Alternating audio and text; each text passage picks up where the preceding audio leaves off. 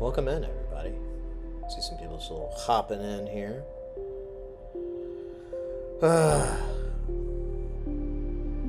Man, I can't wait for this gig to be over. I'm fucking done. I'm cooked. Put a fork in me. Put a fucking fork in me. Oh, man. Let me turn the music down a little bit more.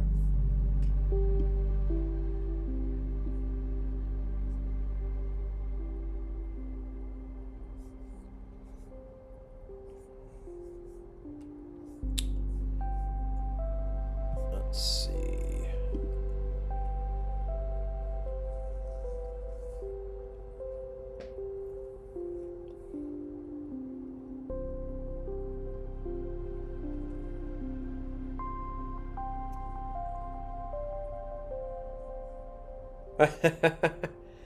I just noticed, I remember when we ended the stream, we were at 5,000, or 5,300, and then attrition, as it were, brought us back down to 5,299, which means it's an opportunity. Opportunity indeed.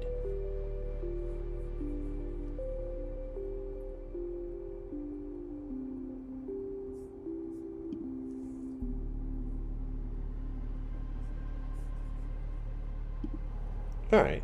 Well, welcome in. What's today? Wednesday?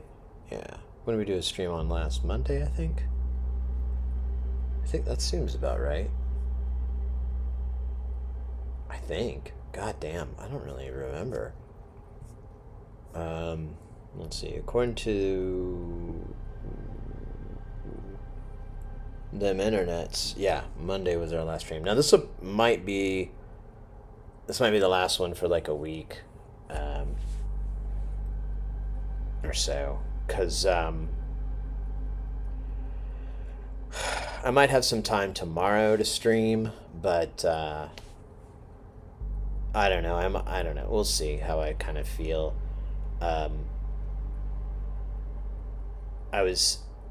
There's this coffee shop. Oh, hey, Fortune, welcome in.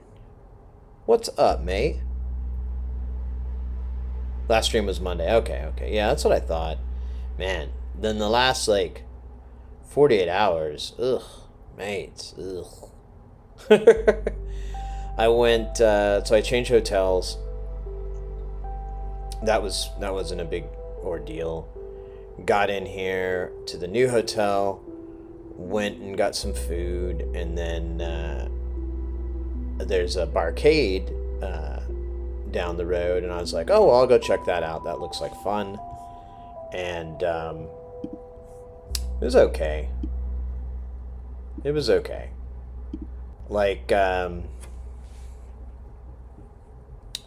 They had 5 pinball machines, and only 2 of them were 100% working.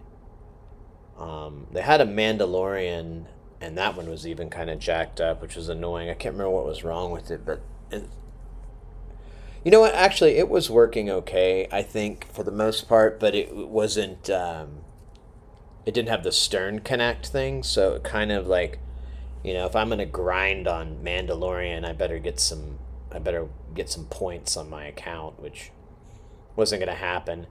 But they did have Led Zeppelin, which I hadn't really played that much, and that's actually pretty fun. That's not the worst pin in the world. Mainly because it's just, there's all this dead space, and then there's your targets. So I guess the hardest part is making these pretty far away targets, but I mean that's half a pinball anyways, so what? But yeah, that was, I don't know. That was alright. I did, however... Oh, I should have grabbed it and I forgot. A second.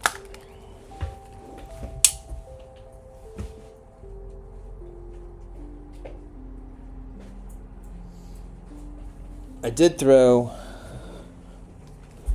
some money into a claw machine, and I didn't expect to win anything.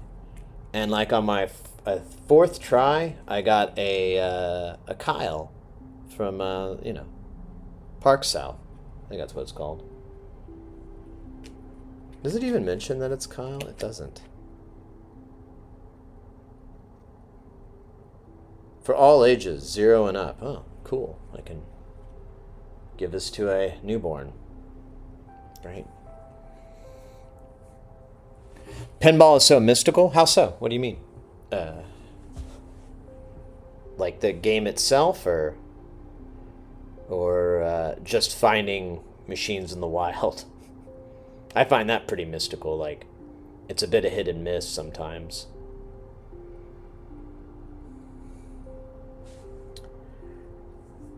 They had some arcade games there too. They had a couple of fighting games, like they had Teenage Mutant Ninja Turtles, which I did play, and then they had Street Fighter, and I think it was Mortal Kombat 3. And Street Fighter 2 and Mortal Kombat 3, and all three of them had a really nice LCD monitor mod. So instead of the CRT that was in them before, you had an LCD, and those are usually kind of hit and miss. But and the one for the Teenage Mutant Ninja Turtles didn't meet the top. They need to put like a little thing across it because you got light leaking in. But I mean, it wasn't the worst thing in the world, and it was a ton of fun. Well, actually, let me take that back. It was pretty fun. It looked really good. That's what I was trying to say. That the image quality really hit well with the Teenage Mutant Ninja Turtles. The other two, it kind of like, when you go from CRT to LCD, and you just kind of can see how bad the pixelation is. And pixel art is cool, but like when it's just shoved in your face like that, it doesn't really show. It's like when you play a game on a modern TV, and the resolution's been upscaled 4 or 5 times, and it just looks like garbage. The machines, they are lost pieces of art from a brief period of time. They're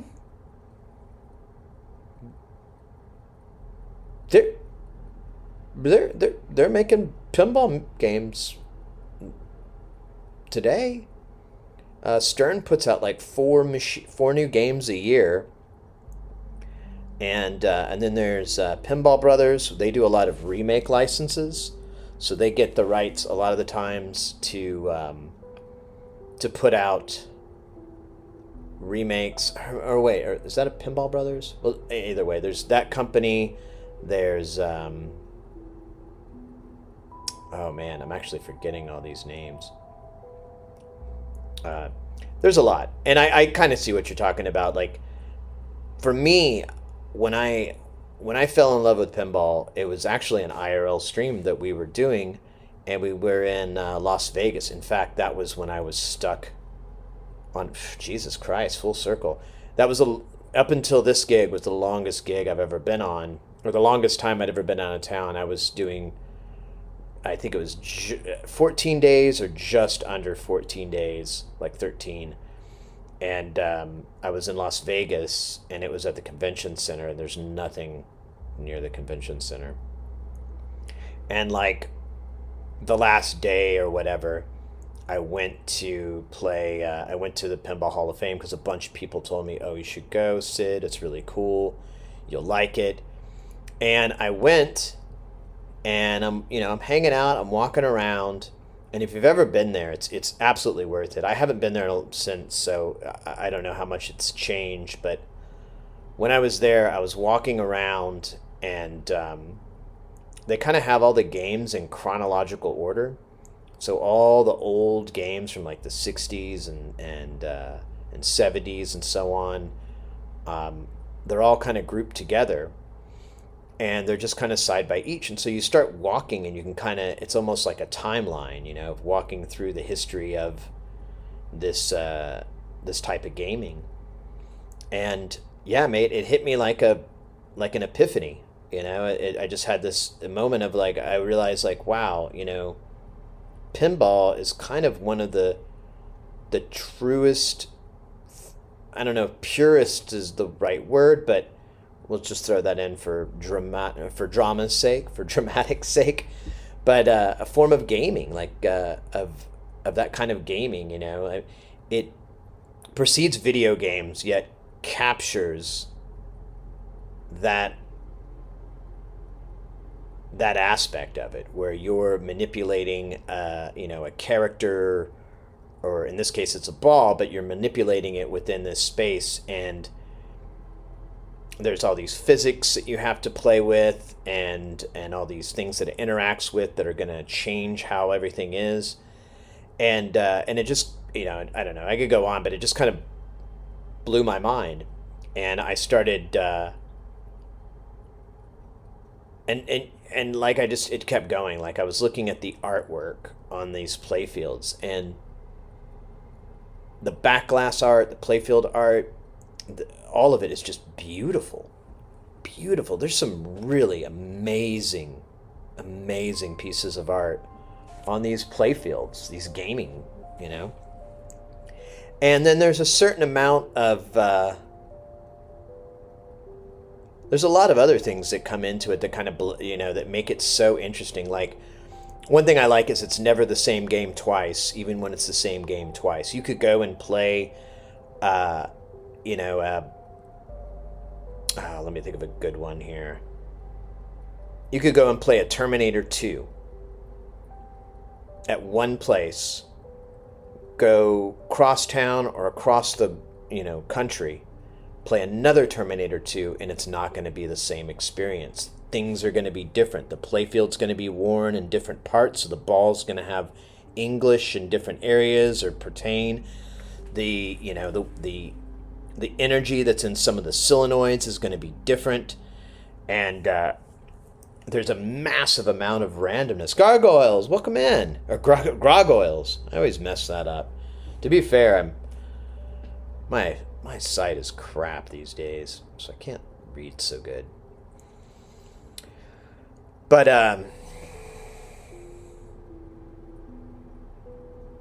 Greg Garg, yeah, Grog, yeah, I know, I so silly. But yeah, I just like that, and it's like, even if you have a game you really, really like and you come and you play it and you'll find it in another place, you're going to have like a whole new experience. Sometimes it's bad. Like, there's the Stern game that came out like in the last year or so, Jaws. And like, I played it at almost every other place and I always have a good time. But at my local pinball place, they have it set up so it's so annoying.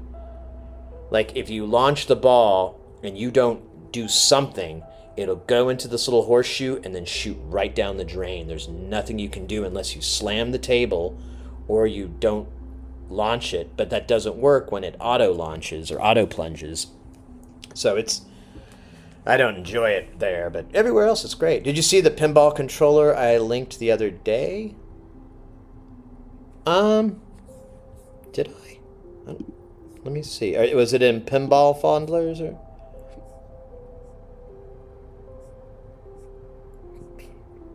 I didn't know. Where did you? I did not. Virtual pinball. Okay, let me check this out. Banned. What do you mean? You're not banned, mate.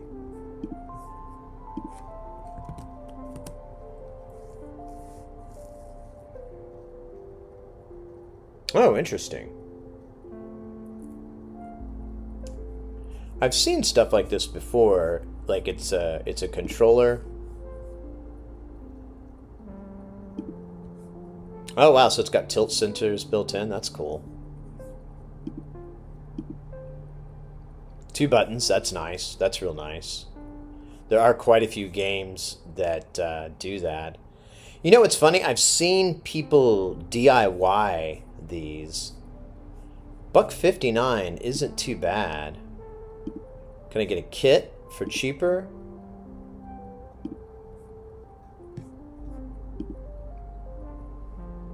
With solenoid. Oh, so it has solenoids too.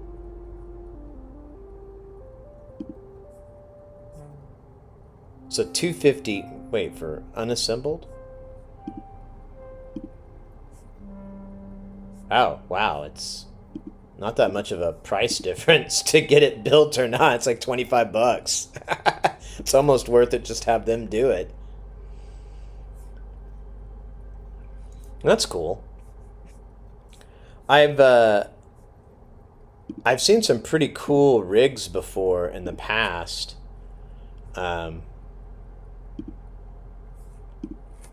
Where they'll build a playfield out of like a 40 inch 4K monitor, and then they'll have, something nice for the back glass, and they'll put, solenoids for haptic feedback and all that, and you can set up VPX to do a lot of that, depending on, you might have to get in there deep in some of the program and some of the games and like attach stuff to the cylinder, the bumpers and stuff inside, but still. So what you're saying is pinball is inherently mystical. Yeah, I guess you got me there. Enchanted magic tables of adventure. I like that. Pinball streamer I watched started using it. Oh, cool. I saw a system. I keep seeing an ad for it, but it almost... I'm not really... It seems a bit much. But there's a guy that had... I saw a video... Or not a guy, but it was like an ad for... it was a unit you could... That was pretty good size. It was like full size, and you would wear VR goggles. And you could play that way. And I was like, oh, that looks kind of fun, but... I don't know. VR... I don't know if I'm ever going to get to use VR, because I have such shitty eyesight that, you got to put lenses in there or something. I don't know. We'd have to, like, one eye is worse than the other, so I'd have to change the focus. I don't know. May not happen. I know they do make, like, you can put lenses in the VR goggles and stuff like that, but now we're talking a bunch of money. We're talking about a lot of cash, I feel like.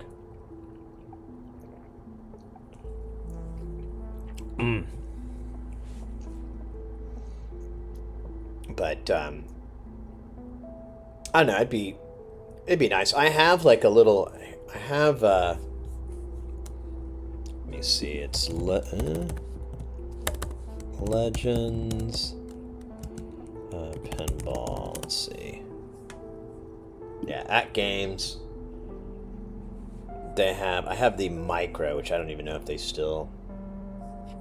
Piss off.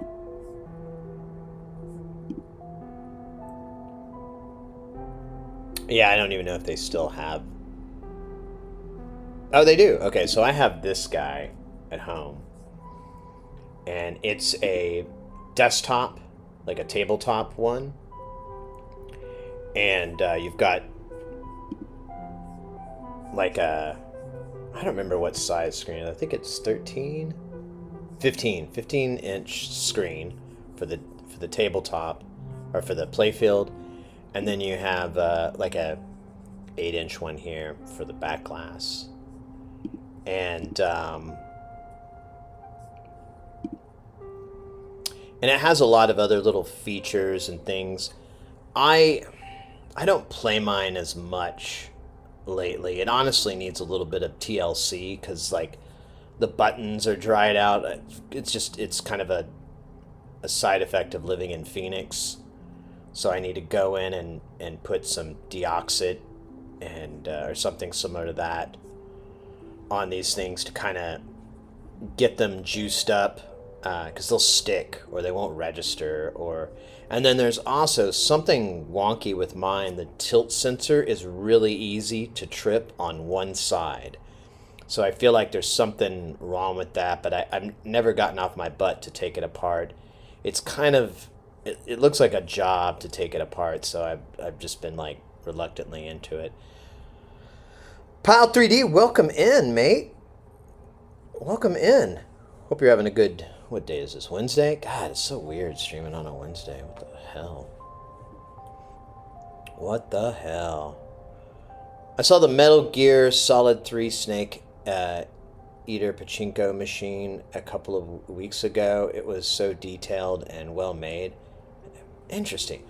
Yeah, I kind of, I never got into pachinko, and then I saw like somebody doing a whole thing about pachinko in Japan and how it works. Like you have to take your balls and you can't exchange them in there. You have to go down the street if you want to turn it back into money. But then some of them you can exchange them for goods. So you can get like, snacks or little plush toys or, whatever. And I kind of was like, that'd be fun. I could do that. Would love to design a pinball machine. Yeah, people have asked me that a lot. Like when I talk about being into pinball, they're like, "Would you make one?" And I'm like, "I don't even know where the fuck I'd start. I don't even know what that. I've seen like if you ever look into the homebrew pinball scene or the dev pinball scene, man, it's a lot.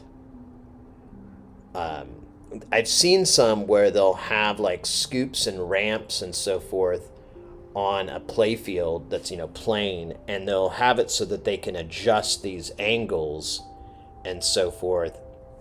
Different methods of doing it, but to try to find like that butter zone for a good angle for for like a scoop or a ramp or an orbit or anything like that. Because I think that's a big part of what makes a pinball game difficult or fun is how well those parts go into it. What the fuck? Why am I keep getting notified?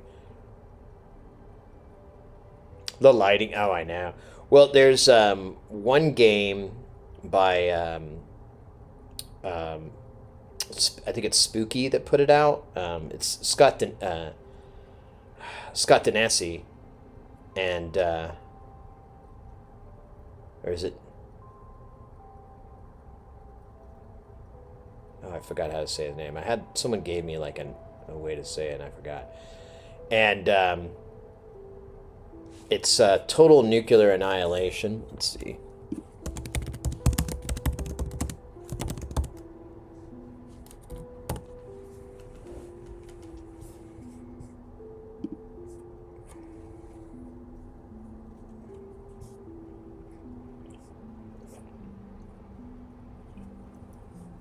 Where's the game itself?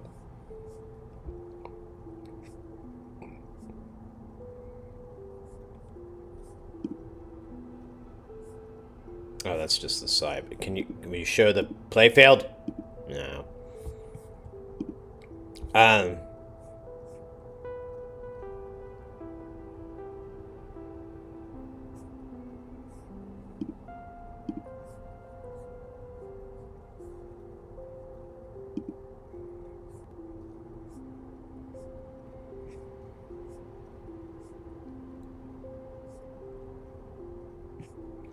This one came out a while ago. They may not.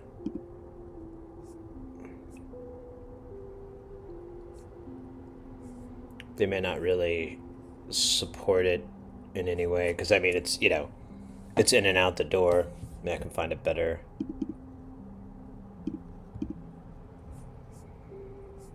I don't want to do a video. Oh, here's Scott's website. Let's see if it's on there. No. Oh, here it is on Internet Pinball Database. This is nice. So, yeah, that doesn't really show the lighting though. The lighting on it is wild. Maybe I should do a video here. Let me try this out. Maybe they've got.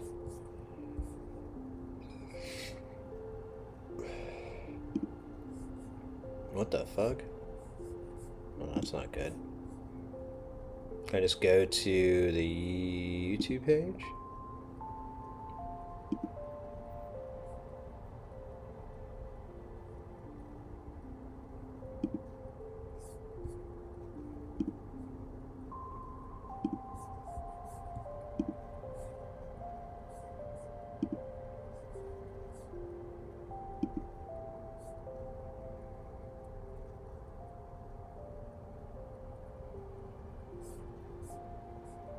Maybe not.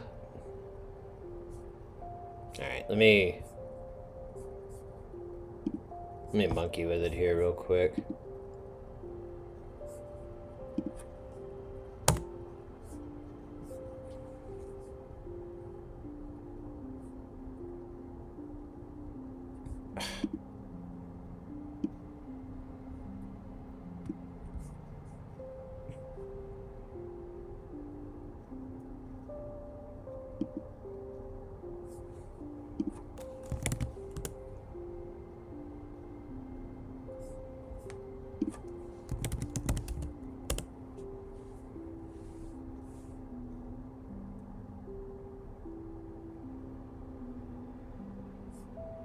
Oh, weird. What the fuck is going on here? Alright.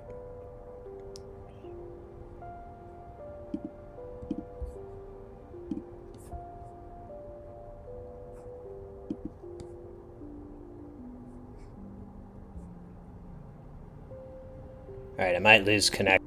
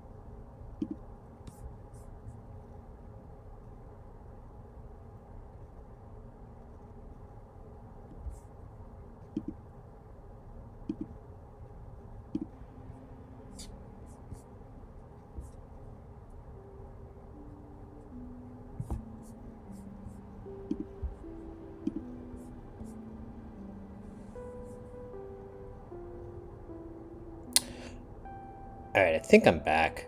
That was bad. I was trying to switch. I'm on a VPN, and I'm getting like weird errors. Like, I don't know. We'll see if I fixed it.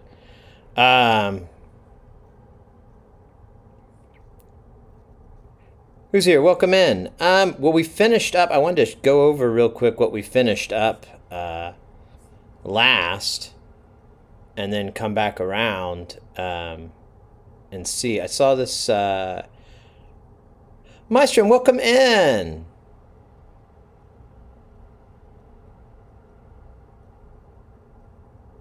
Oh, really?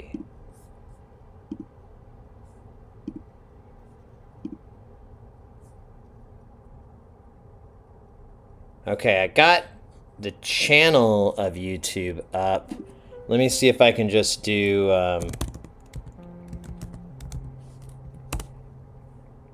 Okay, it looks like I can get the page up here. Yeah.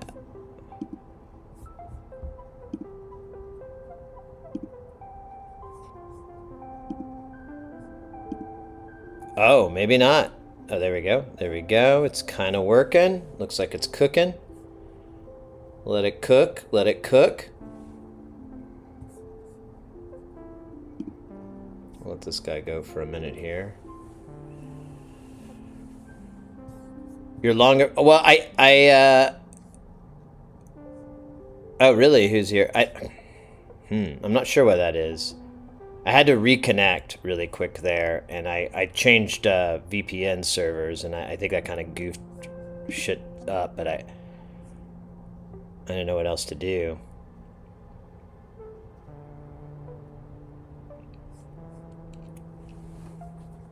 All right, I think it's working. I think we're good.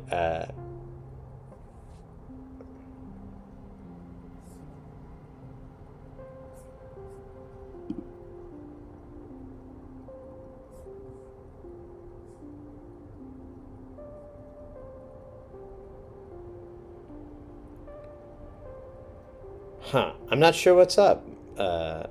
Who's here? I don't... Might just try it again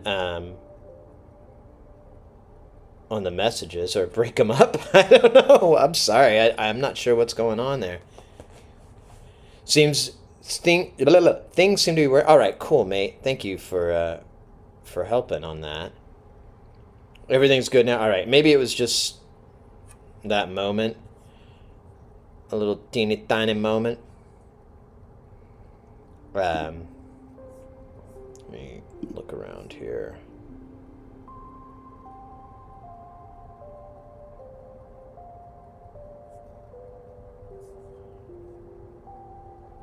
Maybe it didn't scroll down all the way. Are you talking about this? This is a little slow, and sometimes it will not put a chat message in there. It's not perfect. But in the Twitch chat, I can go there and look, and as far as I can tell, it's 1-to-1. But, you know,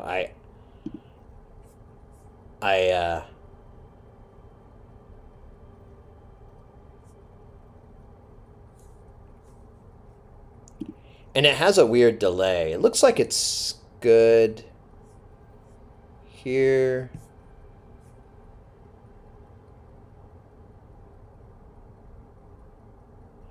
Yeah, sometimes it won't, and it's kind of a weird bug. It's one of the reasons I didn't want to ever use this, but eventually I was like, well, I got to use something. So, but getting back to what Fortune was pointing out, like as far as the lighting, let's look at this. This game is lit crazy here.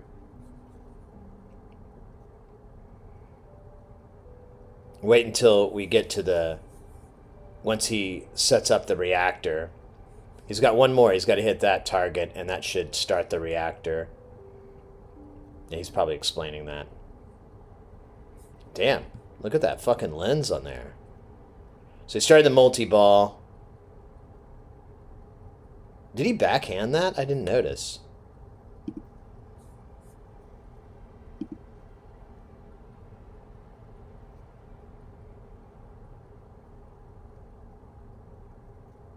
Yeah, he did. Kudos. That's a good shot. And he called it, too.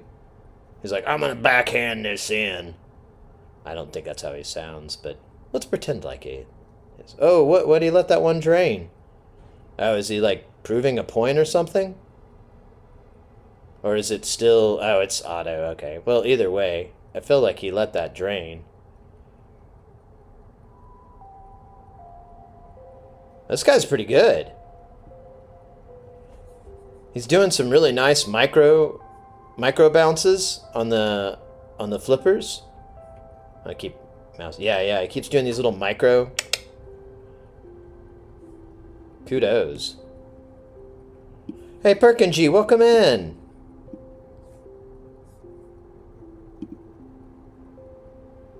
Yeah, there we go. Now that's what I'm talking about with the lighting, and yeah, that effect there. Really crazy. I like the look. I'm wondering if it's a camera. It never looked like this. Doesn't have this weird pastel glow that when I play it, but I think it might be his camera or his color. How he's got the color correction, or not correction, but the color set. But still,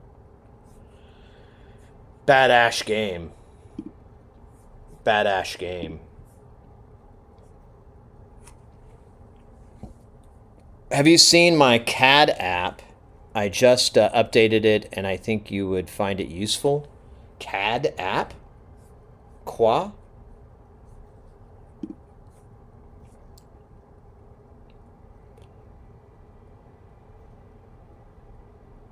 No, I don't know what we're talking about.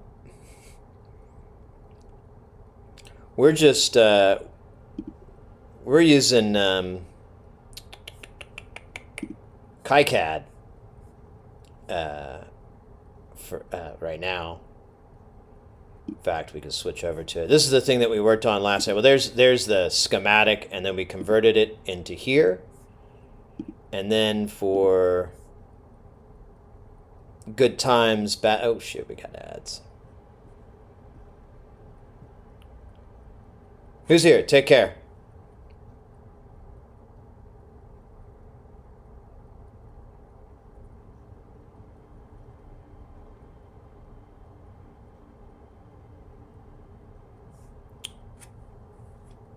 Would love to add some electronic boxes.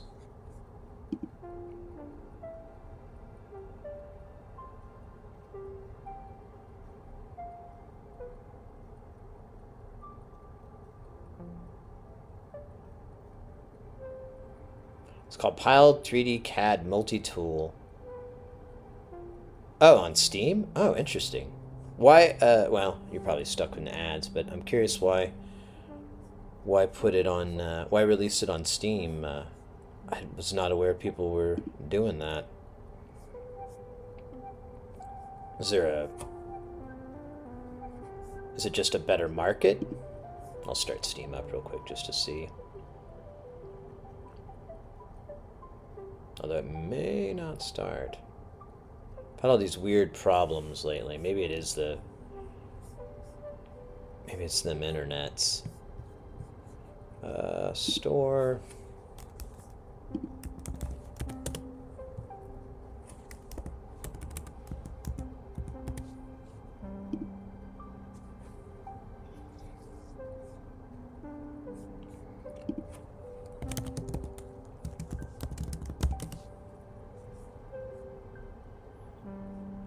Wait, what's it called again? I think I searched and I couldn't find it.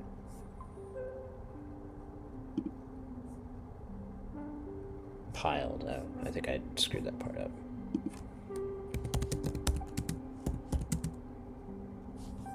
Oh, there it is.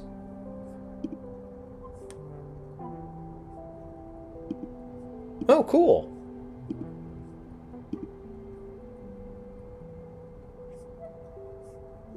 Very nice.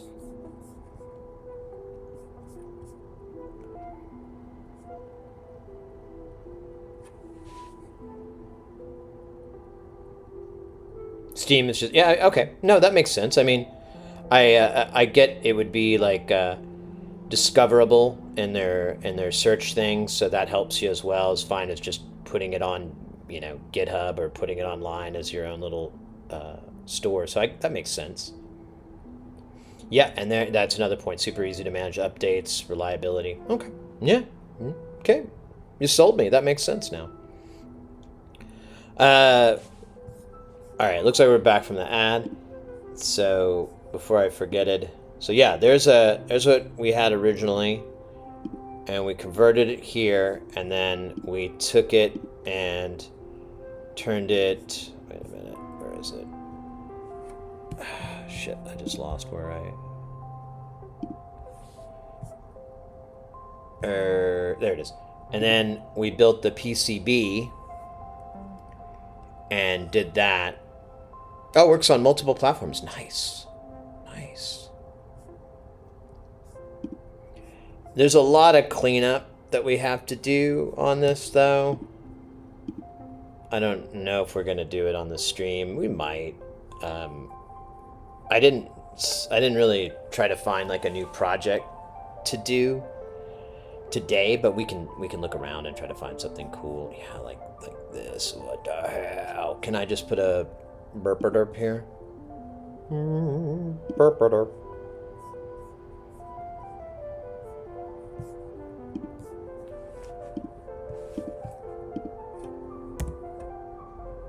Bye-bye. Yeah, there's a couple of spots. There's like I don't know why the plugin never keeps, but there's a plugin that you can use. You put in here, and it puts little stitch marks throughout your board, wherever you can get away with, and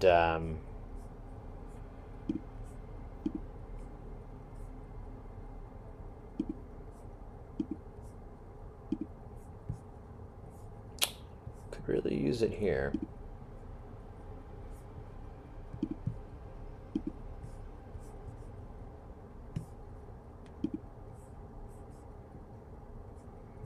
Okay.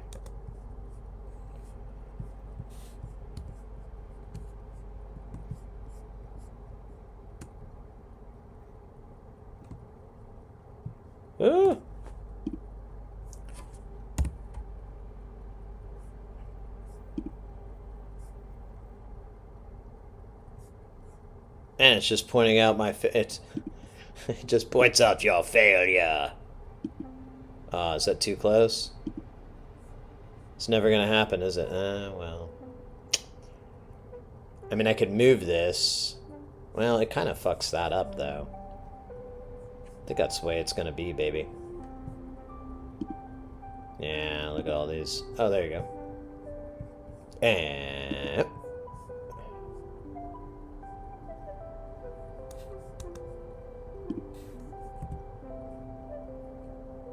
Alright, not great, but not horrible. We could flip it on the other side. Yeah, all these keep outs.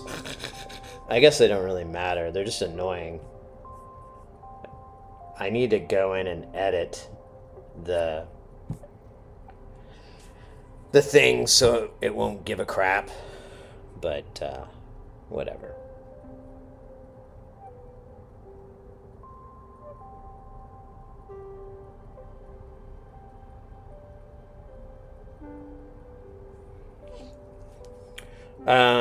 But yeah, that's my plan for the day. Wow, it just got dark fast. And I can, let me open this up. Oops. Ah, God damn it.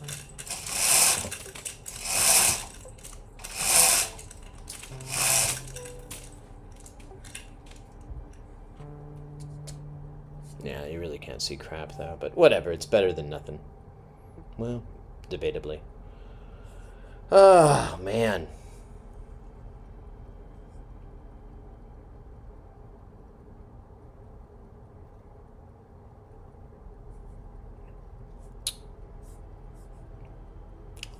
Let's God,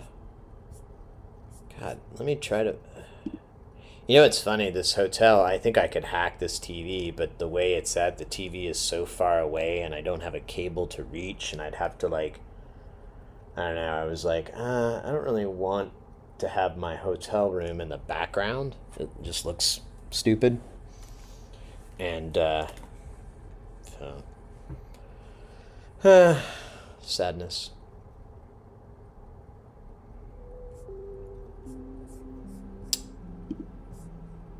Sadness. Alright, well, I want to at least get something prepped.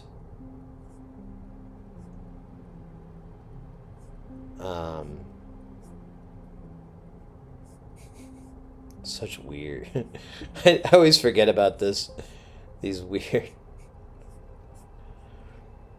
That's crazy, yo. What the hell size is that? That's like 5U.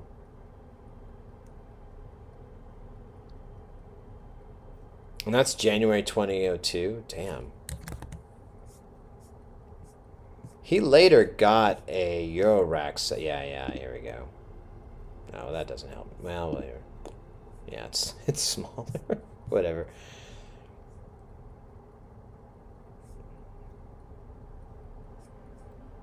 That. I didn't see this.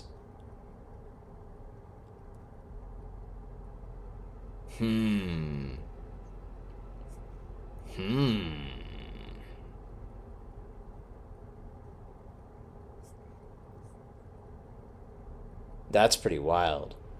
I don't even know what the fuck that is. I've never seen anything like it. I don't know. You know what? It kind of looks like the system that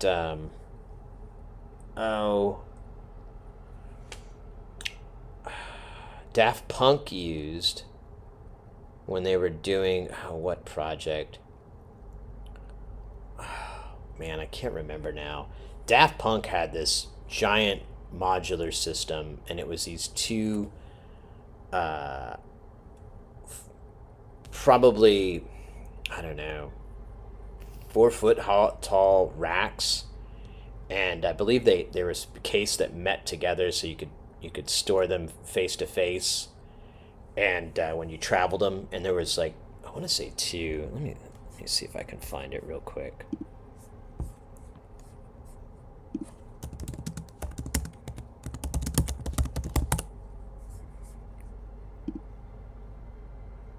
There it is. Okay, so yeah, maybe it's this system.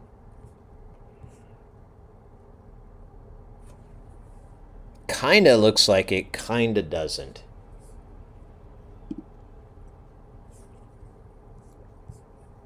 Maybe it's inspired. What is this? Is ModCan. That's what I was trying to think of. Yeah, you know what? I think that is ModCam. I think that's what he's got over here.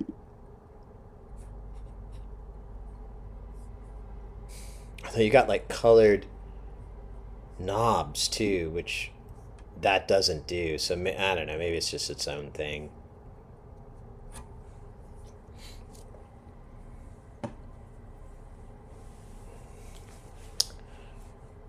Definitely something to funk with. I wouldn't mind one of those. YouTube is messing up. Oh, okay.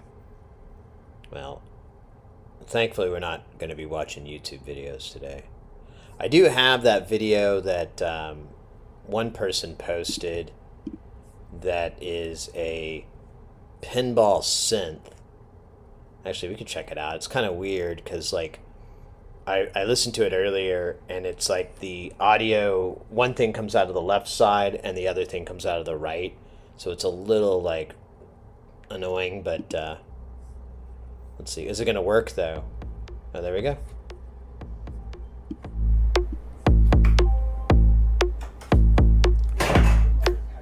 Yeah, I got to put my headphones on both sides.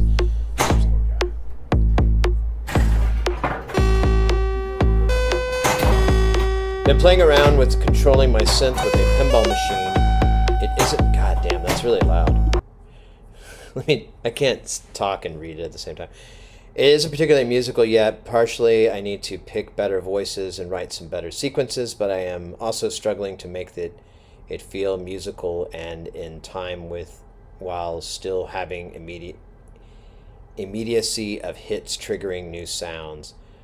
I have it playing a super basic drum loop. I am triggering a sequencer on Ornament and Crimes every time a ball hits the drain to create a sort of ball over theme. I am triggering a sample and hold and other random hits, mostly the orbits and ramps and spinners, and I am triggering additional drum hits when it hits the slings.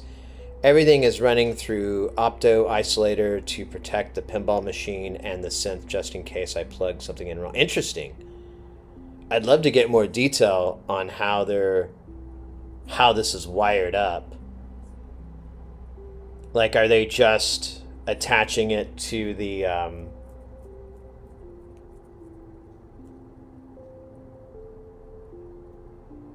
I guess it's just attached to the hot leg, and then once it's grounded, well, shit. Yeah, I don't know. I would love to get more detail. He's right, the music is kind of blech, but the theme itself is cool. Let's see.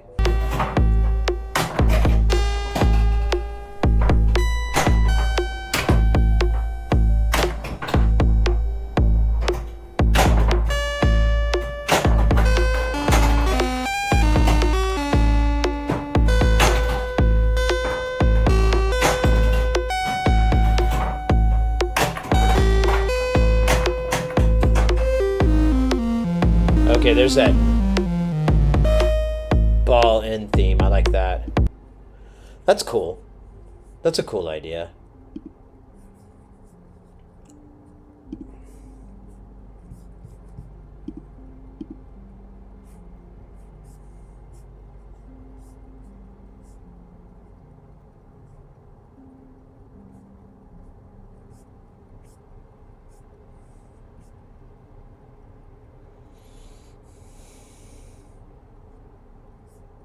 Oh, he does have a list of where you can get it. I don't know. Wait a minute. So, hold up. Let's go to Modular Addict real quick. Or not, you know. It's always fun to imagine going to a website.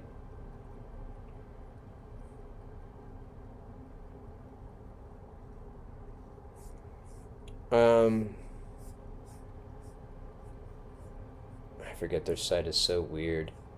Where there should be a search function. Did it not load? That's sad. Let me do a reload real quick. See if I can get it to in.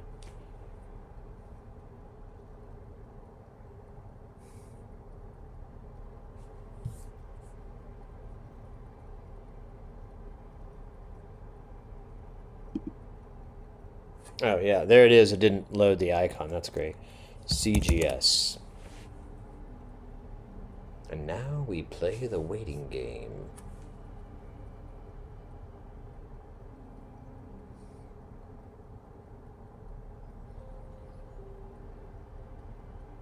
The hell, man?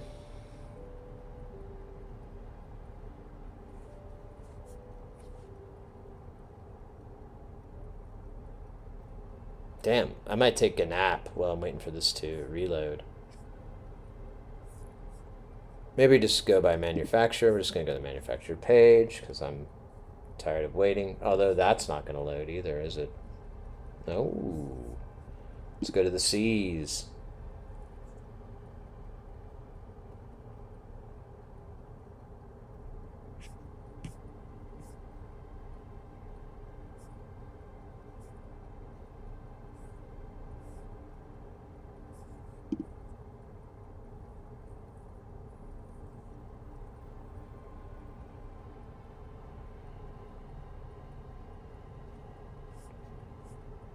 Oh, whoa.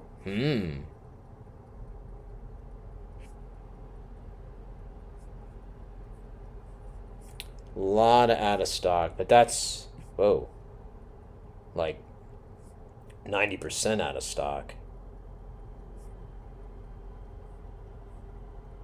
Voltage divider.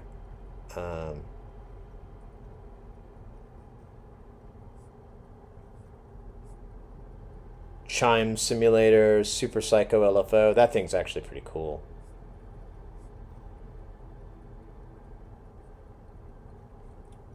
CV cluster, that's what we did last. Saw pitch shifter, I've done that. I built that thing, it's pretty cool. Modulo Magic. Now we were looking at making one of these, but it's not going to be the easiest job in the world. The diatonic converter. Cascade mixer. Quad quantizer.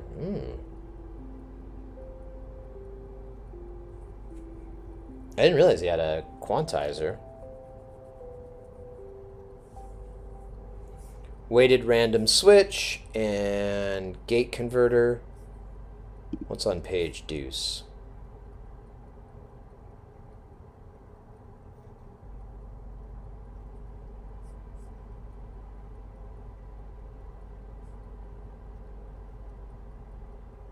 Utility envelope generator.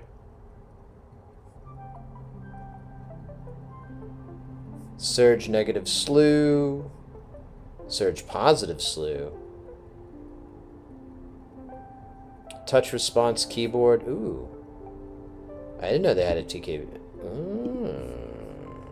Hold on.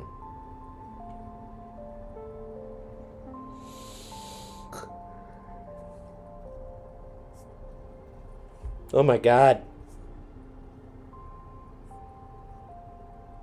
This isn't a very,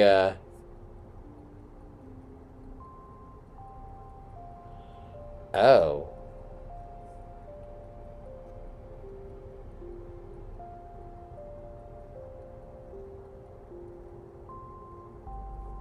The fuck? Alright, I'm just gonna keep moving. Touch response keyboard, touchpad. Oh, there's two parts to this.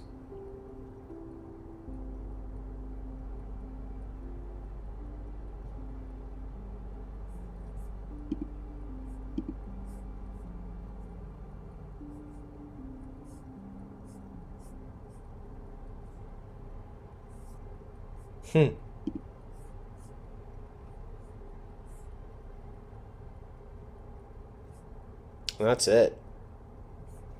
Not a whole lot.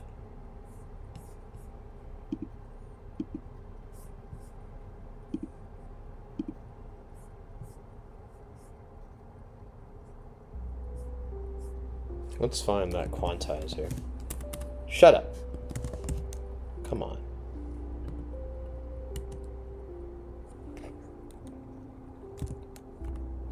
Am I spelling quantizer wrong? No, I'm not. Okay. What about quad?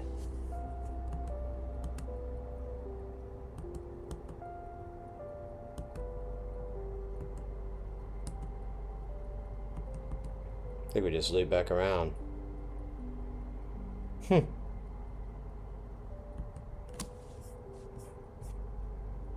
wonder if that's one of his modules then, because kind of seems like it may not be.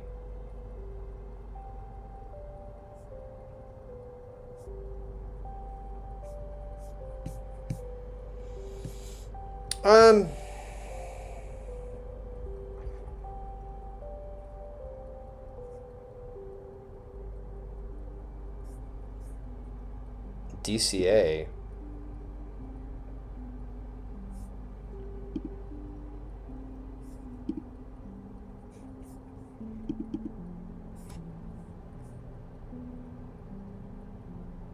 Oh, wow.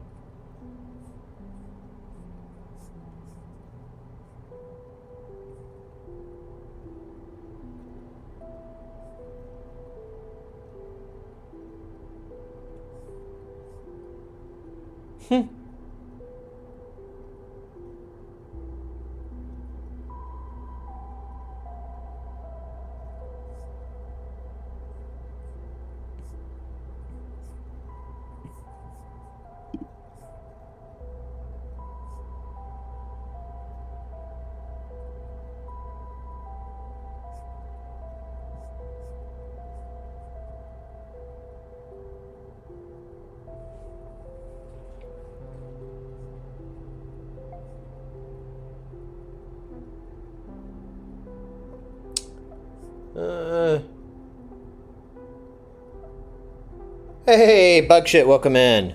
Hola. Or hola. Hope you're having a guile-tastic day. Oh, there we go, there we go. I always miss the delay. How you doing, mate? Hope you're having a good day. We're streaming from the hotel again, trying to do that again. It's a different hotel this time. Seems to be alright. Knock on whatever the fuck this little stupid table's made out of. You know, I'll be honest though, I'm a little bit low on gas. I don't know what's up with me, if I'm just tired or what.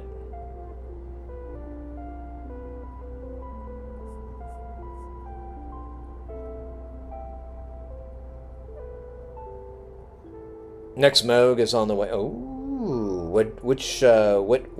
what, when, and where did you get? What Moog be your Moog to Moog with?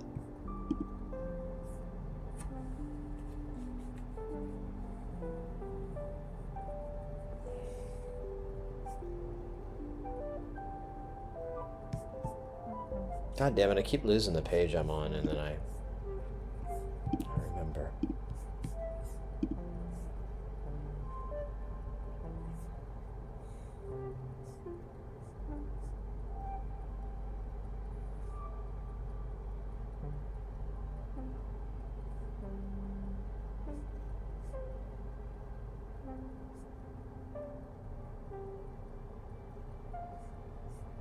What is the stomp box adapter?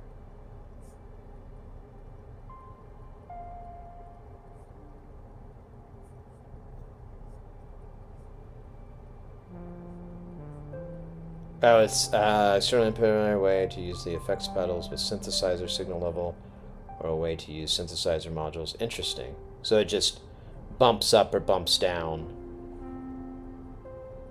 the signal, and it's active, so that's nice.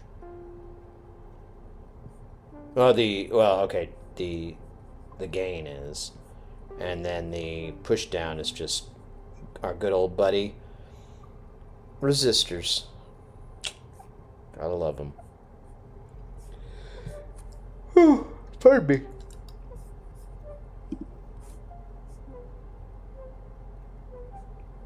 Oh yeah, I was looking into this for Jamtown a while back, and I still kind of want to do it.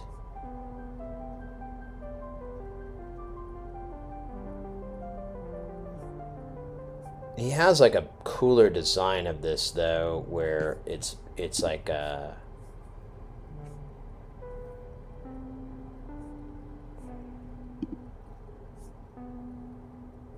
it's buffered, and you actually have like a I can't remember. So you could input like a sequencer into one, and then you could put another voltage into here, and it would bias it. So you could use, you know, your sequencer, and then you could use the second input as a octave up, octave down, or something like that, or change the keys altogether. Spectravox, after 3 weeks of playing with the DFAM and the Mother 32, I need more. Spectravox? I don't think I know that one. Let me, Spectravox.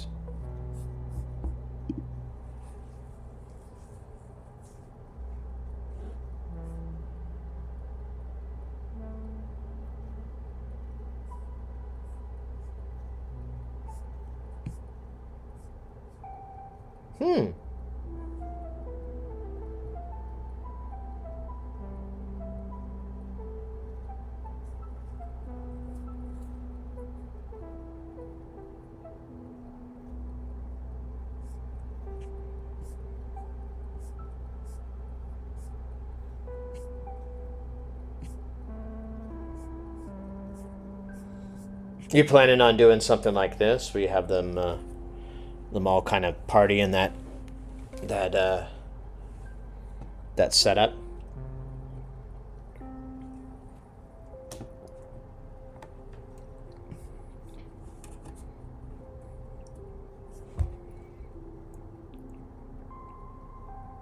Nice.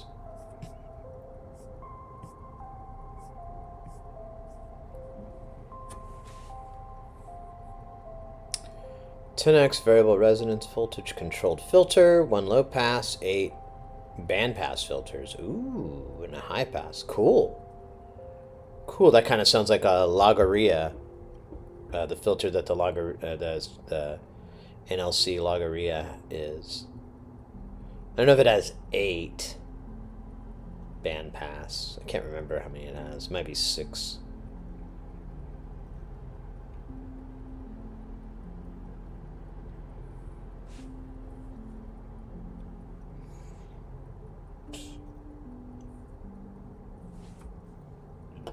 Excuse me. Had some barbecue earlier, and I'm just like, brr. So that's cool that you have an XLR quarter, that Neutrik combo jack.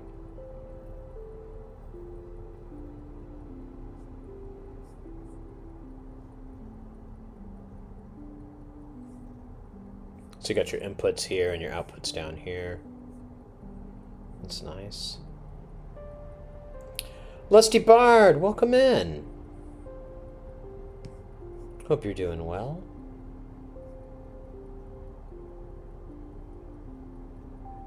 You got a DFAM a week ago? Oh, wow. DFAM fever.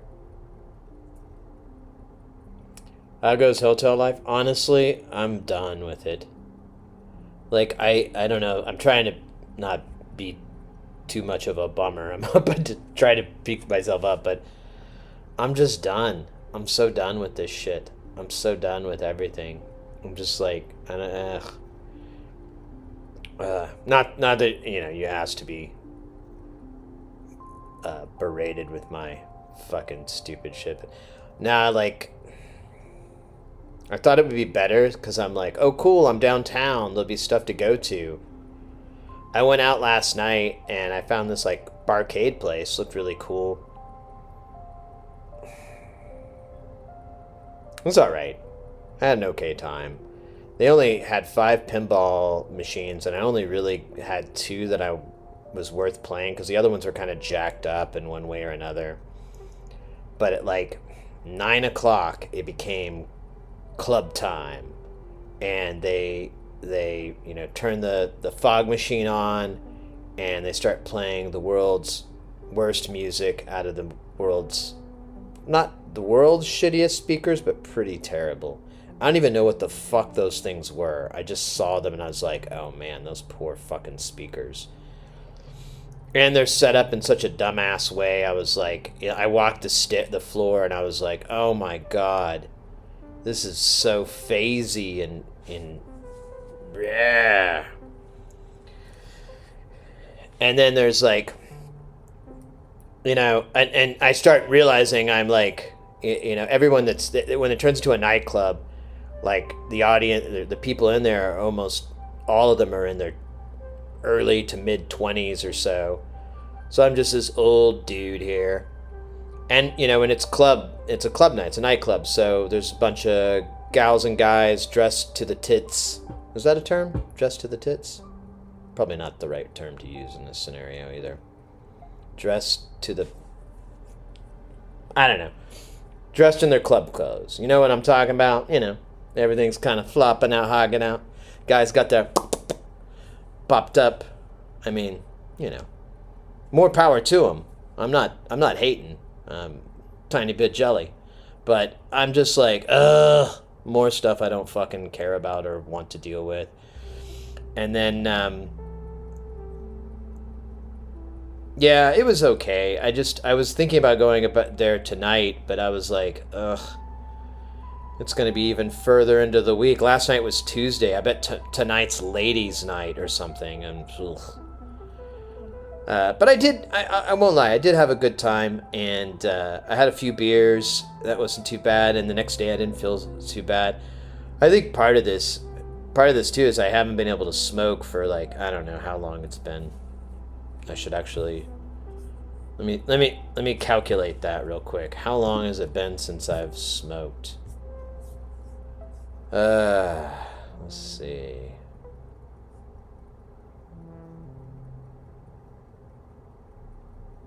One, 2, 3. It's been like 4 or 5 days, something like that.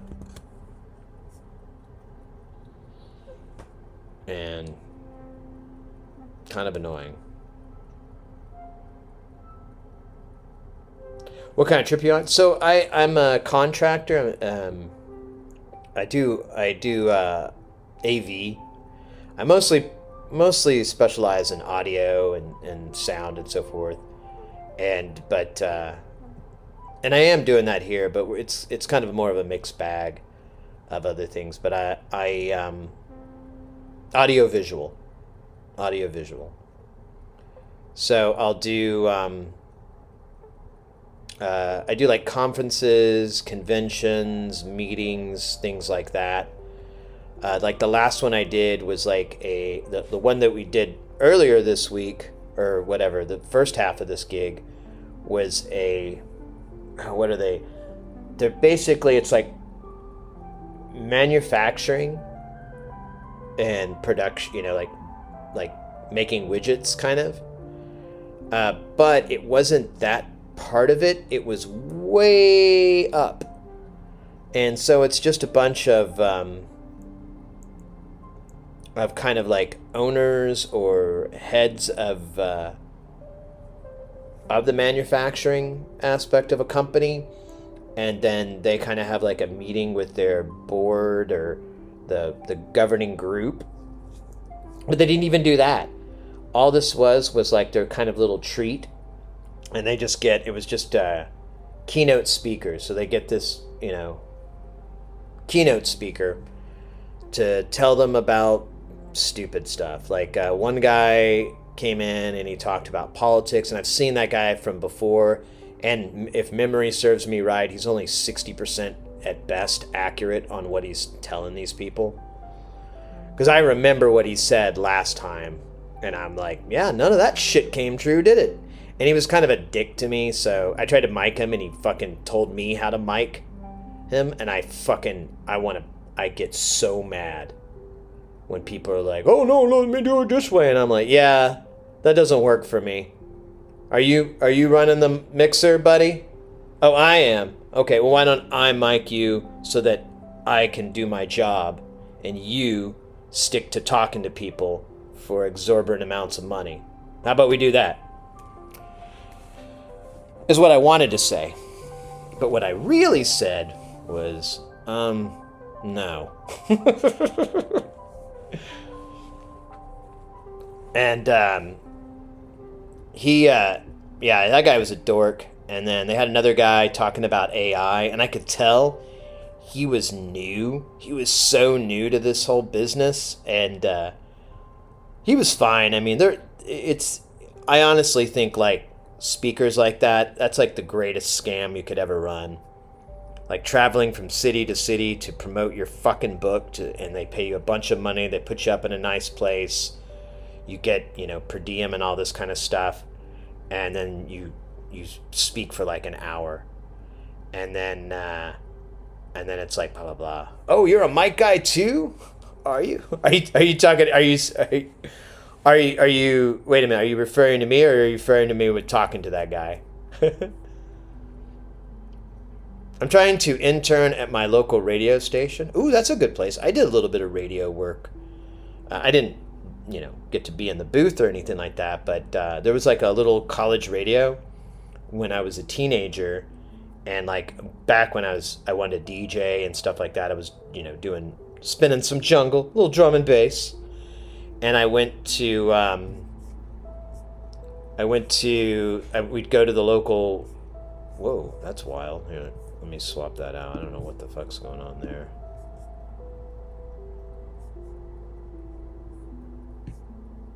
Oh, it just sent it back to the top. Oh, whatever. Yeah, I'll get it back. But I would DJ, and they had like a radio show for DJs, like late at night on like a Saturday or whatever the fuck it was, and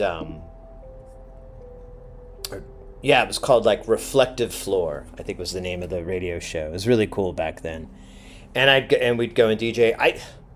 If memory serves me right, I kept getting some pushback and stuff, but whatever.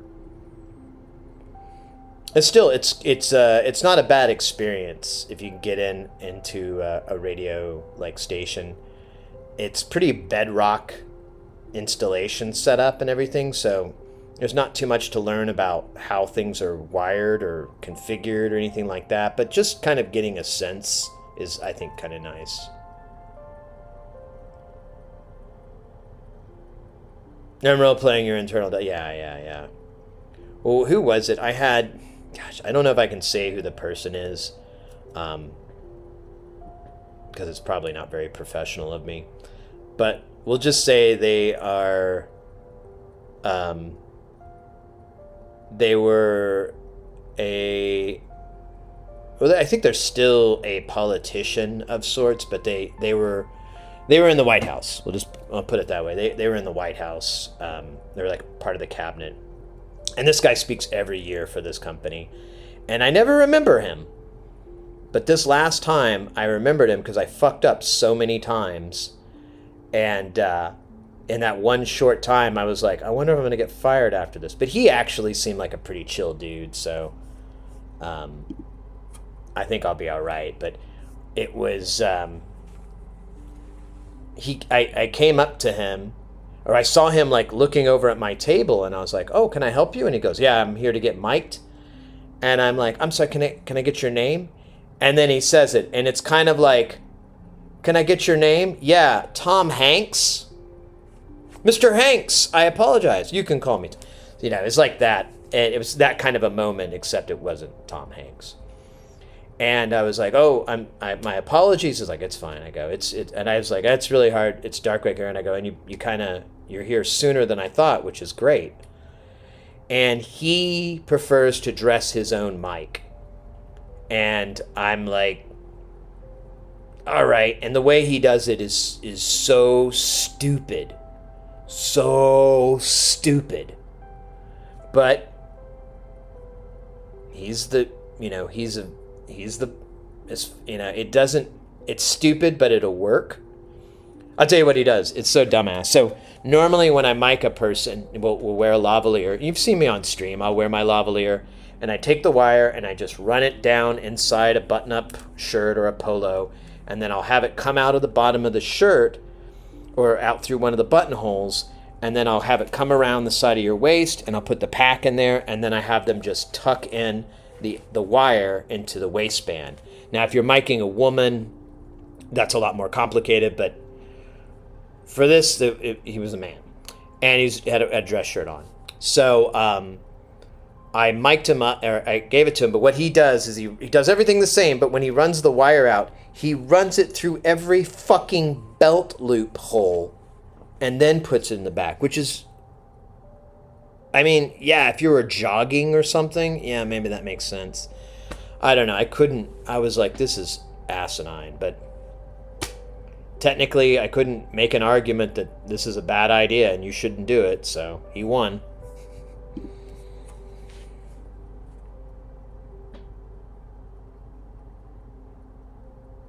Apply to the station after graduating high school? Yeah.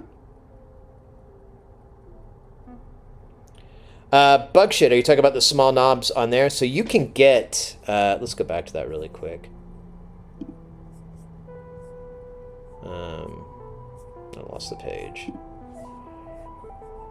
So there's a hack for these knobs. There's different ways to go about it, but if you just want like an easy one is, you're in the US, right? You're in the States. There's a company, Tubes, the website Tubes and More, but it's Antique Electronic Supply. They have, if you go down to, knobs are spelled with a K, isn't it? K like in knobs? Oh, you're in the EU. Well, oh, shoot. You can get these, I'm trying to remember where you can get them.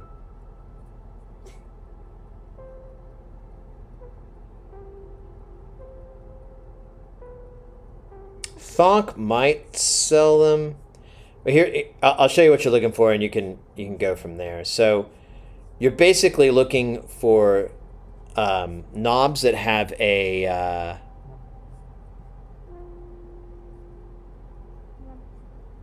where is it? There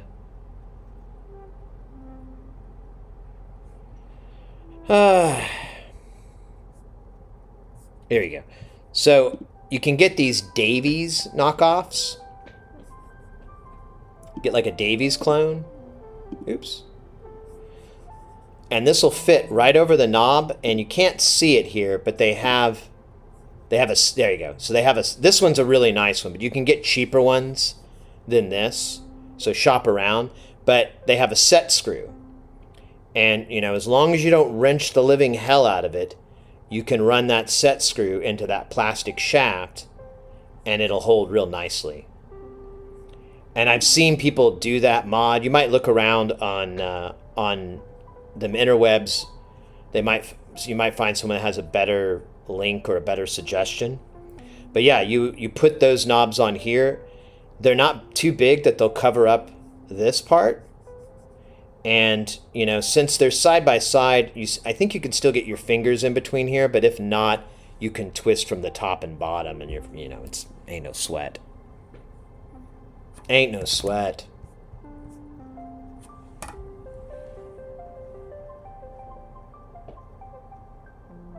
Yeah, Lusty Bard. That's like a buddy of mine pointed out. That's like a real common issue that people have is on like the DFAM and so forth, that it has those little the company's, is it Sung Hoi? I think it's Sung Hoi. Oh shit, we got ads. And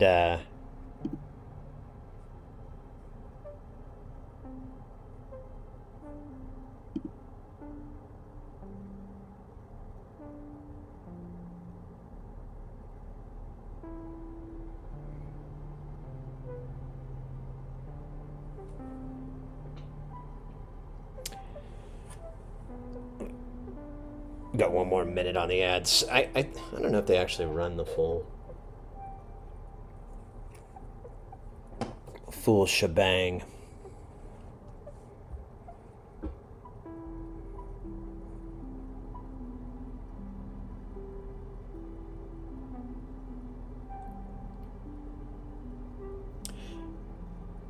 Yeah, the set screw is going to make it able to lock in, so it'll be nice and tight. Obviously, you don't want to wrench it because it is a plastic shaft and it'll mar the plastic.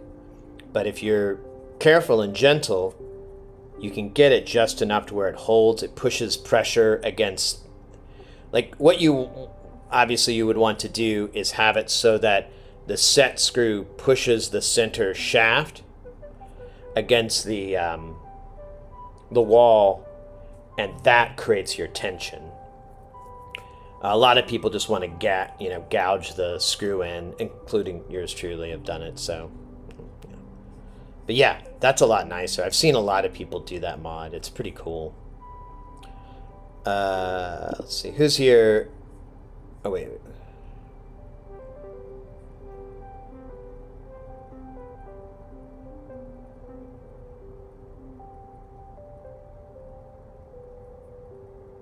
With your fingernails? Ugh.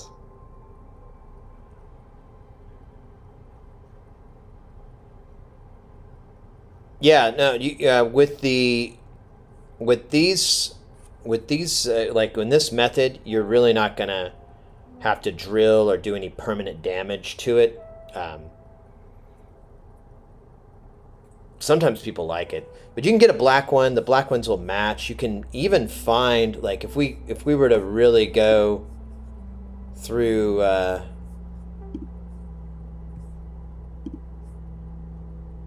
their stuff, you could probably find,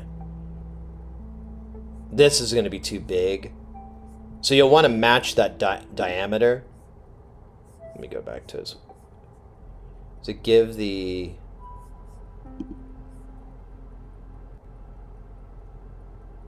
so it's 1/2 inch diameter, and so you'll want to try to match that as best as you can, but you can find some knobs around that have, here you go, that would actually, what are these? Yeah, there you go, 0.51, that's the same diameter, and they've got like a really nice black with a silver top. That should really, really match up with the original aesthetic here. And you may even, I mean, they do have those MXR Molexy, like these. Well, that's the MXR. I don't know. You could shop around. This is a good place to look, I would argue, and then.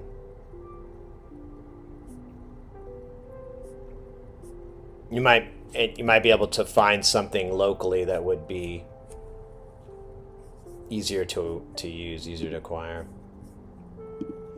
So who's here? I picked electrical engineering as my main job and choose something like broadcast related as a hobby.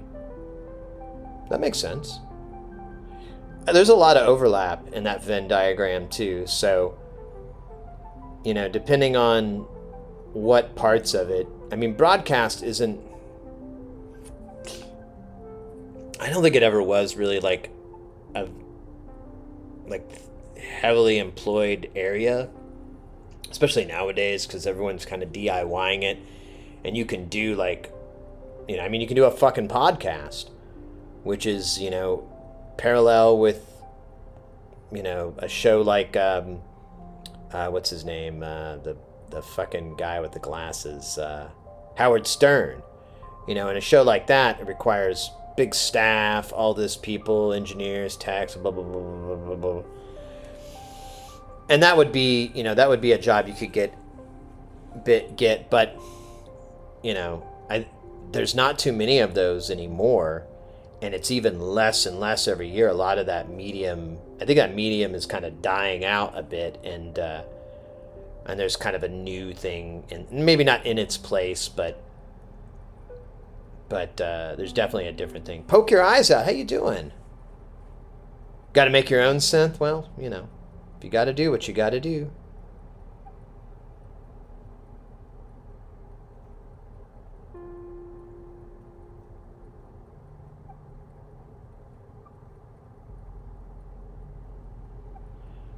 Thanks, Sid. That sounds fun. Shopping knobs. You know it. You know it. You're still new to this? Oh, well, that's cool. Well, welcome into it. It's a fucking great world. It's a really, really cool world. I think getting into synths and electronics and all that, it's just this infinite hole. You'll never, ever, you could live 5 lifetimes, you're never going to even encompass 20% of it. You know, unless you're like a super duper genius or something, then you got a chance for 20%. But a chance. And I think that's what makes it interesting to me is like it'll just keep going and going and going. There's never going to be like, oh, that's it. You know, it's like that's like one of the problems I have with gaming these days. I always want to play video games, but once I figure out that there's an end to it, I lose interest. And I mean, that's kind of oversimplifying, but I mean, just in general, like, oh, so that's what this game is now. I just loot and shoot. I'll play it a few more times, but that's boring. I'm getting bored. I mean, what else could we do? I mean, I don't have any suggestions. I'm not a game developer. So I get burnt out really easily, but with electronics, I mean, you know, I have no engineering background in it or even really a good grasp of the electrical engineering part, but I don't care. There's so much you can do before you, and you can dip your toes into it slowly as you go. You can get more and more set into it.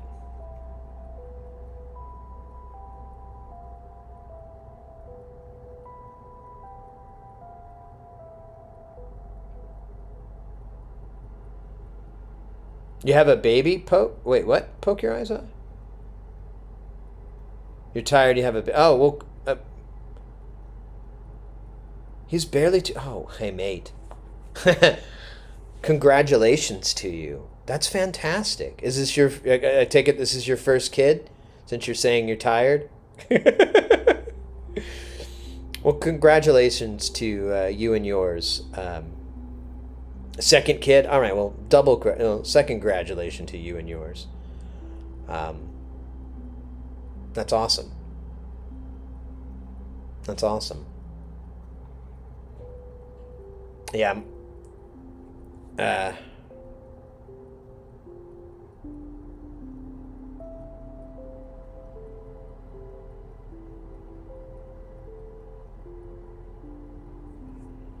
There's more than just life threats for that. Yeah, that's true too.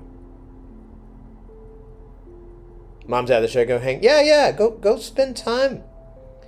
What an exciting time for y'all. What an exciting time.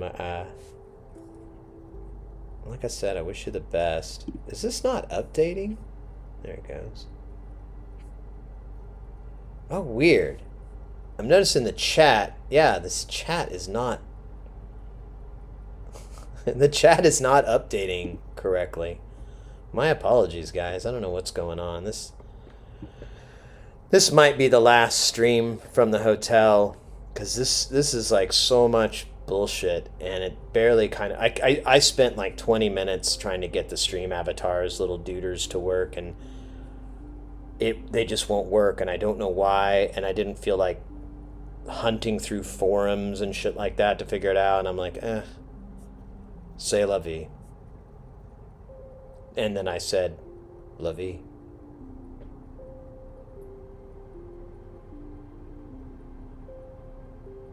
I think it's because the window kind of falls into a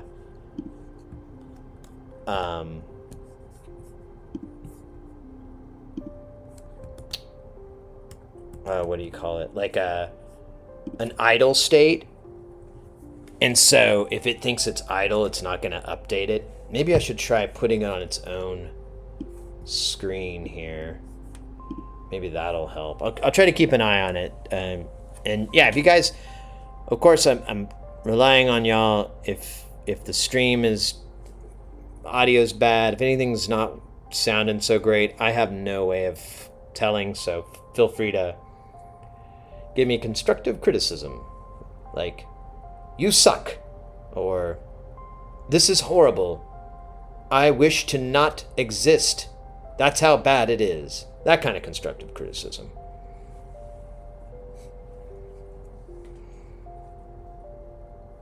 That's it, man. Game over, man. It's game over. Maybe.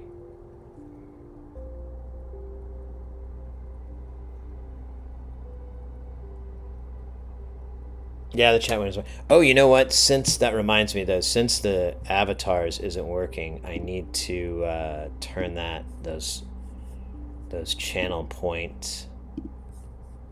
It's off, I guess. Well, God, that's a lot. You know what? We'll just don't burn up your channel points.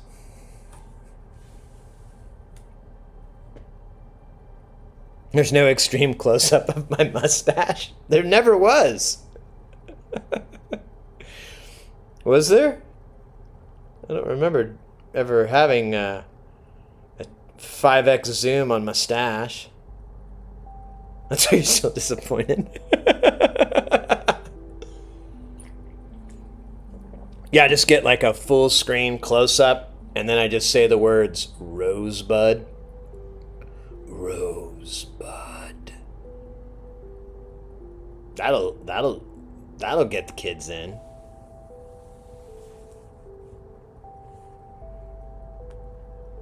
So I was doing a little bit of cleanup work on this root boy here. All the designations need to get fixed, but I don't feel like doing that to you guys. I like you guys. I don't want you guys to have to deal with that garbage. Here.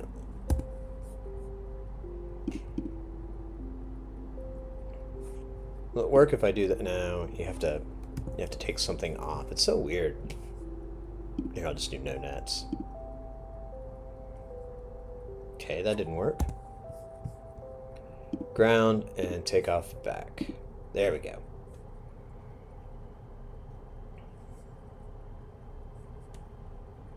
Now this worked out all right. I'm kind of proud.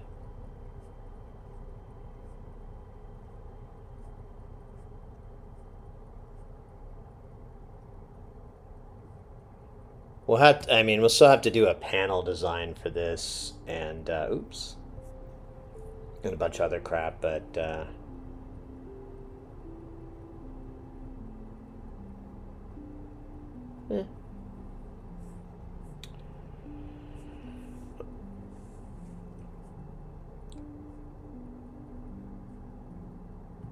where's the schematic here? Let me go back to that real quick.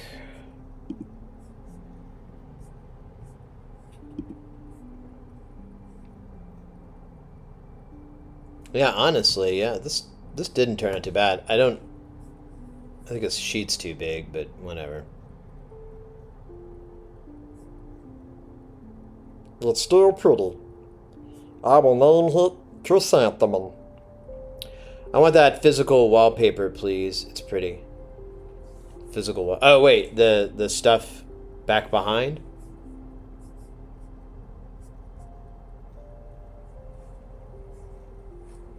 Man, everybody likes those. I have like so I have a whole.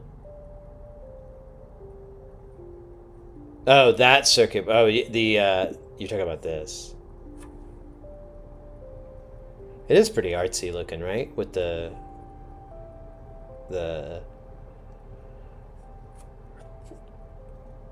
patterns and then the breakaway from the pattern. And the symmetry and the asymmetry. I'm with you. I'm with you.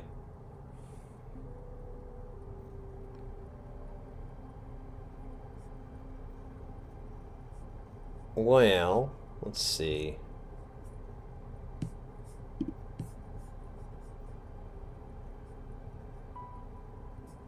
I could try to find my page that I was on.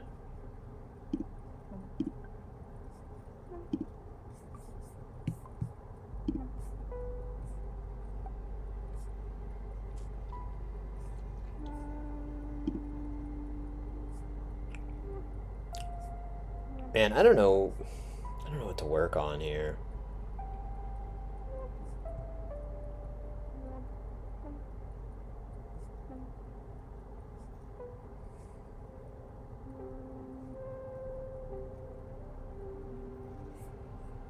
Yeah, I don't want to do anything that's surge. Because, so, he has this, but I don't like this design at all. This is a really cool filter. It's been done several times.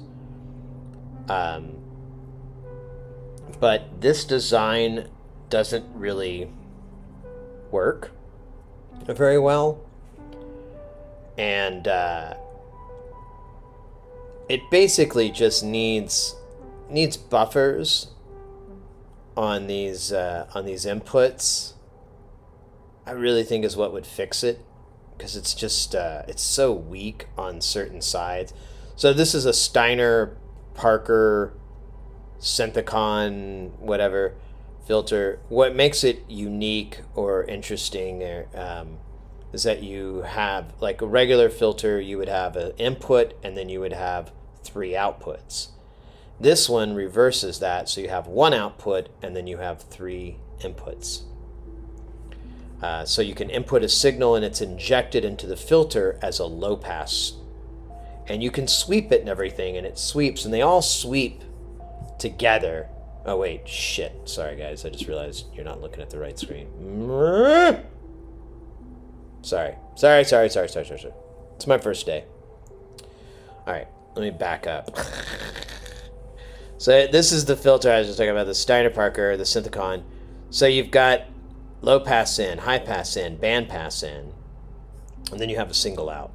So you can put different signals into here. You can put, saw from one synth and a totally different synth. You can also put the same thing into all of them, and it creates this weird phaser kind of effect when you sweep it. I haven't tried putting it on like an FFT or anything like that to look at it, but I imagine it would have these dips, and that's kind of what you're hearing.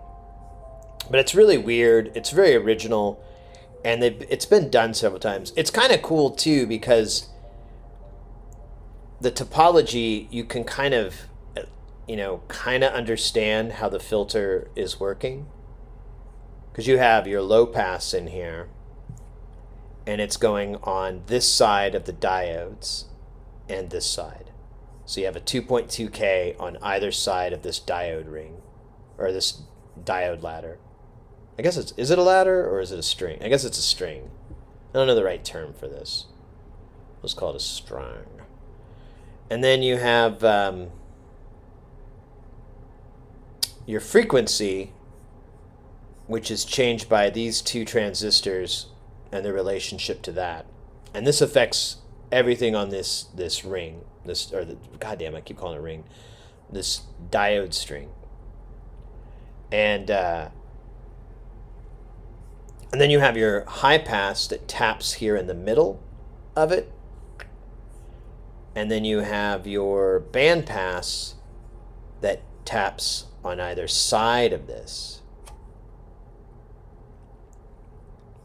So I'm not going to pretend like I understand what the hell exactly is going on from an electrical engineering standpoint, but just the topology kind of like, for me, I'm like, oh, okay, that I kind of get it.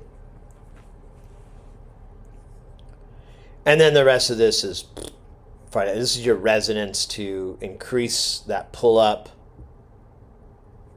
for it.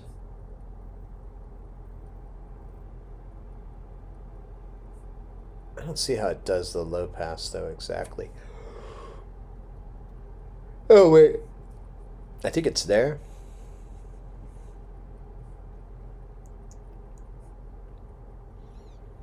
But that's a really cool filter, and I have one from NLC. If we go,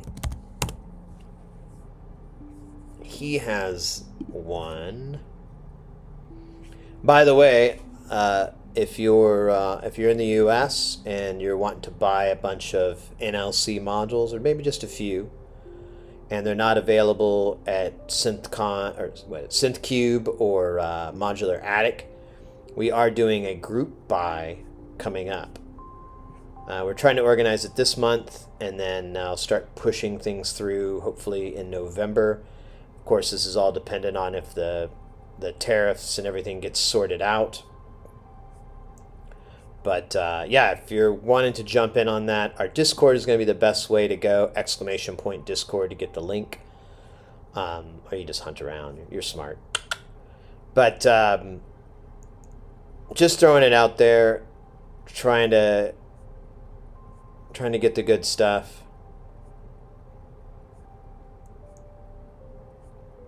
I forgot what the fucking module's called, so I'm hoping I just eyeball it. I remember it's it's this format, 6 buttons at the top. Oh my god, you know what I could just do? I could go to filters. Filters. See. Filters.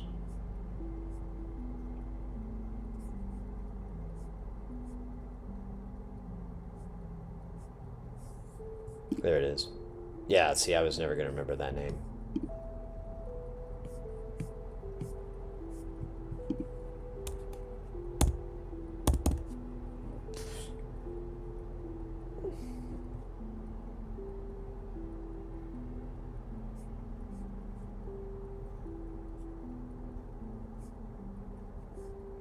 Wait, have I got the right thing? Yeah. Why is this wildly simpler? Oh.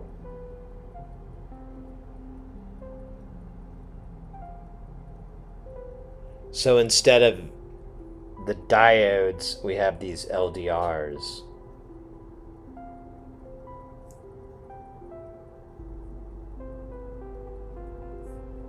Yeah, that changed the frequency. So I changed the resistance between these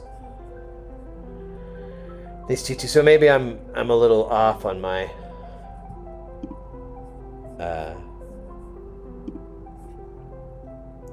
he explains it. You know what? I'm starting to remember now. He explains that he's using LDRs to change the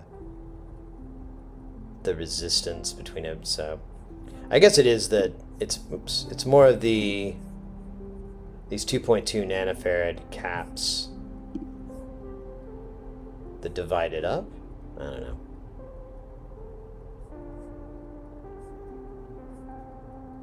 But these don't have buffers on all the inputs, so maybe I don't know what I'm talking about.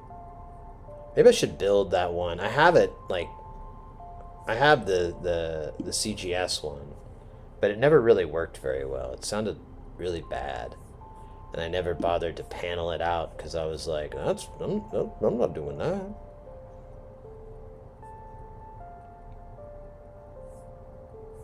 Yeah, there's your resonance. That's just a divider here for this. Yeah, I don't get this part. So this makes less sense to me. The other one makes sense. This, I'm like, well, there's that. Okay, that makes sense. And then it injects here. Oh, actually, yeah, no, the bandpass injects here. And the high pass injects, yeah. Or no, I'm wrong. The band is here and here, and then the, yeah, I don't get it. I don't get it. Sorcery. Sorcery.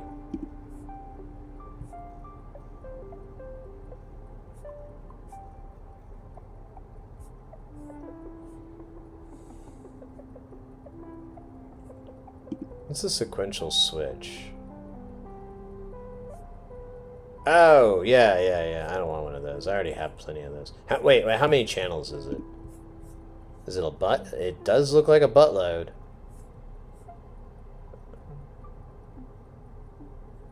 This is not what I thought it was. What the fuck?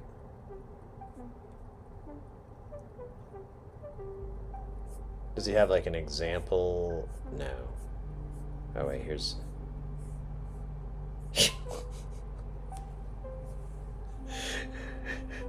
Oh God. What the?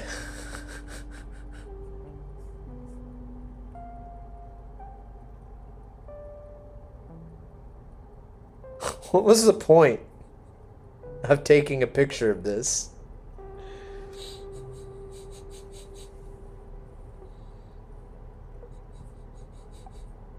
Doesn't really help.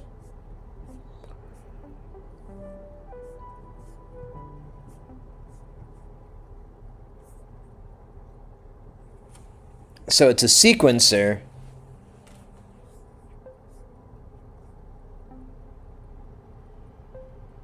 I don't understand the inputs though.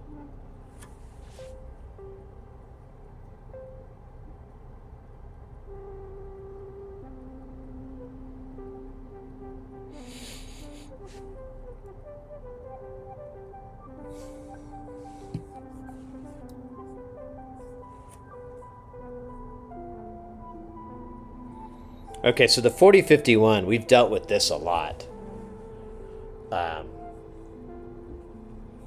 It's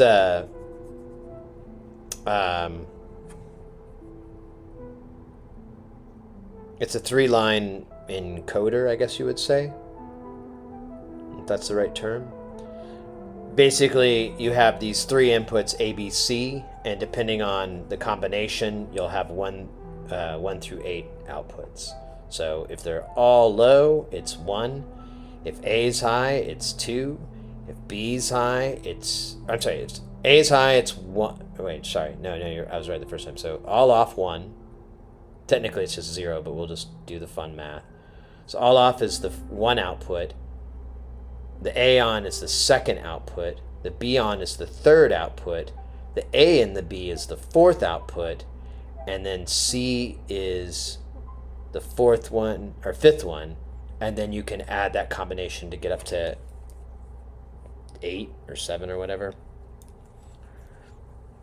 And so you have 2 of them, and they're driven simultaneously, but I don't understand. Oh, the out. Oh. Oh, so you can select. Kind of. So depending on which one, it's channeled here to this output. So it's an encoder decoder. That makes sense. So an encoder decoder. Yeah. That's what. Inhibit. I think that's just an enable disable. What's that? Okay, baby loves FM synthesis. Nice. Nice.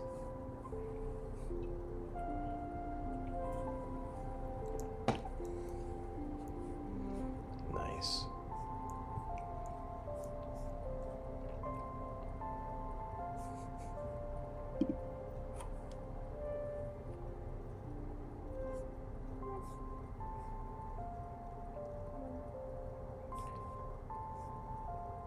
So as it sequences, because yeah, it's just driving through this clock driver, so it just goes through that sequence sequentially, believe it or not.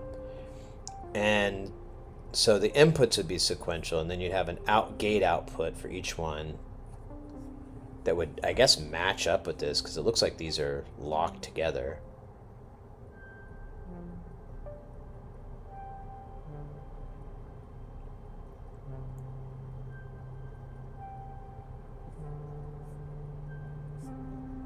What's that? I had to come back to my computer and computer 2 and drone to get him to chill. Nice. Nice. All this talk about babies makes me want to get a fur baby.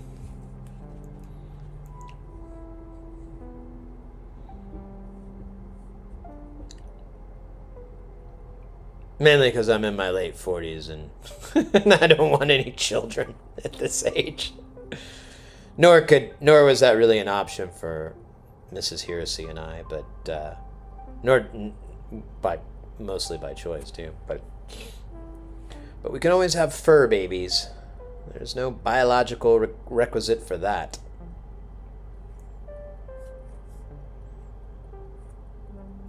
Oh, so you can change the direction of this. That's cool. Okay, so this is kind of a cool sequencer. This is kind of cool. I could fuck with this.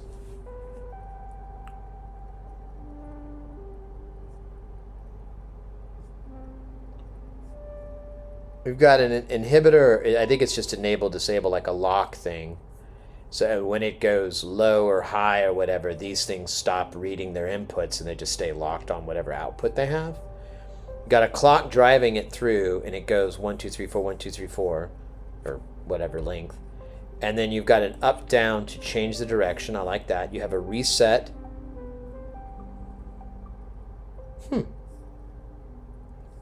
Oh, you've got an out and an inverted out from your inputs. So you could feed a bunch of audio into here.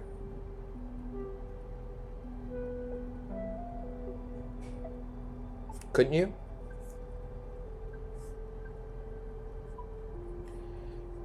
Be used to select between different signals or C. So it did audio or CV. So we could do either or. That'd be fun. I could get with that. We got those. We got some of those. Our dogs are award winning. Oh yes. Hopefully my memory is working good, Poke. It's not so hot, but don't y'all do? Are you the same person I'm thinking of that they do the what do you call it? Like I don't know the term for it. Where you basically they'll take their dogs and do different. It's not dye, but it's like it colors their fur, and they'll do these crazy outfits and goofs and so forth with their coats. That's you. Okay, yes, I do remember that. It's a little. That's right. Wow, I'm shocked as hell I remember any of that. Man, what the fuck has happened since I quit smoking dope? Man, I still wonder if I'm going to keep this up. I really don't enjoy it. I like being stoned all the time. But not being stoned all the time, you're just like... I don't know. What's the phrase, like, the joke you'll see on the...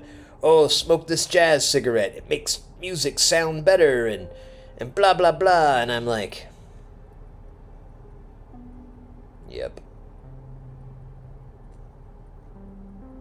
That's right, the Indiana Jones. I still have that somewhere, too. I ran across that not too long ago. I kept that photo because I thought it was so cute. And I remember there was a photo you included, if memory serves me right, of the pupper being all happy, like riding in the car or something like that. I think they were in like the bench seat of a car or something, like a truck or whatever. And they just looked like they just had the biggest dog smile you could ever see on a dog. I want some jazz cabbage. Yeah, me too. But I don't know if I'll tell the story really quick. But I came here and I brought 2 cartridges, but my battery broke, so I went and got another battery. And at the shop, as I was outside waiting for my Uber or whatever, I put this cartridge on that I'd never smoked before. Took a couple of puffs. Yeah, okay. And then about 20 minutes later, I'm in my room, and I walked outside. I was just all sweaty and gross, and I'm like, ugh, I'm gonna take a shower. And right when I was walking into the shower, it hit me, and I had what's known as an SVT, supraventricular tachycardia. I mean, I've had it on stream one time, not too long ago too, and I'll get to the causality thing that I think is going on. But yeah, it hit me, and it's basically my heart beats at like 210 beats per minute, or at least that's where my watch stops at. I don't think it can go higher than 210, so it may even be higher. I don't know, but it's terrifying. And you can get yourself out of it, but it's like the craziest thing. You have to do what's known as a Vegas maneuver, and I'm gonna not do the joke. I'm gonna take the high road and not. I don't know. It's such a good joke. You split queens. No, no, okay. But you have to do a Vegas maneuver, and and that's you're basically tricking your the nerve. And so you have you basically you have to, like, you can pop your ears, you can gag, like, I just cough until I like and I get my gag reflex kind of kicking in. You can bear down like you're gonna take a shit, but obviously you don't shit. You can splash cold water on your face. It's this thing just to kind of reset your nerve. And so I was about to take a shower, so I'm like, okay. And so I stripped down and I hopped in the shower and I took a kind of cold shower, and I was trying to splash water on me, and I would gag and cough, and I tried popping my ears, and I took three, like, I jumped in the shower for like a minute and a half, and then I'd hop back out, and I did that 3 times. And the third time, right when I was walking out of the shower, and I'm like, all right, Sid, you're going to have to go to the hospital. You're going to have to get an ER. You got to go. And right when I stepped out, it stopped. And it took about 10 minutes to make that happen, which was relief. And I realized the causality was like, man, every time it's after I take a vape pen. I can smoke normal ganja and I don't really have any elevated heart rates. But whatever's in the cartridges, some of them, like the glycine or whatever, it's causing that issue. And I thought it was just this particular brand, so I quit smoking that brand. But then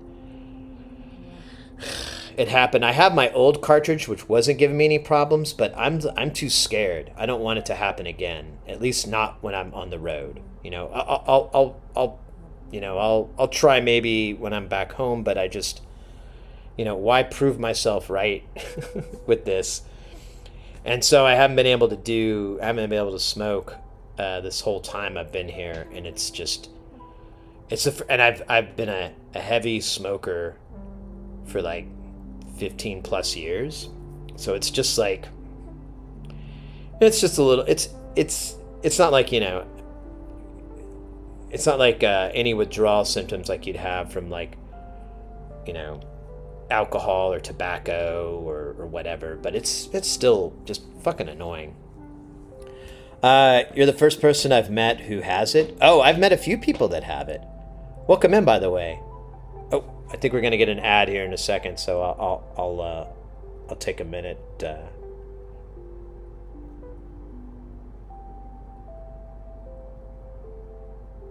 Pulsar Octopus. You're one of the coolest people I have ever known. Oh, really? I didn't. What? I lay down and bear down. Yeah.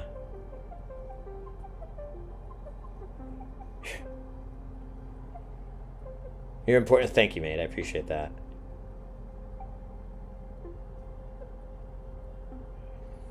Now, the shower really worked. You know what it was? It was when I got that chill from like the cold water, and I think that's what knocked it out. And I kind of got my mind better on like, well, maybe that's what's causing that.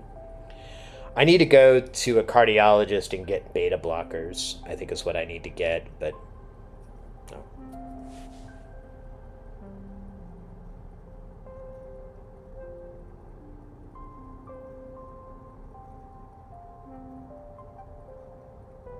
For me, I'd fall the fuck out of it. Tilt table test. I don't know what that means.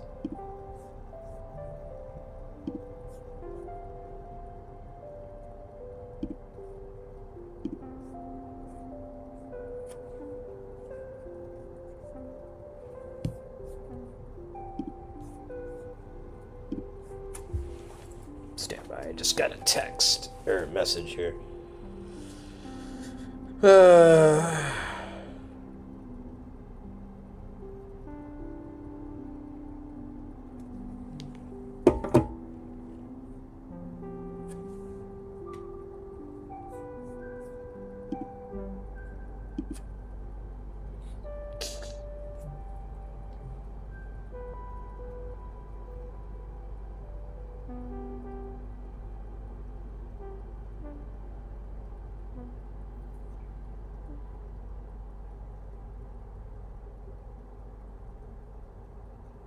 Oh my God.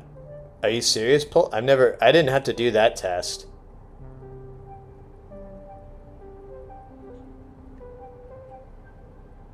I don't, I don't want to do that test.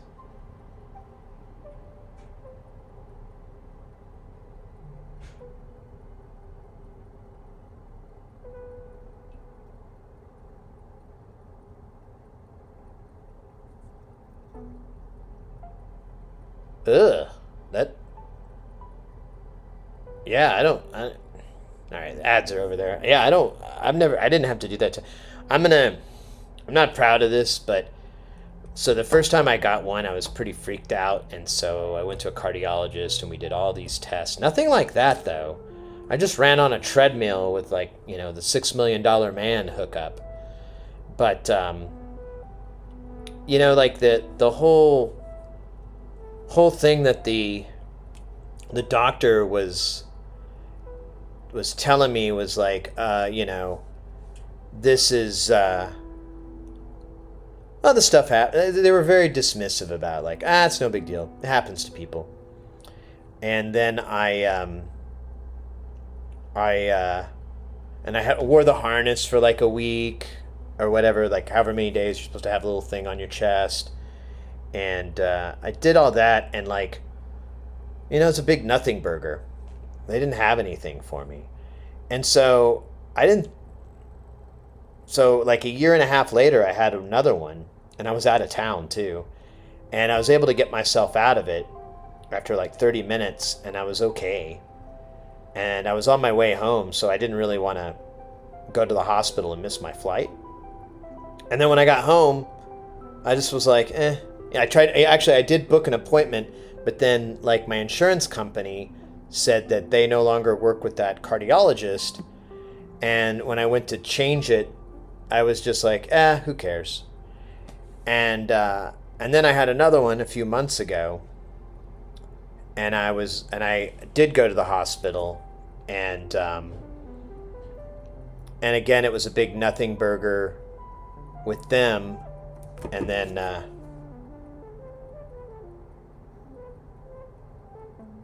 second, I'll look at this in a minute. And I was supposed to get a cardiologist, but I just didn't. And then I had one here, so now I'm promising myself that I have to fucking go to a cardiologist and get this looked at. And hopefully just get me some beta blockers or whatever the fuck. People have given me different stories on what's going to happen. But I get one of those, and hopefully that'll fix it, or help me with it. What's scary? Here's a scary story. I was talking to a buddy of mine from high school, old friend of mine, and he was in Phoenix it's like 6 months ago or so. And his father had passed away during COVID. And it'd been like 4 or 5 years, so it was kind of enough time. We were talking about it because when shit like that happens, you can't expect someone to really want to talk about those things. But it'd been enough time. He was okay with it, and I think he even broached the subject because I brought up the SVT, and he's like, "Oh, my dad had that. In fact, that's one of the issues that he had, and why he passed." And I'm like, "Don't tell me these fucking things, dude." But his dad was, much older, obviously, than I am, and then at the same time, there's a bunch of other things in play. We'll put it that way.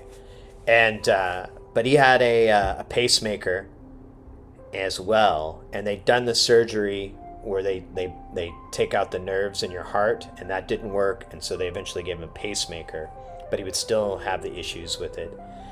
And he's telling me all this, and I'm just like, is that my fucking future then? Is that what's gonna happen? I'm gonna just be this is just gonna be a thing I have to deal with the rest of my life? That's a big bummer.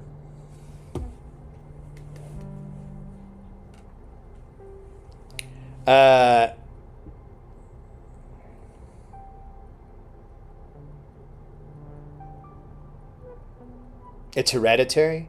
Yeah, no one in my family has ever had anything like this. My family has vascular disease, but honestly, it's always exacerbated by tobacco use. So when I quit smoking, I figured hasta luego, any vascular issues, but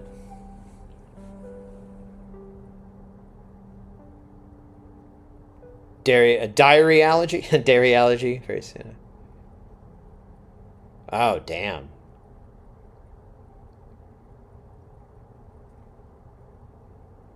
Yeah, that's. I really don't want to do that one, mate.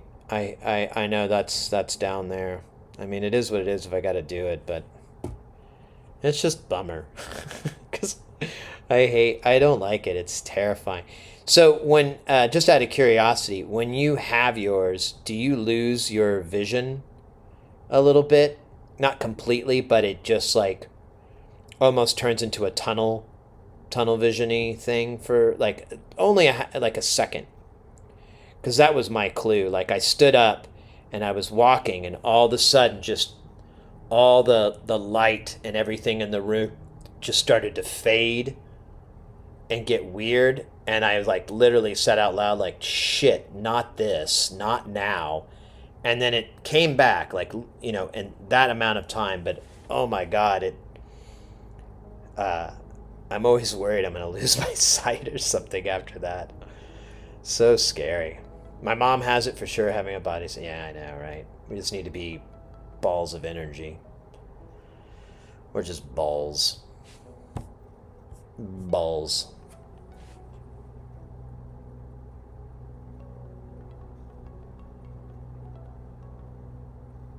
It flutters. Interesting. Yeah, I put my hand on my chest, and like right after that, and I just felt it, like my heart just beating out of my chest. Like I can put it on right now, and my heartbeat is very subtle. It's very light, but yeah, once it happens, I can feel it just knocking against my rib cage, and it's scary as hell.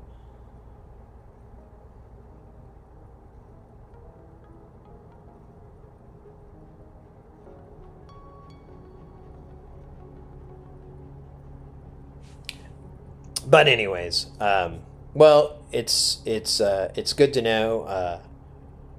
It's not super uncommon, and there are people that have it, and it's not the end of the world or anything like that. But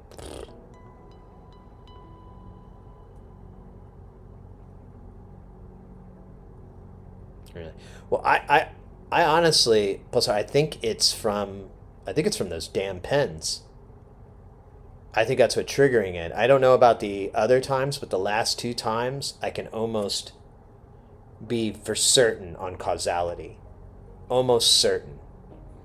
And one example I had was, there was after the time before this last one, I was I had the big one when I was streaming, and that one lasted an hour and a half, and I was freaking out.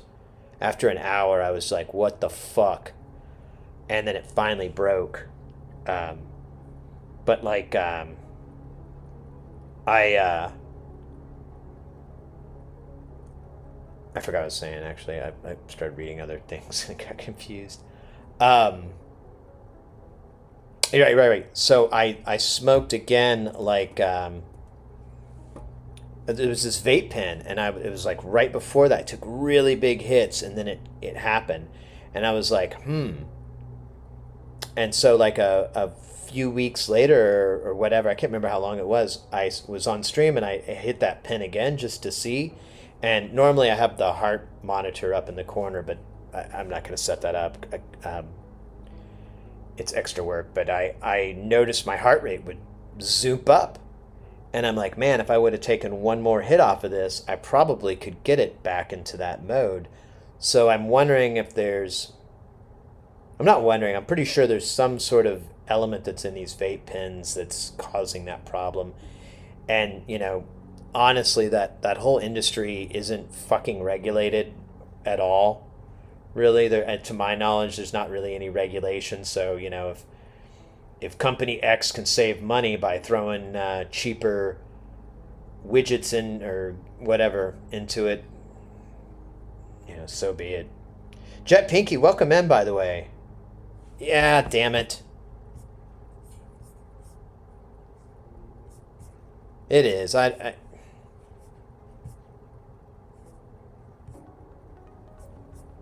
keeps freezing up. I don't know how to fix that.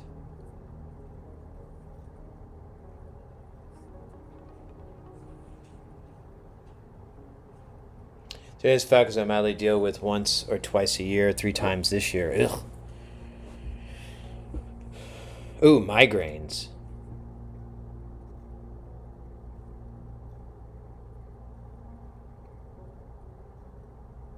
Head in a jar, like if yeah, there you go.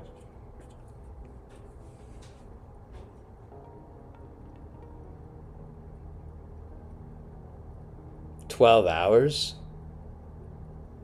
I think I'd be dead, mate. And your heart rate's over 200 BPMs for that whole time?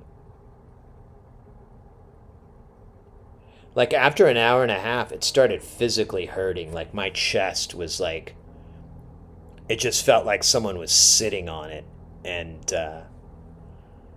it was physically uncomfortable. I was starting to be like, oh man. I literally was, when that happened, I was like, is this how it's gonna happen? Is this how I go? I was hoping it'd be in a rocket ship. That'd be so much cooler. I'd just be in a rocket ship, explode. That's my D&D character.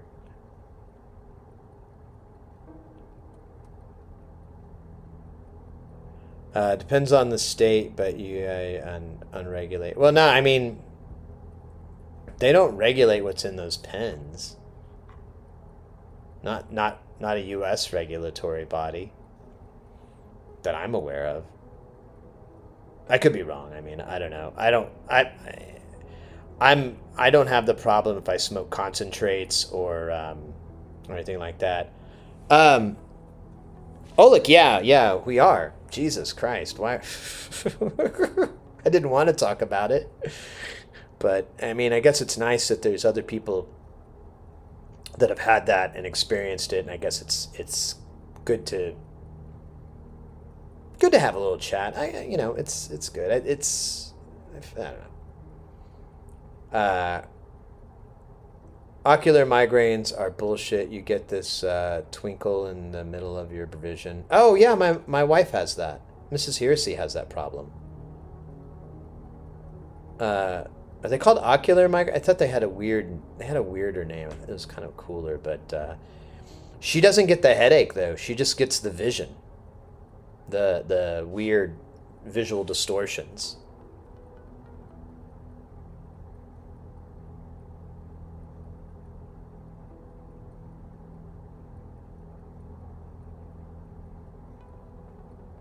Oh, mate, that's terrible, Porphyry.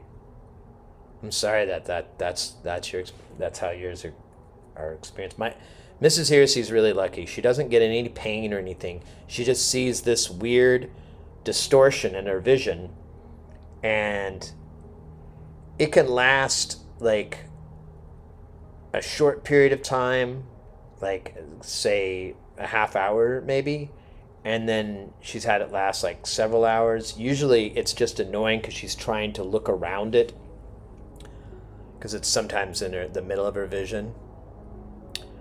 I've been there, had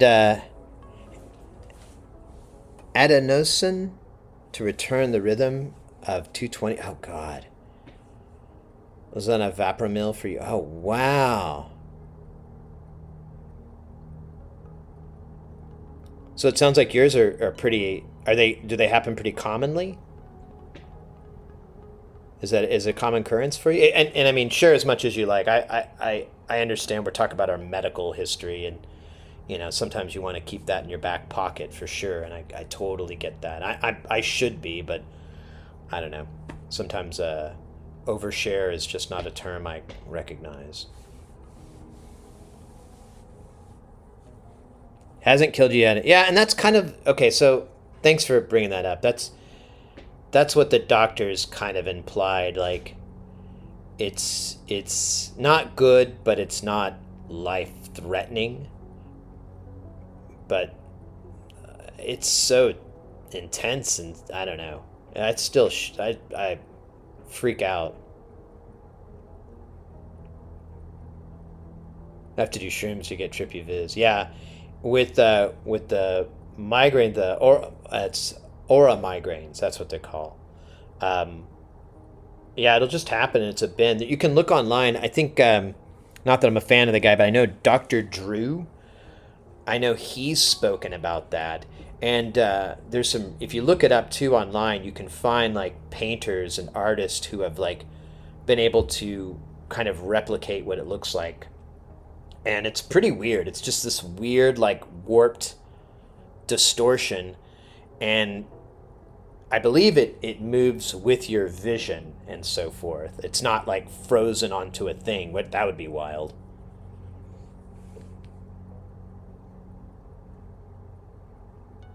Half hour or so. That's good. Yeah, the missus hasn't had one in a long time, so knock on wood for her. Just over 10 years ago, I was 21 when it would first happen. I was constantly told it was a panic attack until I was rushed into A&E. I would find rubbing the vagal nerve helped. It at least keeps me calm. Also, breathe in and trying to push it out while in your mouth. Yes, yes, yes. So that's what I was saying earlier. Maybe I don't know if you came in afterwards, but when it happened last week, god damn, I've been here too long.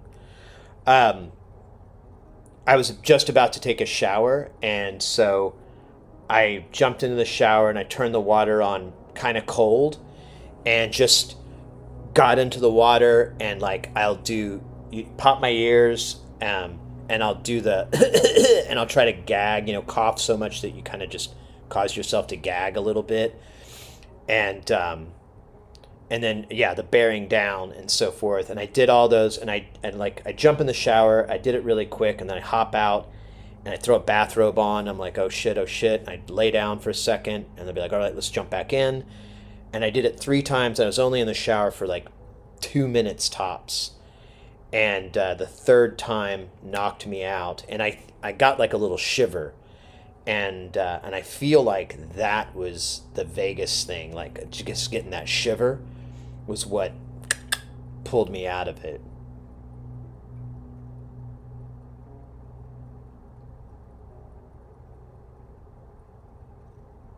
Most doctors are crappy, but you're actual human.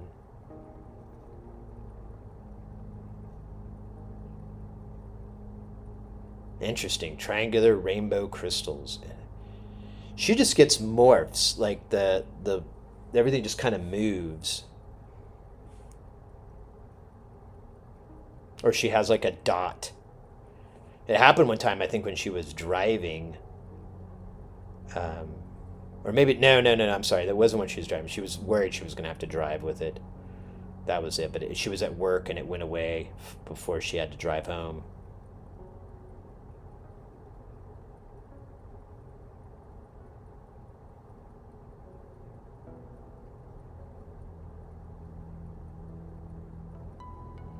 Yeah, I'm not. I don't know about the neck thing. I never had a doctor recommend rubbing your neck or anything. They've just talked about popping, uh, splashing cold water, like yeah, like you're talking about, and then gagging, and then bearing down. I feel like there was another one, another trick you can do to make it happen, but I'm spacing it right now.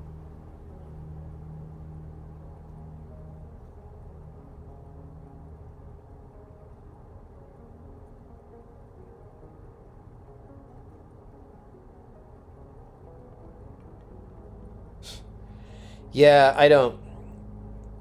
I'm not a big fan of doctors either, and that's kind of one of the reasons I haven't bothered to do the responsible thing and follow up with a cardiologist more. I just I don't know. Part of me is like, hey, I'm old. I guess this is my new problem.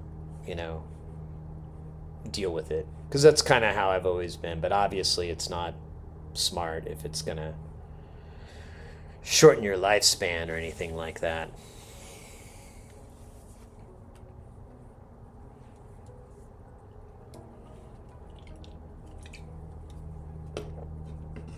Rub around your arteries, which I think is what the issue is. Yeah, I'm going, once I get back home, I'm going to set up an appointment and go and humbly, or not even humbly, with great humility, tell them, like, yeah, I know, I should have come here sooner. Yeah, I know, I'm not invincible. Yeah, I know, I fucked up. Won't do it again. Can we move on to curing me? No, I only went once after the first time I got it. And that's kind of what set my mood, is because they really just acted like, it was a big nothing burger, that, oh, this thing happens, don't worry about it. And I was like, oh, okay, I won't. And, they did all these tests, and they're like, all the tests came back and said, you're fine, don't worry about it. But they did say, if it happens again.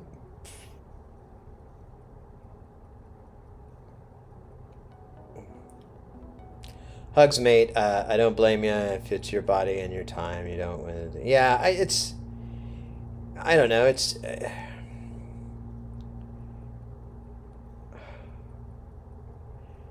Every time I have sought a doctor to help me with something that was far more mild than that, they always made it worse. Or not even it worse. I came out, it didn't, it created a new problem.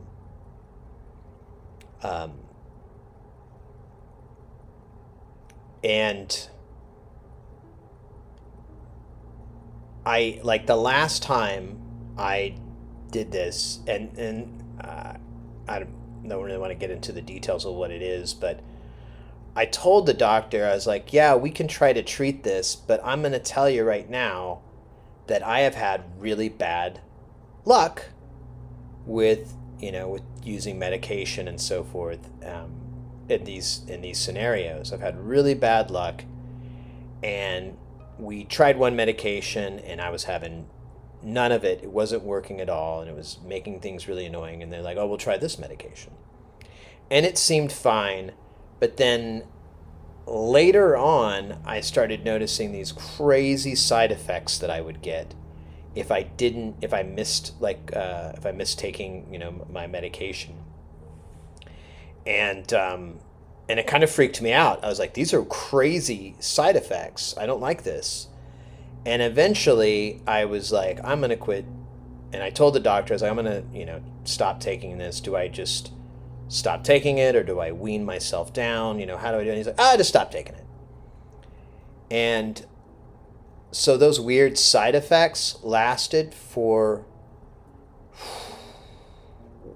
well over a month, probably about 2 or 3 months. And I'll give you one of the side effects. When I move my eyes from left to right, I hear it. It's like the sound in a kung fu movie where it's like, but I would do that by just moving my eyes from left to right. That's the kind of side effects I was getting. And the doctor's like, oh, well, you're fucking stupid. And I'm like, I guess I'm fucking stupid then. I don't know. And I would tell doctor, I went to the eye doctor, and I told him that, and they said, your eyes must be dry. And I'm like, no. What little I understand of physiology, I remembered hearing that when your eyes move really fast, your brain actually just disconnects for a second, because it really doesn't need to see what's going on from when it moves from position A to position B. And I think when that happens, it becomes an auditory thing, and it's fucking crazy. And that's just one of them. There were lots of other weird hallucination stuff that would occur. And so anyways, I quit taking that medication. I got off of it, and it's been years and years since I've had it. But what was one, oh yeah, I'm sorry, that was actually the catalyst. So one of the reasons I quit taking it is I'd look at all these like memes that people would post about having ADHD, and I'd be like, that's me. That's me to a T. Oh yeah, I do that. And then I started going, wait, I didn't used to do that. I didn't have these problems. I didn't have ADHD symptoms. I don't think I did. And I kind of concluded that medication, while taking care of one issue, that was I didn't know what else to do. I really didn't have any other solution, and it was a bit, I don't want to say debilitating, but something was going to give in me eventually if I didn't do something about it. But the medication I still don't think was the best choice, because now I have all these ADHD symptoms and so forth, and I'm not going to take medicine for that. But full circle back to what we were talking about earlier, I'm kind of somewhat curious if, since I'm not smoking ganja anymore, maybe those two are related, and maybe I can come back to normal sharp Sid, and then maybe smoke again. I don't know. I'm not sure on that future. I've definitely, this whole trip has definitely put me in a weird position about it. So we'll see. You know, it's a weird thing to fuck with. But alas, and this is my 40s. I can't wait to see what my 50s is like. That's got to be even crazier. Yeah, but I didn't really have that problem before. Like, I was a big heavy smoker prior to taking that medication. So so maybe it is. Maybe me taking a break from ganja can help reset me. I mean, I haven't noticed a big difference lately, like in the past few days. One thing I did notice, and it's kind of interesting, I went out to drink last night, and I actually had 3 beers, and that's one more than I normally would do. And and it's just beer. Like, I don't know. It may be a quantity thing too, but the next day I'd feel really bad. It's not like a hangover. It would be more of an emotional kind of hangover thing. It was weird. I don't know how else to describe it. I feel like guilty. I feel like I did something wrong or something, but I'd rethink the night and I'd talk to people and everyone's like, no. And in the back of my mind, I wondered if it was mixing the two together. Hey, Jay, welcome in. Oops. Live from the hotel action is tremendous. Sid, 2 thumbs up. Thanks, you mate. Thank you so much. Hope you're doing well. Send in a case of Lowenbrow. There you go. Man, that wouldn't be too bad. I could deal with that. Could be age related, I guess. I'd be lying to you if I haven't watched, haven't thought about like getting some black market Adderall, but I don't want to be. I don't know. I look at streamers like XQC. I don't know if you guys knew who that guy is, and I just or even what's his face? There's another streamer, and he's like just zooted to the gills with fucking Adderall. I can't think of his name. He's they're all well. What was it? Jack Doherty, who's a huge piece of scumbag guy.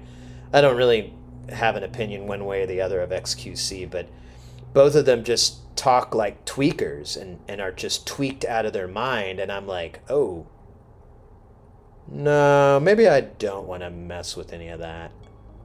I'm good. I'm good. I'll just be sad. Not really. I'm kidding.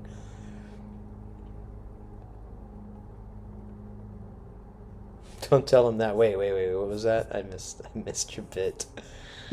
Uh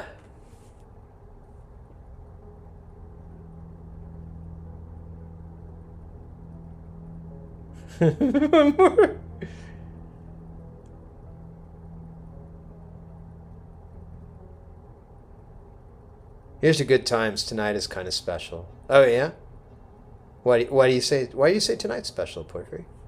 And thank you. Yeah, here's a good time. I wish I had a beer. I kind of thought about getting some beers before the stream, and because I have a pretty easy day tomorrow, but I didn't feel like it. Just felt like extra work. Here's just drink Red Bull.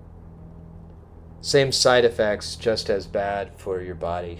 Well, sounds fun. It sounds easier to acquire. I wouldn't go with Adderall if FC. Yeah, you know what? That's a good point, right?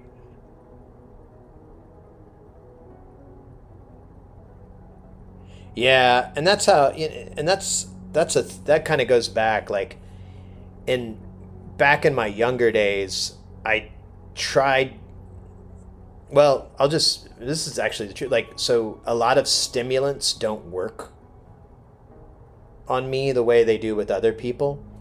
Um, a long time ago, I was probably like 17. I tried several times. I tried meth, and every time nothing would happen. And oh, did I miss a new follow? We got a or that's weird. It doesn't show a follow, but our numbers back from 55,299 to 5,300. Weird. Um, but I tried it, and I tried it several times, and nothing would happen.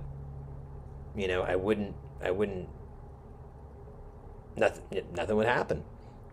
And caffeine doesn't really affect me, and it's been that way my whole life. Um, there's a lot of drugs that just don't quite work the same on me. Here's a great example: topical anesthetics, um, including Novocaine and lidocaine and all those guys. Waste of time. Well, not a waste of time. It's no, I'm sorry, not waste of time. Um, Nowadays, I just tell doctors to double the dose.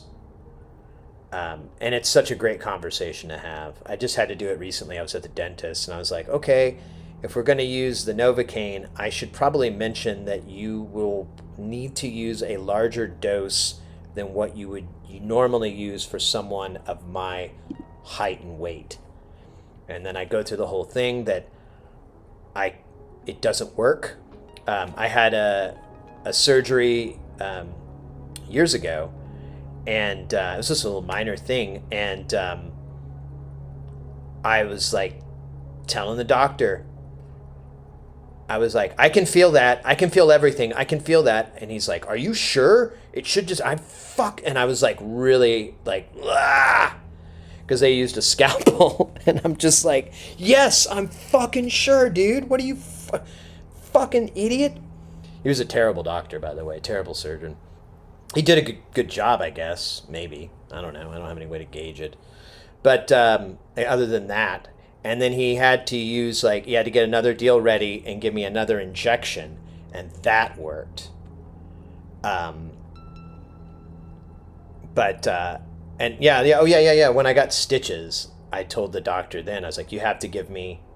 Yeah, I like cut my knuckle 5 or 6 years ago, and I told that doctor at the what's the place called? I forgot the name of the place. Whatever, the not a hospital, but urgent care. I was like, you're gonna have to give me a big dose because it's not gonna work. And sure enough,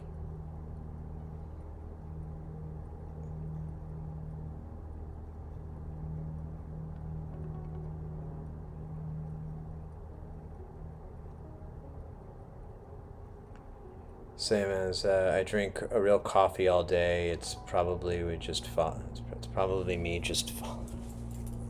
Yeah, but it should have. I don't even see that. It doesn't even show that you followed. Like so, that's weird. Like in the Twitch events, it should at least pop up there. So I don't know, but well, thank you for the follow. If we never get an alert out of this, thank you for the follow and welcome in.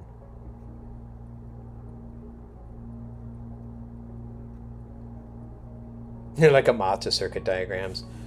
We worked on one thing last stream. I don't think we're going to be able to pull anything as awesome as we did last stream, but we built. We took. Let me get the schematic. Actually, let me just do.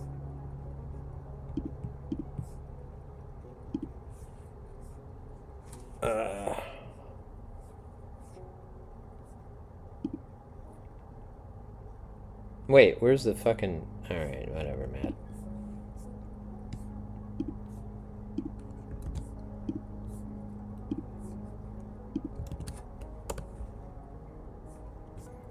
So we took the... Is it the... No, it's the CV cluster. So we took this schematic here...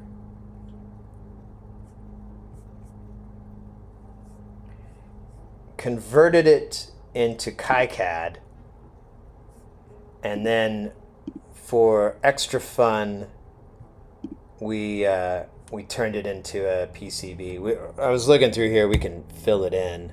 Oh wait, it's not gonna do the full fill.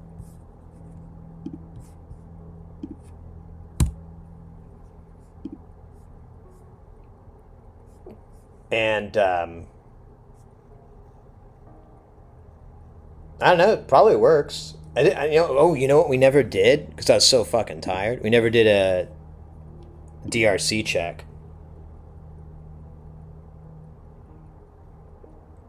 Wow. 18 errors, or 16 errors, and 89 warnings. Yikes. Yikes.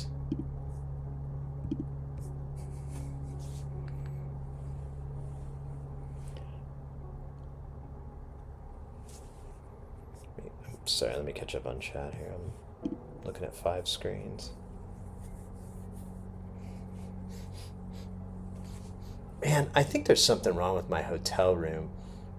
I think the sink, like the gas thing isn't, like the vent isn't working because it smells gross. I think I might have to change rooms or complain about it because I keep smelling it and it's just... I ran water down the drain for a really long time, and it didn't fix it. Coffee's devil's fine. Hey, Echo. It's evil. You drink it. It keeps you awake. You're trying to sleep. Evil, I tell you. All of it. I don't have any problems with coffee. It doesn't do anything. It gives me a little bit of a tiny... but that's like straight espresso. Yeah, we're taking... So the big long-term plan here is to take designs from CGS... that look like this, or these stupid, well, not stupid, but they're these drawings that they're okay to read, but I don't know. They're pictures, and I want to convert them into KiCAD, or something more, basically kind of for posterity, future-proof them and everything like that. And then the plan is to get like a handful, maybe a dozen or so, go to Ken Stone and be like, hey, tell him this is my desire. I want to convert these for posterity. Can I publish these to a GitHub? Of course, links and credit and everything around where it's due. But is that would you allow that? Can I get permission to do that? And see what he says. See what they say. And then for my own personal interest, I want to make SMD versions of the boards. But I'm not going to sell them or anything like that. I have no. That's a fucking no. Big pass from me, dog. But for my own personal interest, yeah. And if he's okay with it, I could put the PCBs up on GitHub as well for other people to download and make. But I can see where he would not be as conducive to that plan. Not conducive. It wouldn't be too, I can see why he wouldn't want to do that. And I totally respect and understand why he would want to. But you never know. The worst you could do is try.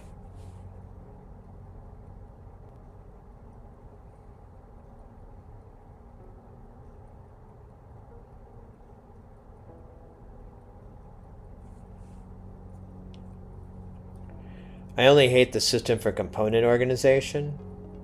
What do you mean? I think so. I came from. I never really used Eagle, trying to use Eagle, and I love this 1,000 times more than Eagle. So.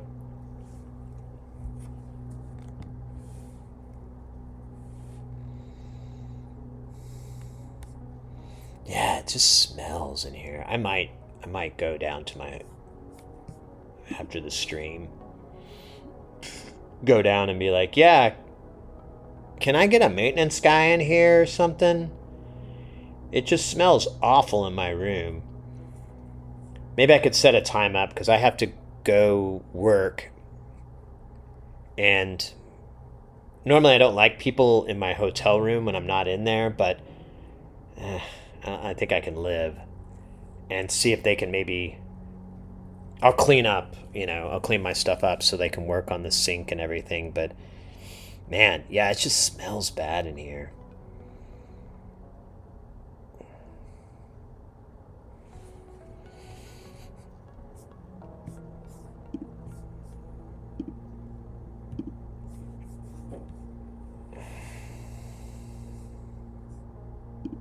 I just wish there was an easier way to manage components that you create yourself, like moving between global and project libraries, etc. Maybe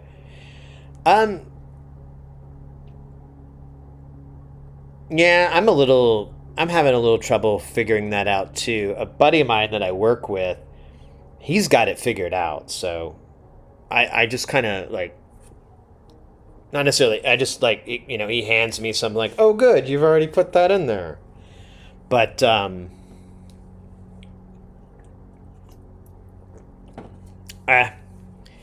the price, it can't be beat, right?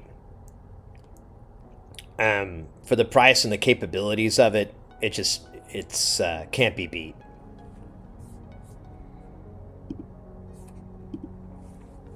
And I like the fact that it's so accessible to others. Oh, we got ads going. You know, while we're doing an ad, I'm gonna get me a new DP. But I look stupid that I do that, but I don't want my headset to fall off. This thing's like staying on barely. And I'm gonna hit the restroom really quick. I'm gonna mute my mic, and we'll just have that gentle jams from J Nothing. BRB.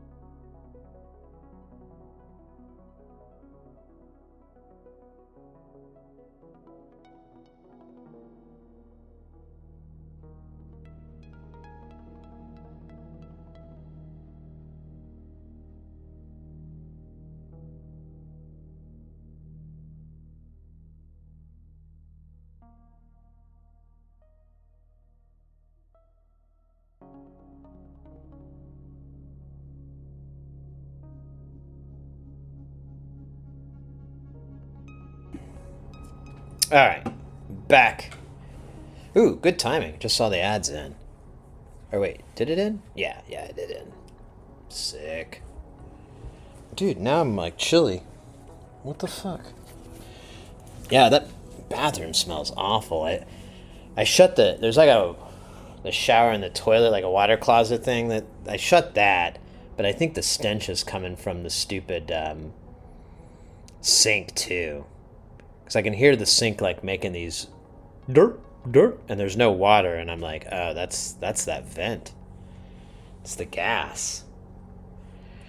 I could run water nonstop down it. Maybe that would fix it. It'd be so bad for the planet, wouldn't it?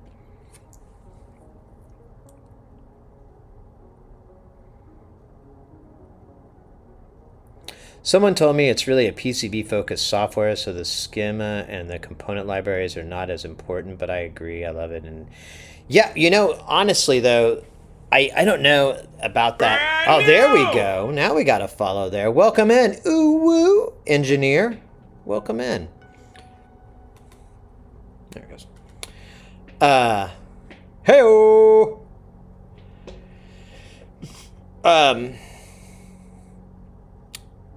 One of the really big proponents of KiCAD, I suspect he might have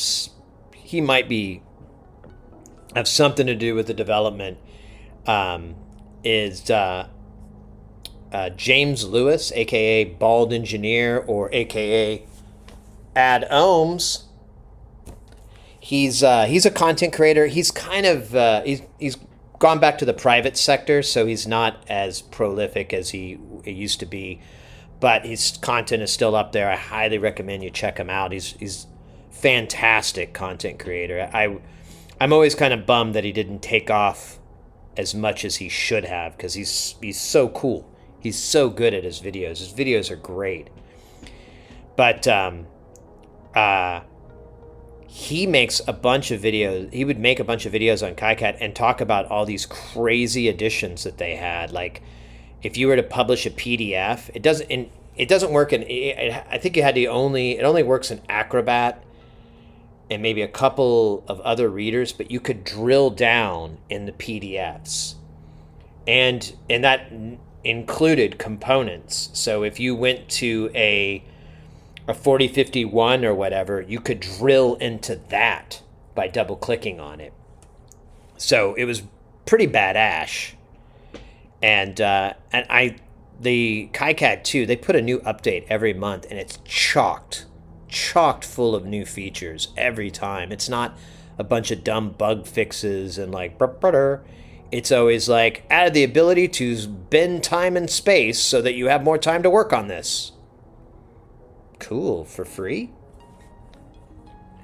Ooh, engineer is secretly Latui. Hey, good to see you, mate. I hope you're doing well.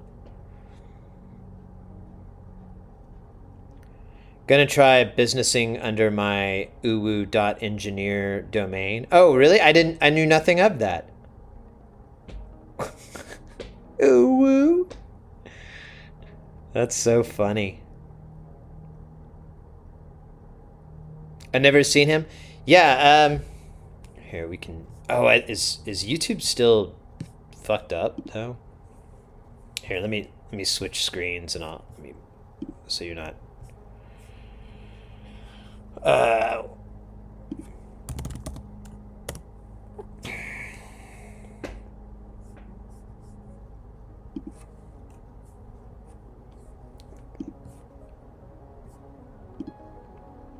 Yeah, it keeps doing these, like, internet's disconnected. There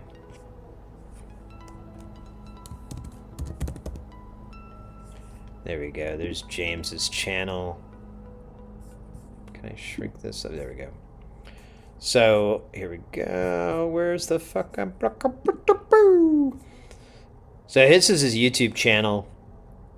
And yeah, he's like I said, he's gone into the private sector, so he's not able to put out content like he was. But there's still a ton of very relevant, very cool stuff in his channel. And like I said, the quality of his content is super duper high. Oddball, I didn't see you there. Welcome in, mate. Secretly a wombat. Well, don't tell anybody that.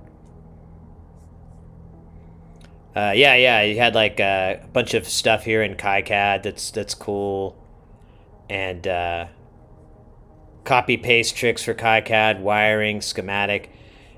Some of this is older, so it may not be as relevant anymore. But if you're, let me do a copy paste. Well, here.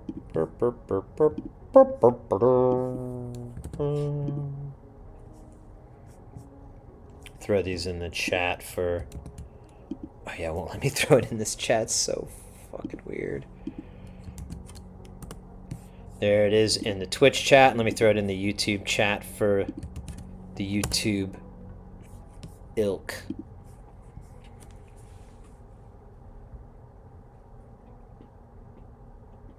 Yeah, I talked to him a while back. It's a bunch of things that kind of pushed him into that scenario, and it's unfortunate for the community, but I think he's really happy. He got a job working for a company, and he's making like what do you call it? He was making like power supplies, but like in the kilovolts, and then the boards are the size of like a credit card. And I was like, bro, nice. He's like, yeah, man, it's really fun. I'm kind of enjoying it. And so that was about a year or so ago. So I don't know if he's still doing that. I tried to hang out with him when I was in Chicago last, but our stars did not align.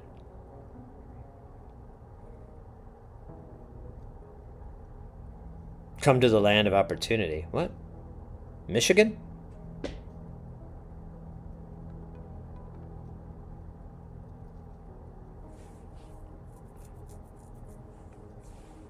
Joppa. Yeah, Uwu is Canadian. I don't think that's gonna work out too well.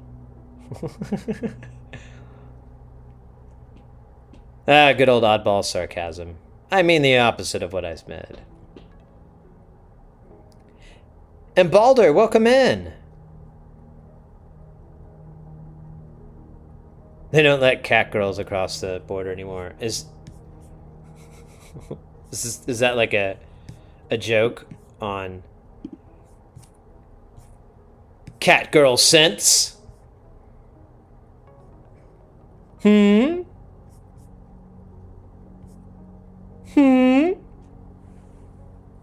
Ooh woo.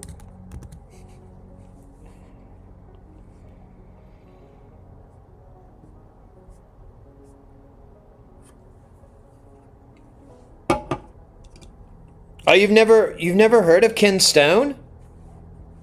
Oh, okay. Well, since we're working on their stuff, we might as well circle back around. Let me tell you a little bit about this genius cat,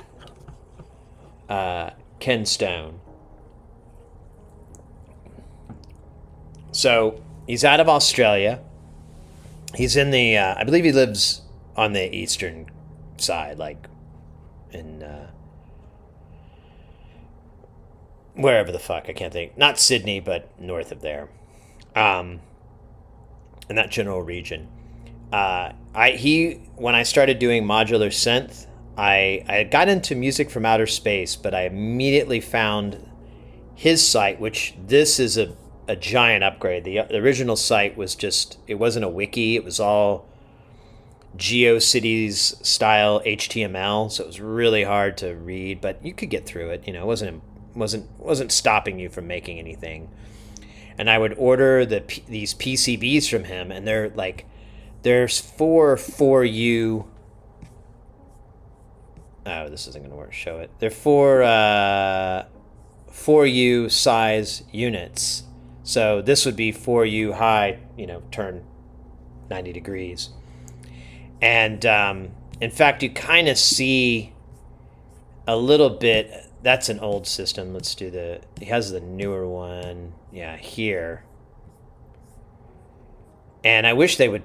I wish they'd have one here, but you can see this is all for you height modules here, and that was what he made his boards for. So it was kind of wild. But the system I used was Frac Rack, which is basically like a 5U modem.com modcam format. And the benefit to it is that you put the panel, you'll have the panel, your front panel, and then you bolt the board at a 90-degree angle. And usually they'll make you can get these plates, and they'll have holes, so when you put the knobs on, it'll bolt that to the panel and ground it. And then you have this plate that you would put you drill out holes to mount your PCB on. I just got 90-degree L brackets and would just do it that way, like little short ones. And then you run a shit ton of wires. It's nightmare fuel. But that's all I knew. And I will say this man's designs are really, really cool. They're very surge oriented, and I mean literally there's several modules that are surge modules. He got the rights from Serge Tershpin, or how you say his name, to make these replicas of his stuff and to sell it. But he ended up stopping selling PCBs because it was so much. He'd have to pay all this money to licensing and so forth. And that, coupled with people emailing him, asking him, what modules should I get? That he just was like, I'm fucking done, man. I just want to make sense, not babysit. So they stopped. You can still get them, but it's a lot harder. But really, really wild synth designs. I kind of feel like nonlinear circuits is the next stage up. It's much tighter designs. They're all eurorack based, and they're all single double boards and wiring. And I like that a lot. But these are still really cool. And our goal here in designing these is to take the schematics, convert them over to KiCAD, and then turn them into a PCB for our own personal use. But nothing's stopping us from going crazy.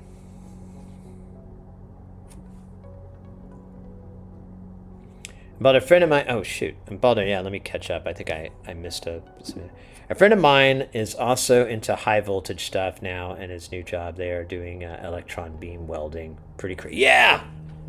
Yeah! Electron beam, yeah, no shit. I learned about that not too long ago. I saw like a TikTok video or something like that, and I'm like, what?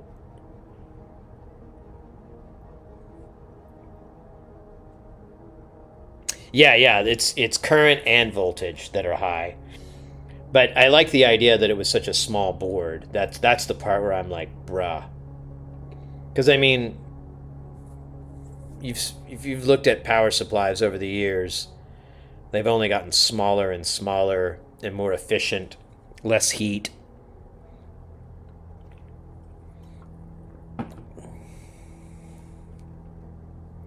But current voltage and you are high. I'm not high, mate. That's what I've been saying. I haven't smoked in like, I don't know, 5 or 6 days or something. 4 or 5 days. I don't know how many days. I'm not really counting. That seems stupid. I had a weird incident with a cartridge, a vape cart. And so, and the desire not to have a crazy heart thing happen again, I'm just laying low. And honestly, it's kind of a chance. I feel like it's a chance for me to experiment with like just not smoking ganja for a while. Get rid of it. Take a break, because I've had all these little issues, and I'm like, what if weed was the fucking problem this whole time? What if it was? And I mean, I kind of just turned into this big old stoner, And I'm wondering now, like, well, maybe it's time to dial that back. Maybe that was, a section, it worked for you for a period in your life, and now you should go back to maybe, every now and then or something like that. We'll see. But right now, yeah, I haven't had anything. I'm in Texas, so there's no way I could go to a fucking dispensary and get some jazz cigarettes or anything like that. I didn't bring anything like that. So I'm just like, let's just see what happens.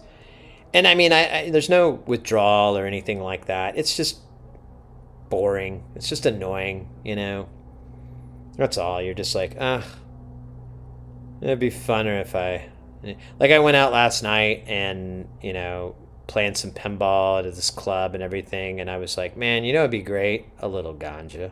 But 9. I did have a few beers, though, and I didn't have any problems from that. So, and normally, if I had 3 beers at night, the next day I wouldn't feel so good. But since I haven't smoked weed, I'm like, I wonder if these guys are related.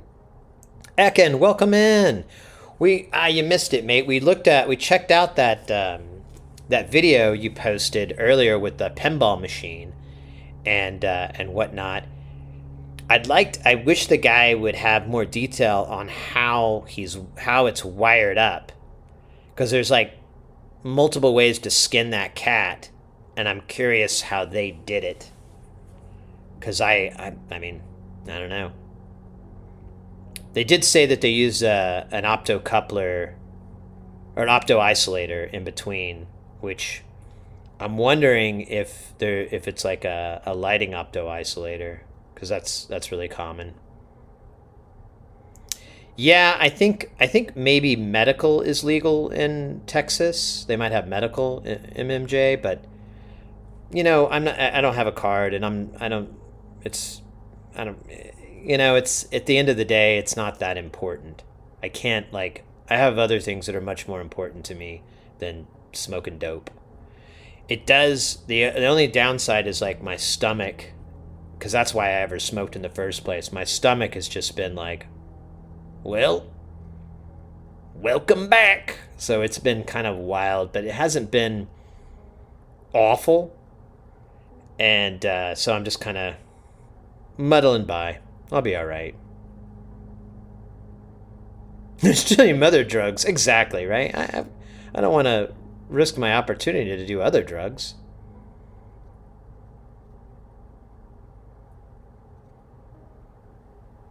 Yeah, but nothing happens, Porphyry. I have such a high tolerance these days.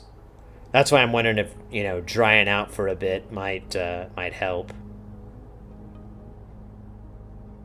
You seem the same. Yeah, I mean, that's the thing. When I smoke, it doesn't really get me stoned. I don't. Every now and then, yeah, I'll be like, ugh. But that lasts like 20, 30 minutes tops. And then I'm just me again. And that's the other thing. That's why I'm like, maybe it's time to put that aside for a bit, or permanently, maybe. I don't know. I don't think I ever want to stop completely smoking, but I am noticing since I've quit, I'm like, oh, well, that's not happening anymore.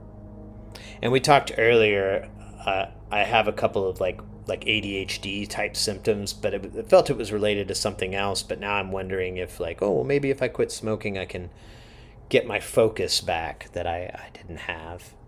But we'll see. I mean, I'll let you guys know as the stream progresses. Or not stream, but as the streams. I've heard medical is to a limited degree, but it's not that important. I was mostly vaping for sleep, and now I have sleeping pills, so I can go either way. Yeah, it's stomach, and I still have stomach problems. I mean, don't want to get gross, but whatever. It's. I feel like I'm being a big baby, like going, I want to smoke weed. I can't smoke weed. Boo hoo hoo. Come on. There's starving kids in Africa. Why don't you cry for Argentina, or don't cry for me, Argentina. Stupid joke.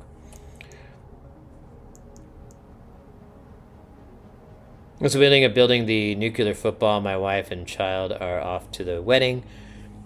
My big broom is coming, and I have all the other power parts. Oh, yay! Oh, cool. Kudos for you, mate.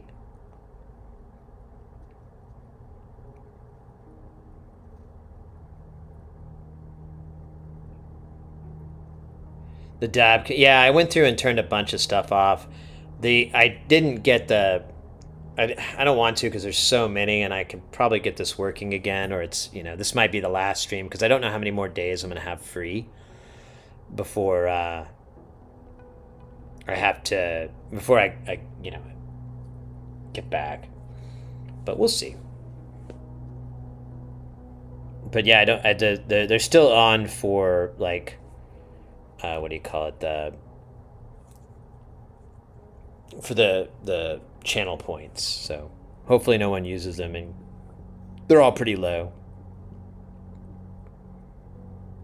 Dance moves only. Yeah, I don't want to dance. There's no room here. I'm gonna knock something over or make a mess. And Balder, take care. Have a good night, mate. Yeah, it's getting a little bit late here. I have to get up like around 7:40 or so. I think after this stream, I'm gonna go down to the front desk and see if I can get somebody to look at my sink or whatever. Oh yeah, fuck, oddball, good call. I forgot that. Dance with your hands. Jazz hands.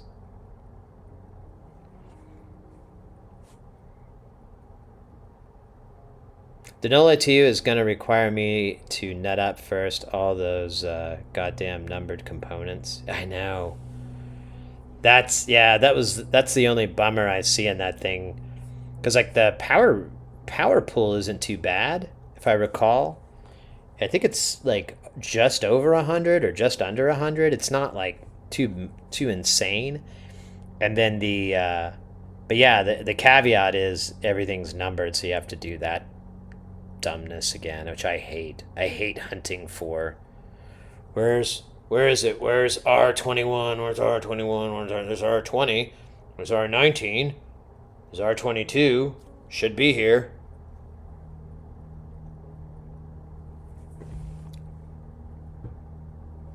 Yeah.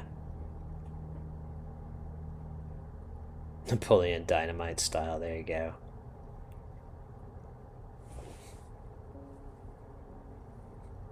There's no music though. It's well, there is music, but it's not very rhythmic.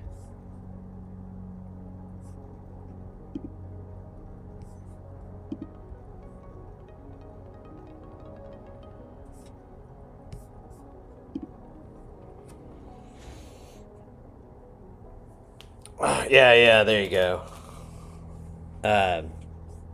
Stream elements, throwing that battle royale, that's not gonna happen. Whoa. Hold up. Are my pits wet? Or is that just a shadow? I think it's just a shadow. Man, it looked like I had like... Well, it kind of does still. Ooh.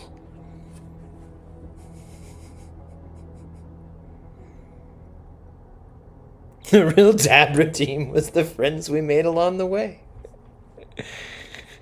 That's great. Hey, Tronics, welcome in. I'm using my TO 252 surface mounted 7805 power regulators. Are there heat sinks I can stick on top? So not really. Typically for SMD style, like the flat pack. Sorry, I just now caught that. On the chat there for you. I hope you're doing well, mate. Yeah, typically what they'll do is there's the bottom of it, the business end of it, you'll solder down, and then within that you'll have thermal displacement within the board, and you'll use the board as a heat sink. We can look at an example of that. Let me see. Let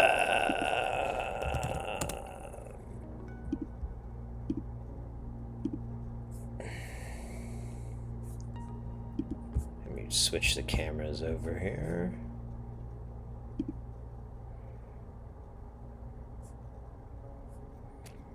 Where is it? Reverb. So I'm gonna have it. Oh, there it is. So the big room, check this one out. This one has a ton of, I think they're 8-pin packs, but it's the same thing. It's just no wait, this isn't it. It's there it is. It's sitting in a room. So if we go to here, so this is where they'll sit, and all this green here is to help thermal displace it. So is this little guy here. If we look at the board itself, bloody hell, you can see. So these are all regulators, and they're all just like, and that's connecting, so that transmits the heat out of here, and then helps. Transmit's probably the worst word I could use, but transfer. Trans-Europe Express. Oh, I should have just stayed on this damn page. Look at that.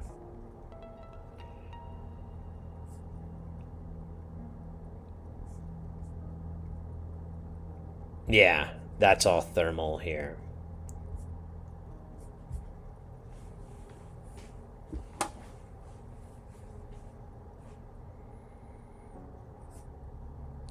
That's a Porphyry is working on that one, but I did mention that you'll probably want a dedicated power supply for this, because it is a beast. He brings up the current here somewhere.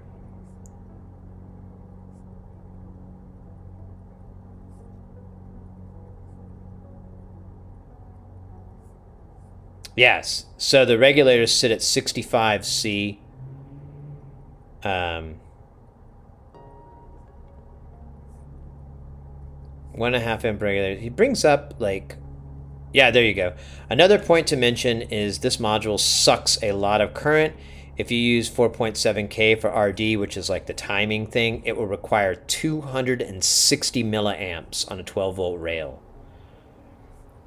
You can get it down to 220, but and the negative rail has nothing on there, just 18 because of the op amp, the other side of the op amps. But and it gets really hot. Furthermore, the PCBs do get warm. The prototype builds used 1.5 amp regulators to get 5 volts for the delay chip. The heat sink of this regulator usually sat at 65 C. Not dangerously hot, but I didn't like it. So the production version uses 9 LM78 L05 SMD regulators. These still warm up, but rarely over 50. So that's the craziness of this thing. Hopefully that answers your question, Tronics. Transmicropital Dobbs, I think, is the word you're looking for. Oh, yeah, exactly the word. You nailed it. You nailed it, mate. Let's see. I don't think we're going to get a new project started today. Which I kind of expected, but still. Oh yeah, we were talking about motorcycles last time. That was a fun stream.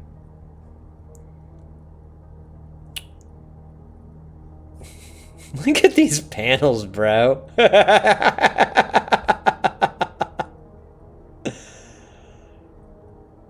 The panel after which CGS was named, I don't know what that means. What does that sentence mean? You gotta get back to work. Oddball, take care, mate. Stay guile and Keep it guile.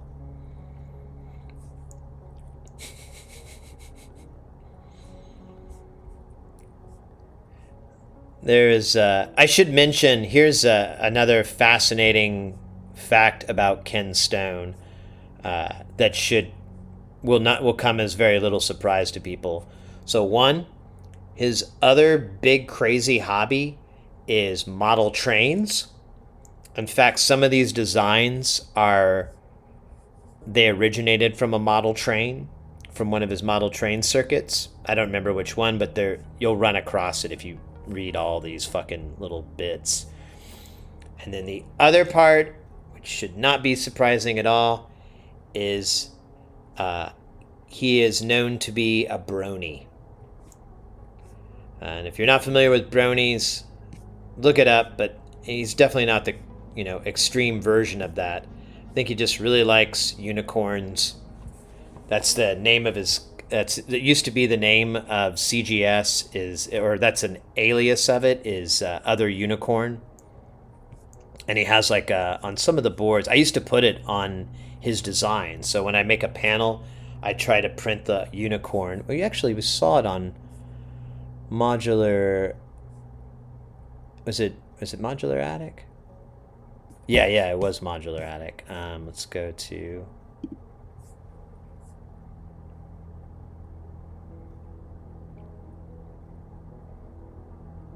Let's wait.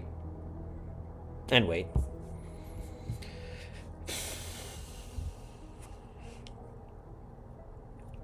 There it is.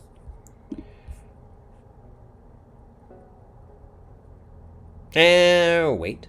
I don't know why. I think there's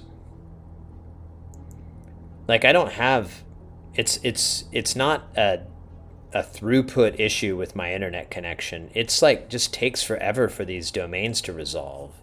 And I have no clue. There you go. That's what I was trying to.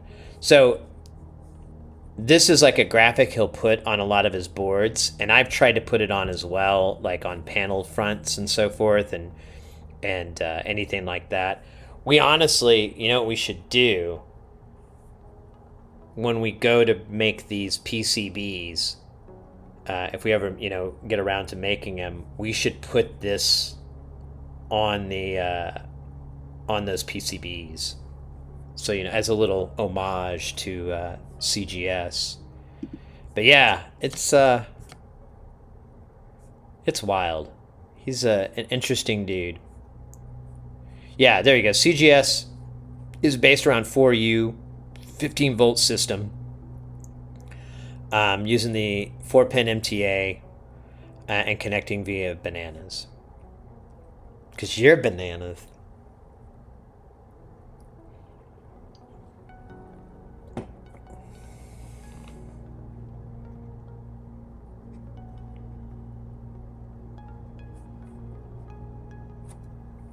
Yeah, if you need help, don't ask me. Use a search engine. That's not what it says there, but that's what you could glean. So I like that, I think it was a gate sequencer. I forgot. Hey, buddy. Don't bump it.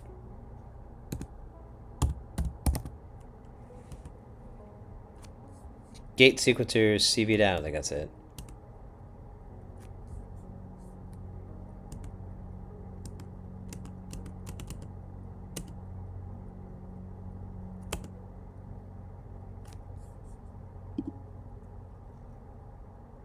Yeah. Wait, is this it? No. Well, fuck. I forgot which one it was.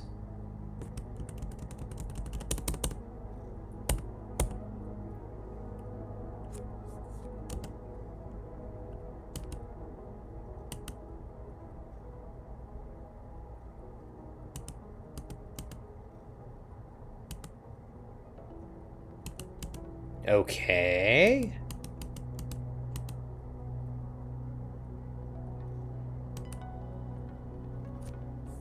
Is it this and I'm just dumb? No. No.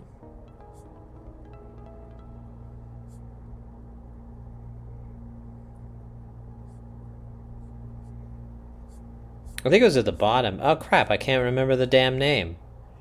Classic me.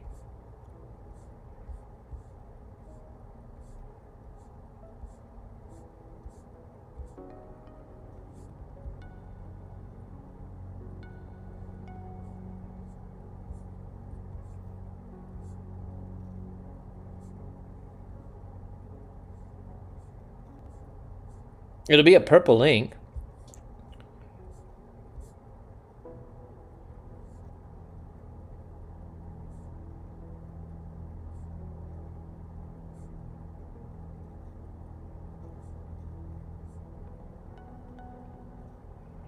Pulse divider.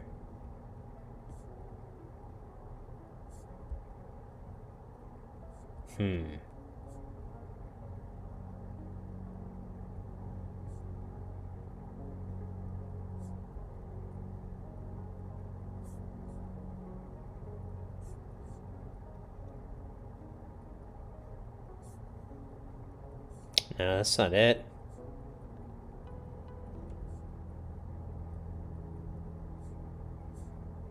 Oh my god. You're kidding me. I can't find it? That's dumb. We were just looking at it. Damn it. I fucked up again. Pretty normal. Is the Biotic filter a Ken Stone design, or is it a dude who designed the hipster? Good question. No idea. No. Let's look. He'll give credit. So let me find it. Oops. BI.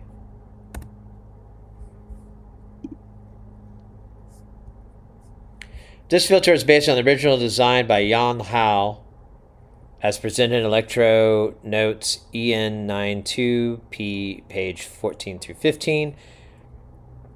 So I don't know if Jan Hall is the same one.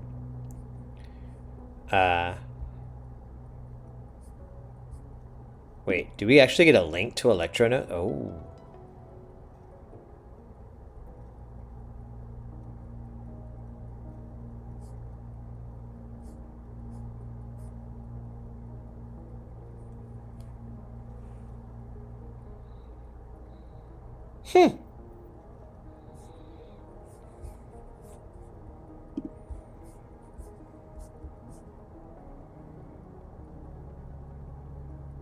How the fuck does this work?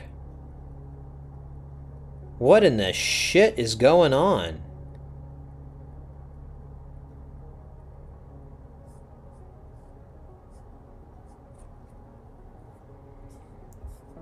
A VCO drives a pair of analog switches, switching two banks of 8 47 microfarad caps across an op-amp, effectively creating a multiple integrators,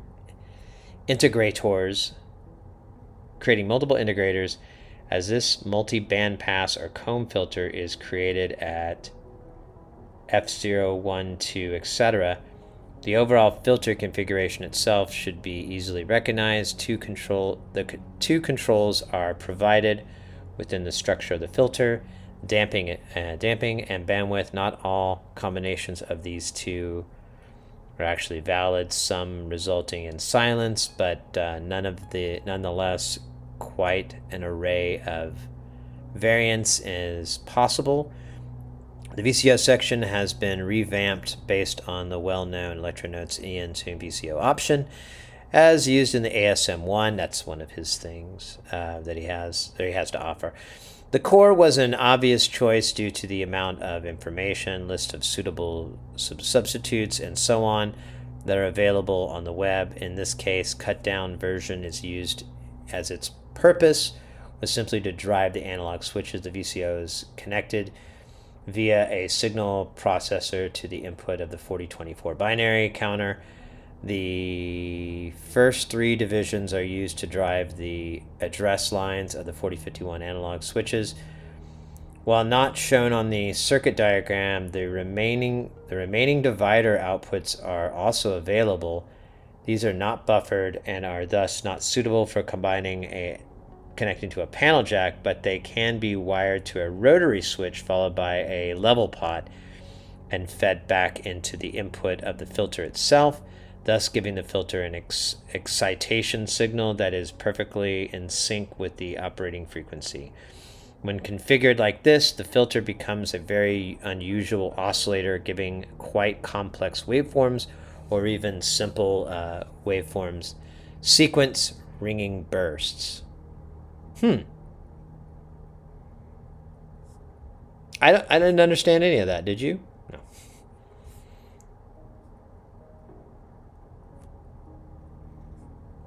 Does the digital filter simulator?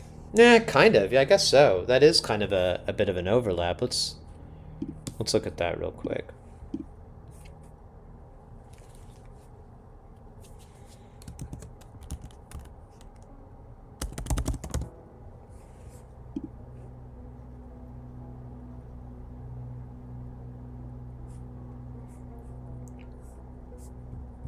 So it sounds good. Yeah.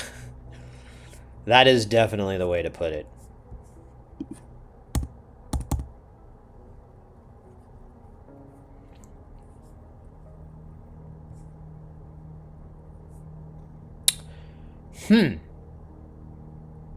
Yeah, I can see what you're talking about because you have the signal broken down into these chunks. And then in here, you have it broken down into these two chunks that cycle through these caps.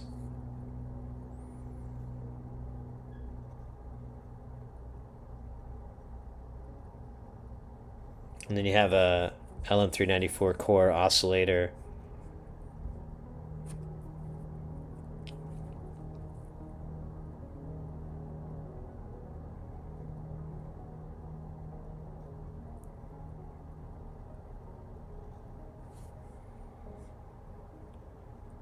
And this 4024 is driving these. So the oscillator cycles through these filters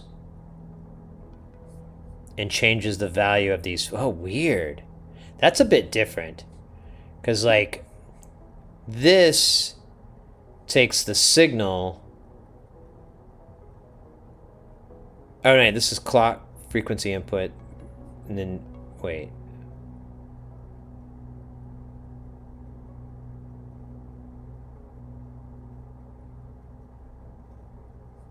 So these are your inputs? Okay, yeah, that's right. So these are your audio inputs, and then they'll cycle back through here. That's the feedback amount. They have a little bit of overlap, but I feel like these are doing kind of a different thing because we're just changing the filter value on this on these caps, which is changing like but it's changing it pretty rapidly. So you would get like you get like a wave shaping kind of effect. Because yeah, let's just pretend the clock input, which is what a half of that circuit is just coming into here.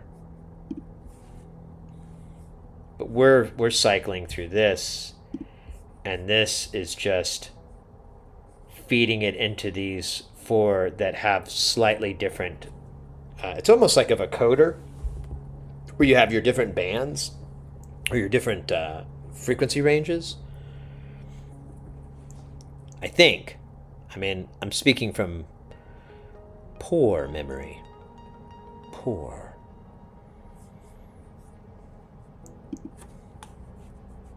I kind of want to build this. Now, the buy and tick has been around on some other sites and stuff before.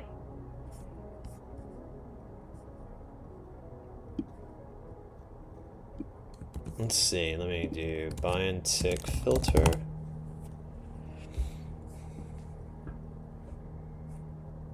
Oh.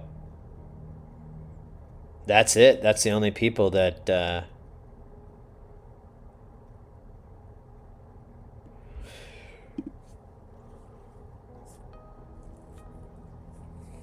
All right, at least we can look at the panel. So you got your oscillator function here, and you can control it. And then you have your feedback circuit. And then your amount that it's going to feed back into. That's one thing he was talking about. And then bandwidth and dampening. So it's not going to be like a regular sort of filter where you're like, it's like a low pass where you whoosh, or anything like that. Hey, Tronics, did I miss you over on the Whoa. That's weird. Did I miss you over on the YouTube some more? No. Okay, good. Well, I hope not. I saw your comment earlier. I think I replied, but either way, welcome in, mate. All right, this setup is so dumb. So the YouTube was broken. Oh, is it not working? Is like the YouTube stream just like garbage? Or is it just operator error? It looks okay, but you know how looks are. Deceiving.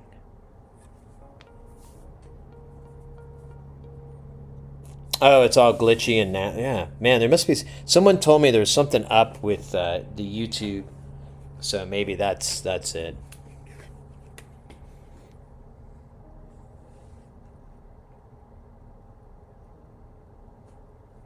Yeah, but not like a filter. Yeah, I hear you.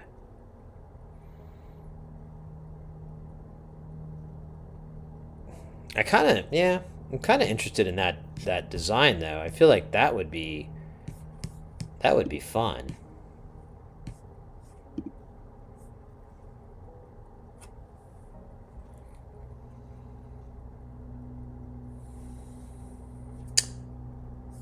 Yeah,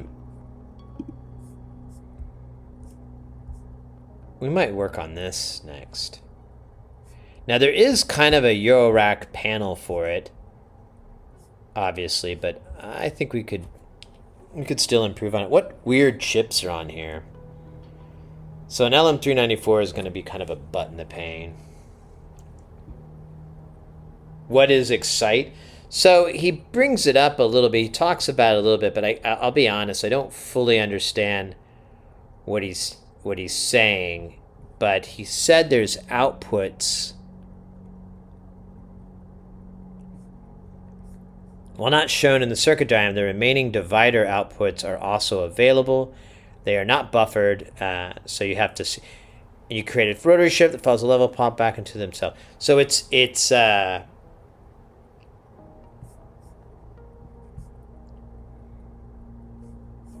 I shouldn't have closed that page just yet. Oops.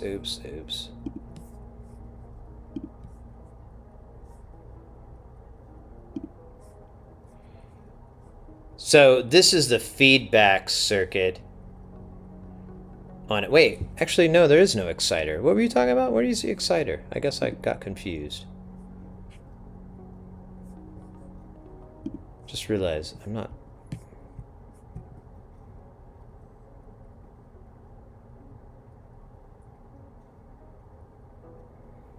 Yeah, I'm definitely interested in this. So maybe we can get it started, so we know we got to work on it.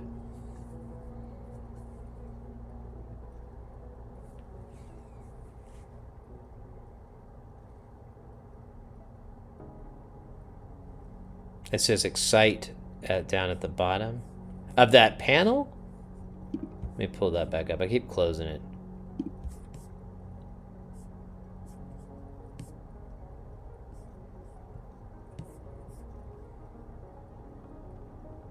Okay, let me open that up one more time. Oh, it's the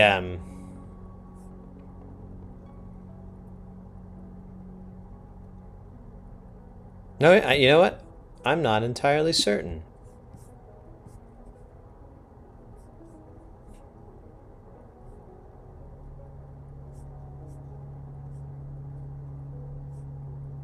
Let me see if I can figure that out.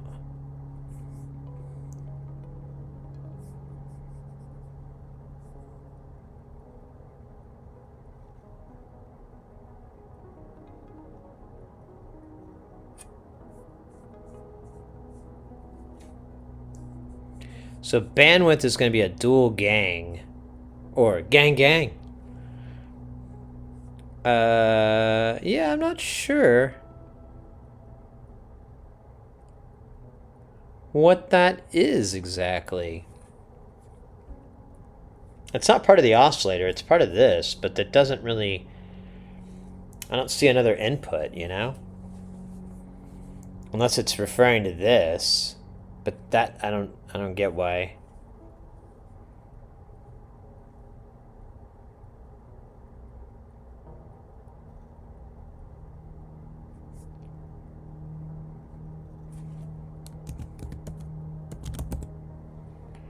Alright, here you go, buddy. The lower divisors of the output via the 2 to 5 rotary switch. Position 1 is the input of switch jack. The output of the switch is the level of the second signal input of the PCB. Position 2 to 5 of the rotary switch now provide 4 signals 1 octave apart to excite the filter when it is adjusted to near resonance. So I think the exciter might actually be like a resonance.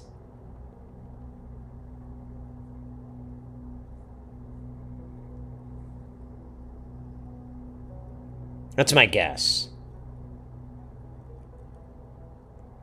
I think that's what it's supposed to be, like a resonance thing. Because that kind of, I mean, sometimes on filters, that's what they'll call them. Is they'll refer to it like excite. But I always kind of wondered if that was a term thing, you know?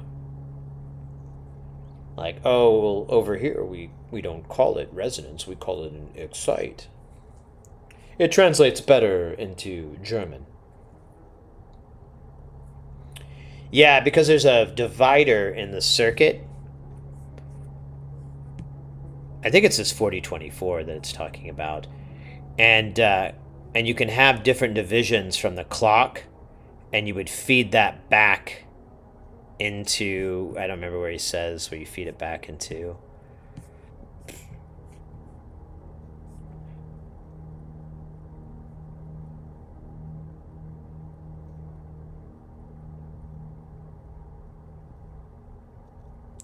Yeah, it just has this breadboard thing. I think, well, those are the divisions, but that's ground. Yeah, I don't know. Does it ground out? Oh, no, that's the level, and then the level goes to the input. So, yeah, it feeds the... It does a feedback on one of these inputs coming back into it. Which is weird. I don't know why you'd want to well, okay, it would be the oscillator divided down, so you'd have like an octave division into it mixed with the sum of the signal. And that's going to cause like weird cross mod yumminess. Yeah, this thing sounds really cool. I wonder if we could find some demos of it. Let me give me just a second here. Let me see if I can find a although YouTube is effed up, isn't it?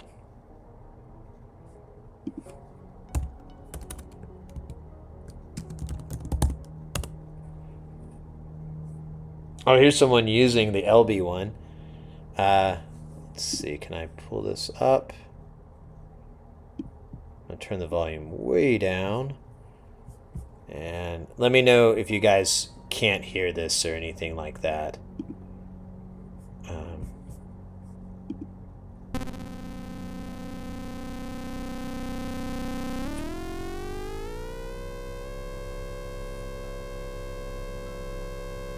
Great shot of your hand, bro.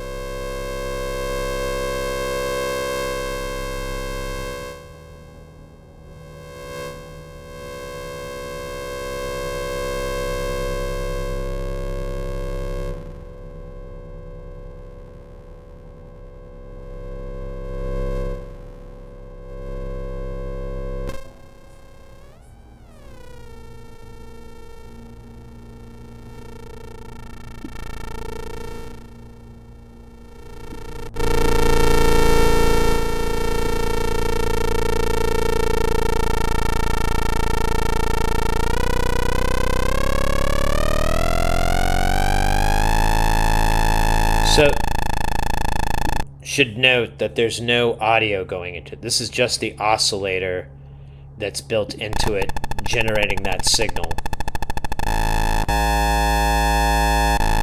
He's changing the different feedbacks.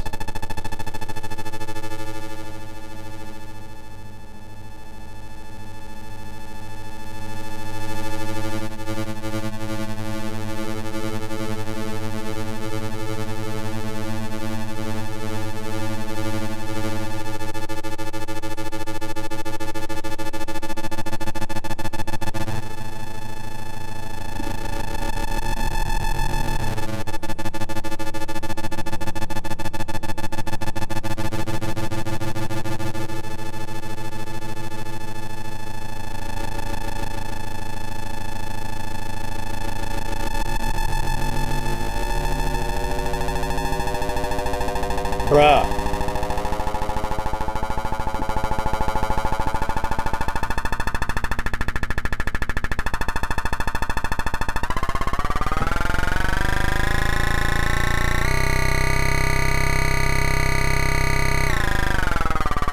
He's just playing with the chorus.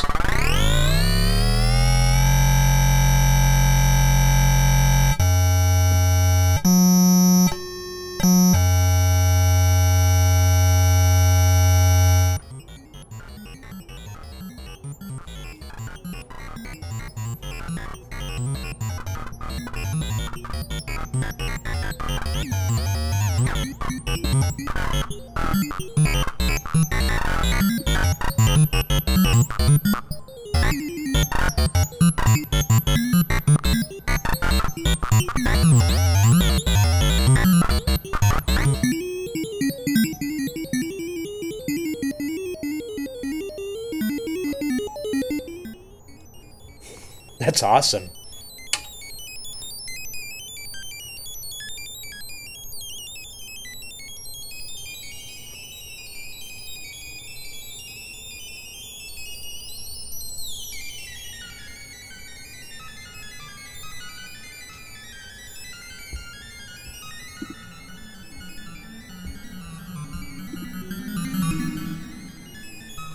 This is awesome.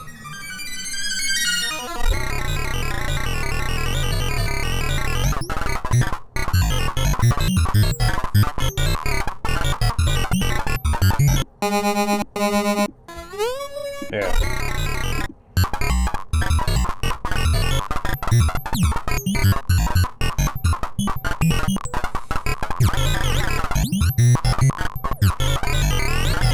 Come on.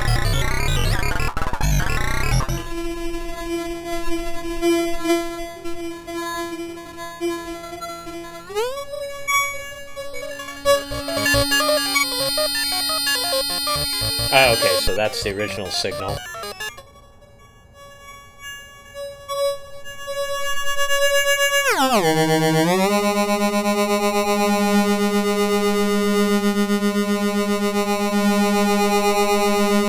Oh, that's X. That's excite. That's for an external signal. That's what's going on.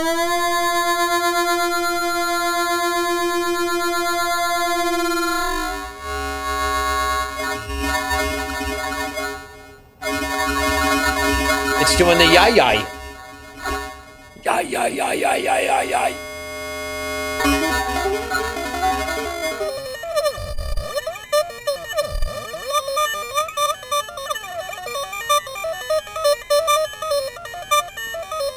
Take my money. This is awesome. We should make this a little mini project, maybe.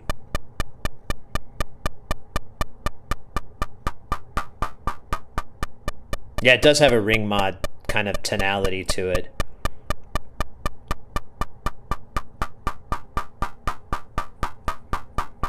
Put a little verb on it, buddy.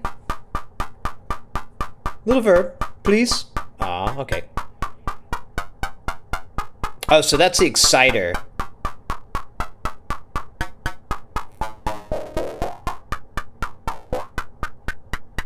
$160. Well, you're not missing anything visually, Jet Pinky. Welcome in, by the way. The Well, this is a great video. It'd be nice if they would have turned the auto focus off. Or maybe shot it from the top down, or... I know, this is... There we go. I need that verb, baby.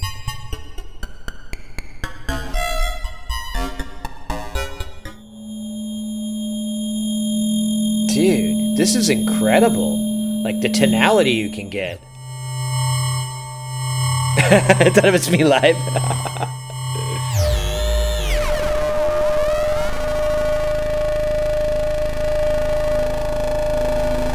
No, I would hopefully turn the autofocus off.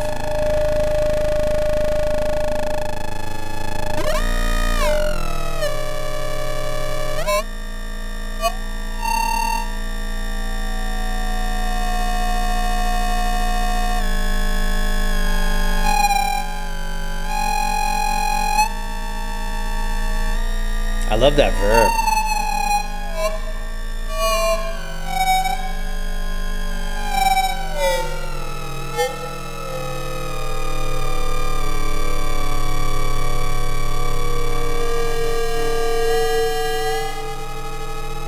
I wish you gave like an explanation on what was going on. There we go.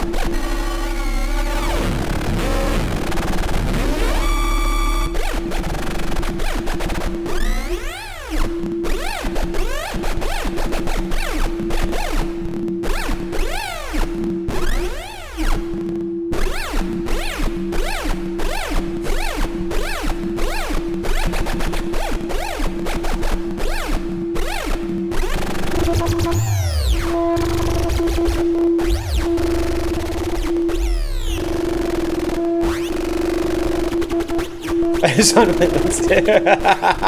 That's great, mate. I've been there.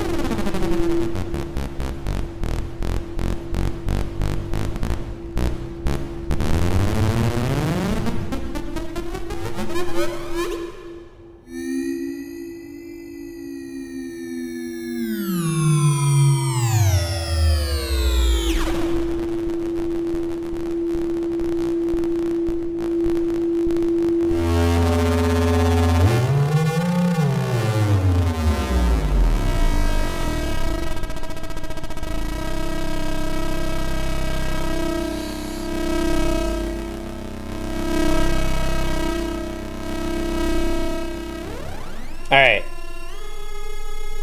I think I've heard enough here. Oh, I was wrong.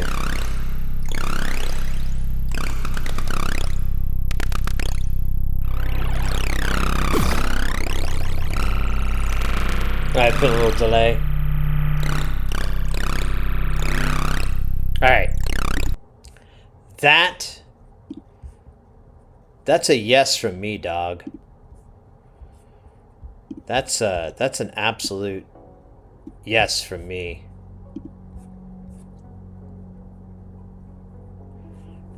I love the weirdness that comes out of that thing. That's killer. All right.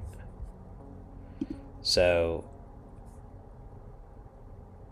I guess we could at least get the file started up.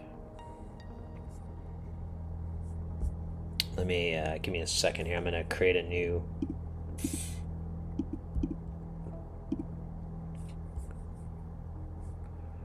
Oh yeah, save. Alright, give me just a second. I'm gonna create a new project here. New project.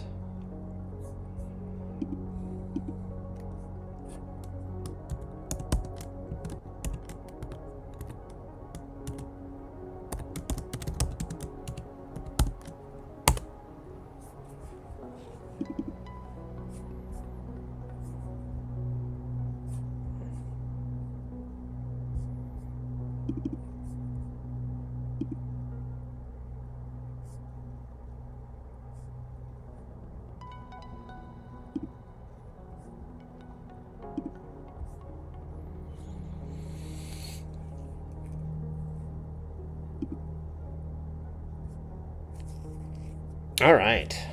Well,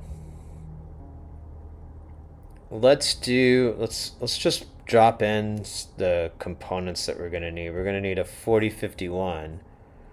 Was that in here?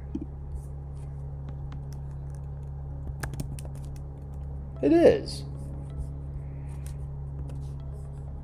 We're gonna need 2 of those. And then I believe, oh shit, where is it? 4024.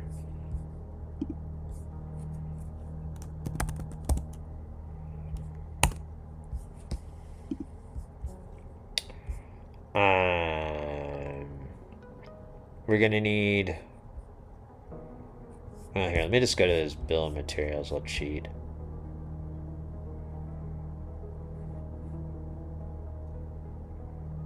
We need 2 TLS 72s. And we're gonna need a bunch of other.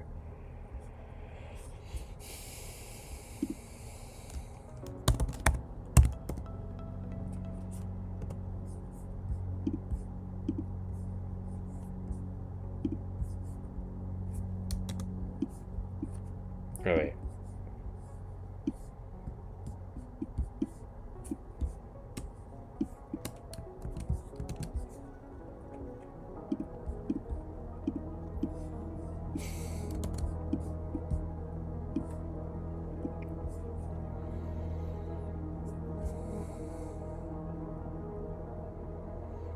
Now, I don't know if it's going to have these. Let's see if it has a 3140.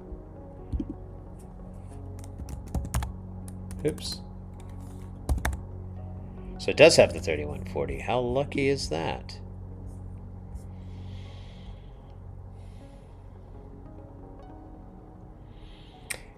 Yeah,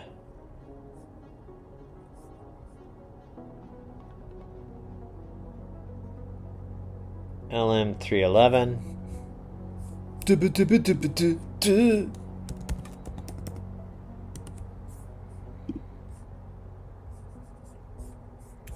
Does, all right. Let's keep going. A 394.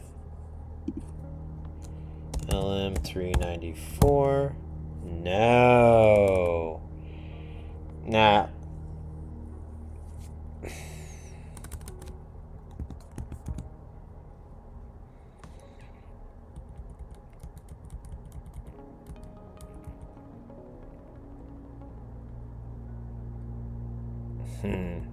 So this is something we're gonna have to figure out. I think there is. He says they're similar. Let me switch over real quick to.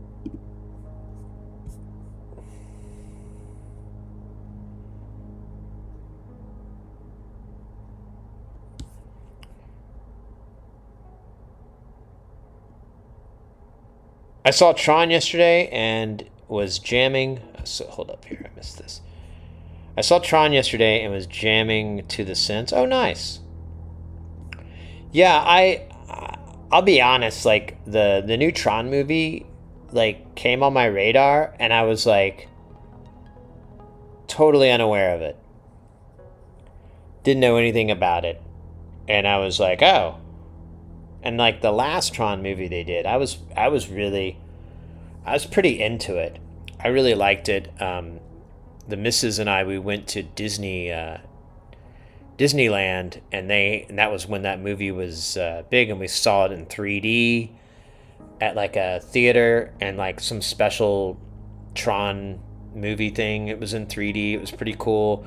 And then the neatest part, the part I thought was kind of like let's go Disney, let's go production company, was they had this dance club it was outside, and they made it out of all the scaffolding, or not scaffolding, all this truss, and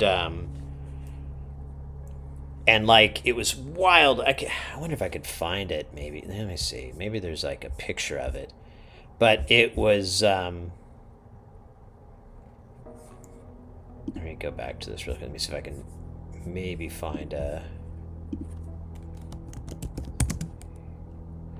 What year is that? What was the Tron movies? Let me just see.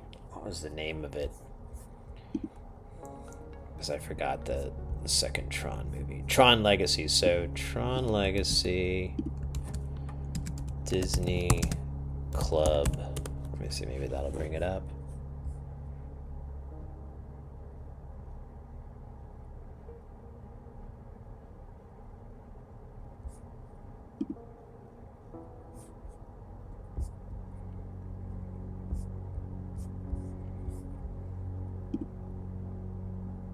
Kind of.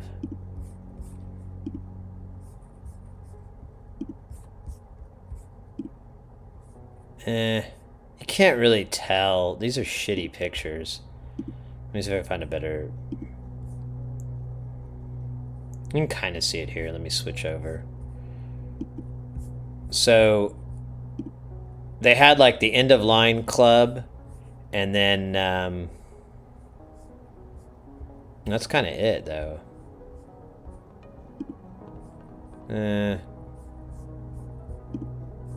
I kind of saw better pictures earlier. Let me go back. I saw, yeah, the Electronica. Now this is a terrible photo, but you can see there's like this truss structure that they built, and they also had, you know, a replica of Flynn's.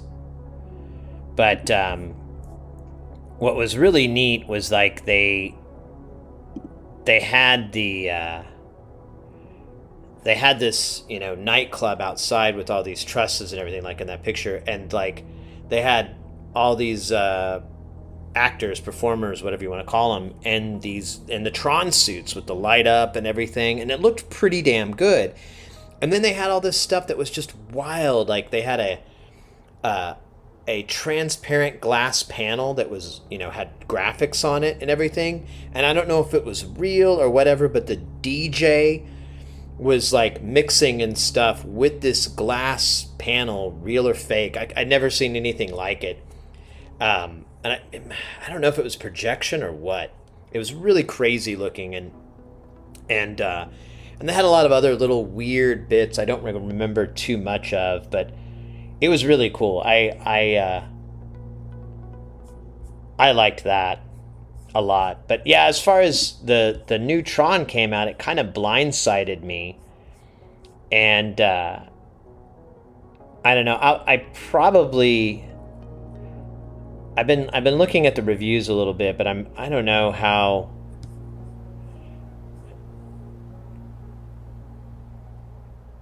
I don't know how into... That's what I needed, the 2210. I don't know how...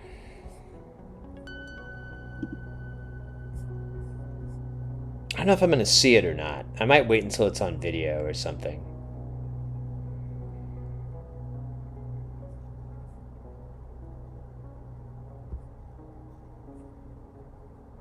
I don't know. Did you say you saw it? Did I read that right? Yeah, so you saw it. Did you 3 out of 4 stars for you? Okay. So it wasn't bad, but it wasn't the most... Whoa! Get you a snack or something. Whoa! Anonymous with the $20 tip. Mate, thank you so much.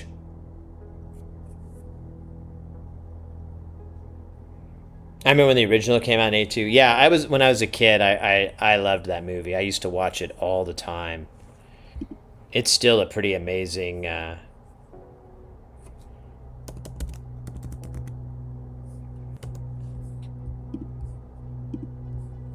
There we go. Now we got 2210. We'll use that instead of the LM394.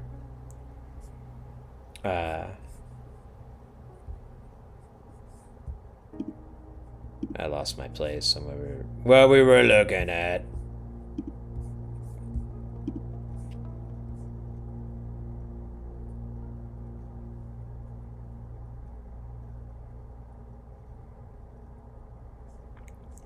Yeah, Bridges is great. You know, the cool thing with that movie is just how it was made, which was multi-layer rotoscoping, which I I don't know of too many of the films that ever did anything of that level other than A Scanner Darkly. They did that, but I mean that's modern rotoscoping technique, which probably is a little bit easier than what they were doing back in the 80s and late 70s. But what's remarkable is like they acted to these like very simple set pieces and whatnot. When you think about that, that's some great theater, great acting and whatnot. 356 TLO 71. I'll just use a TLO 71. I'm not gonna fucking do an L. Well, what is an LF 356? What the fuck is that? Oops. I keep forgetting to switch the screen back. Sorry, guys. All right. Well, we can use that instead of a TLO 71. Maybe it sounds amazing.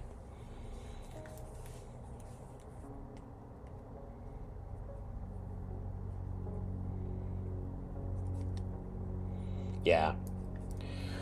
Well, I recently saw like it was like a TikTok or an Instagram video of this guy's obviously wasn't alive when the movie came out, or if he was probably younger than me.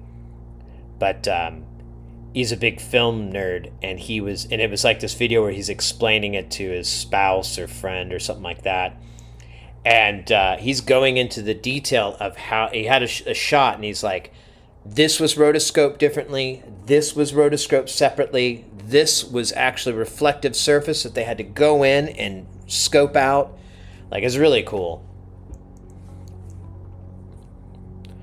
And such a neat way to accomplish that that problem that it presented, which was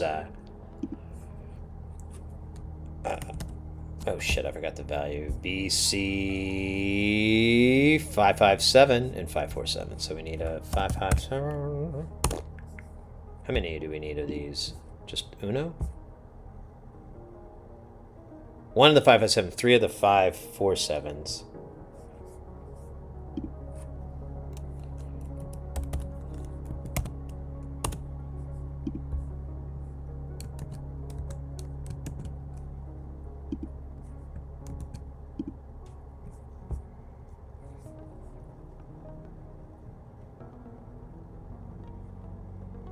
I think there's a 4856 in here. What the fuck is that for? That's a diode? What do we need? What is a 4856? I don't remember what the fuck that is. And it says or similar, but well, here, let's just do it. Oh.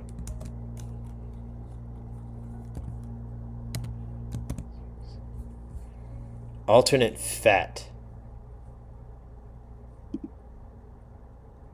Oh, shit. I didn't know that. So, okay. 2N 4850. Yep. So 2N 4091.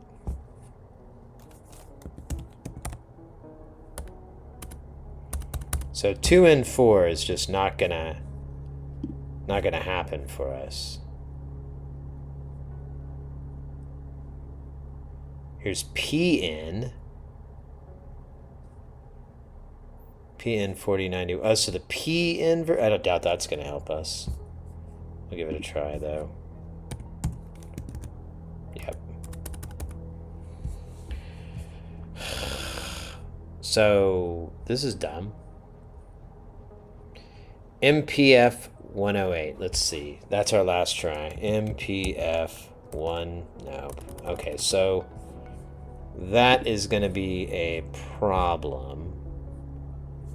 One is finding that component. And then we're gonna have to build a. I thought 2N was like a diode designation though. That's so fucking weird. I never. Not too familiar with that. Let's find it on the schematic, or maybe we can find it on the board here.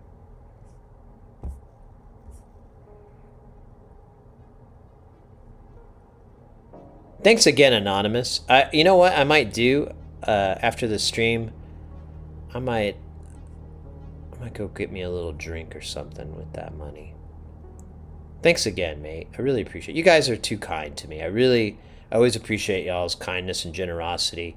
And I'm not speaking strictly, monetary.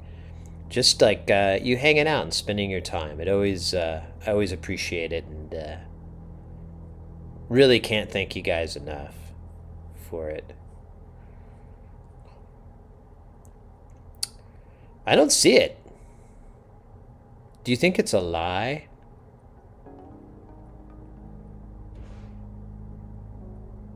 I don't see anything that even starts with a 2N.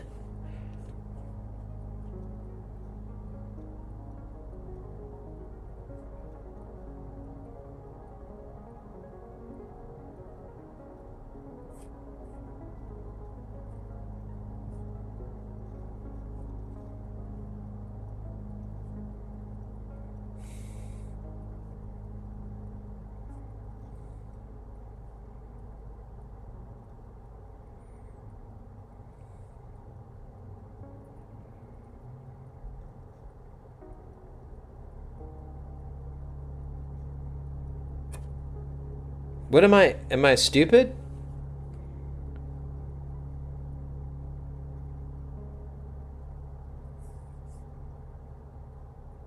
Wait, what? Those are transistors. Donka.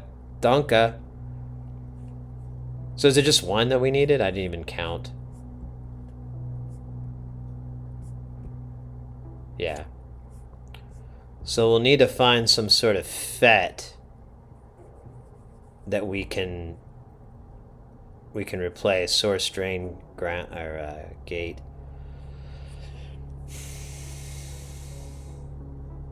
You know what's funny too? Look at that. It's got he's got it set for alternate footprints too.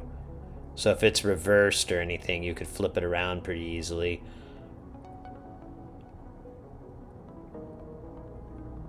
If drain and gate are reversed. Interesting. Okay.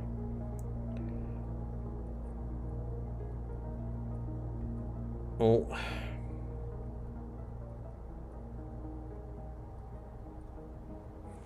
Let's do a quick little deal here. 2N 4956 alternative. I'd write the wrong value. I feel like I did. 4956. Yeah, that's what I said. Jackass. Can you even buy this anymore? It doesn't look like it.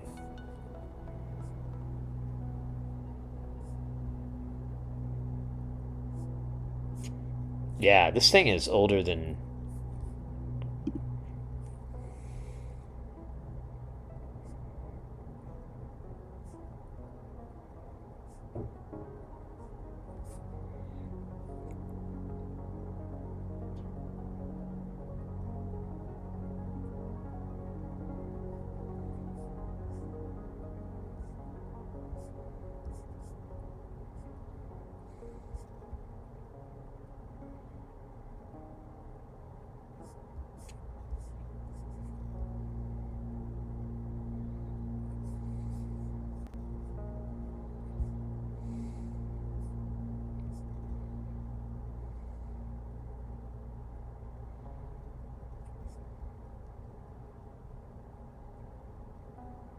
Are these all the alternates?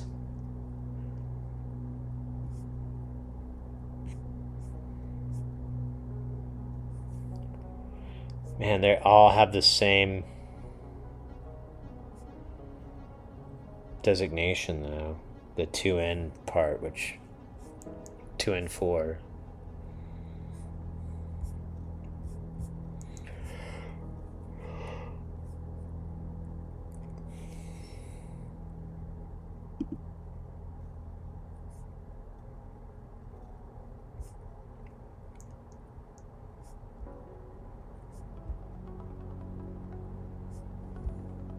Might have to dig deeper on this.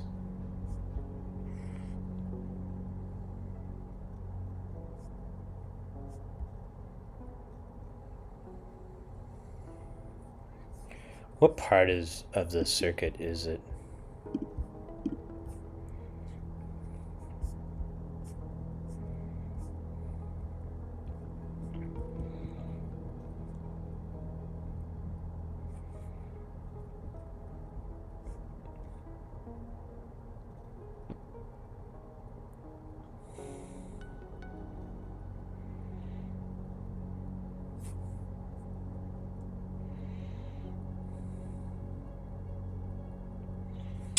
Not seeing it.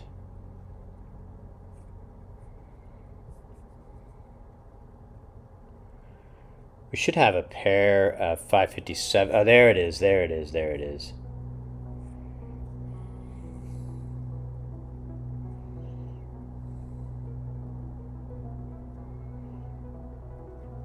Let me double check one more time.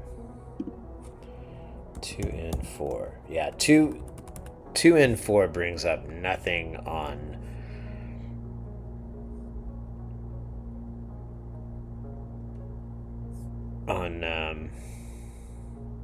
wait, this says 4856. Is that my problem?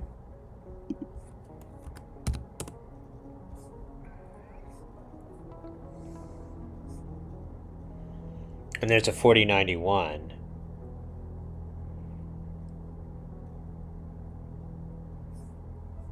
Yeah, the 547 and 557s we could do the 2N39. I like those, are pretty much interchangeable. I have so many of the 557s and 547s thanks to nonlinear circuits that I'm not gonna switch that horse out. But this damn FET here is going to be a little trickier to find.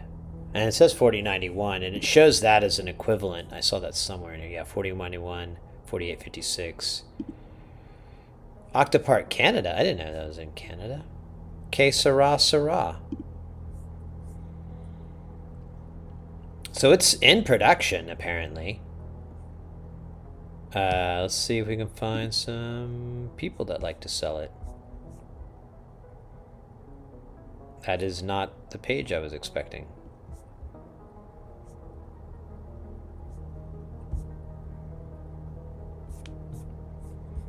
It should just show up on Mausa. In this, in here.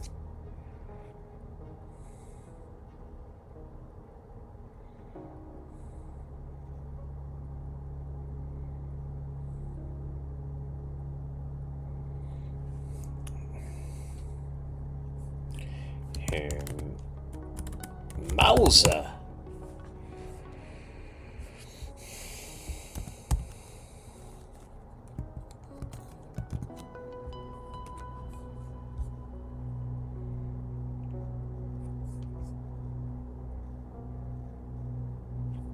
Dude.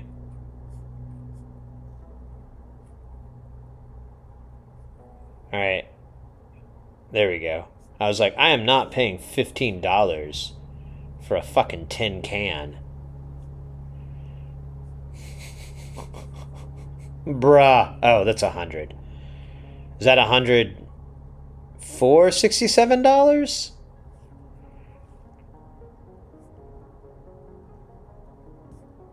Yeah, we have to do limited quantity here, so let's do.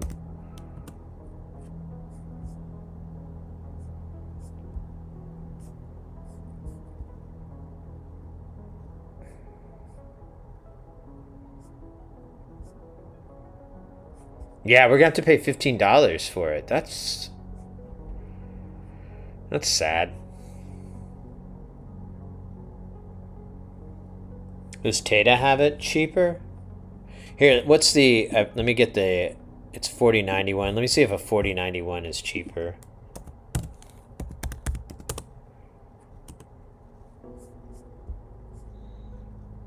Negative. Oh, wow. $43? Whoa.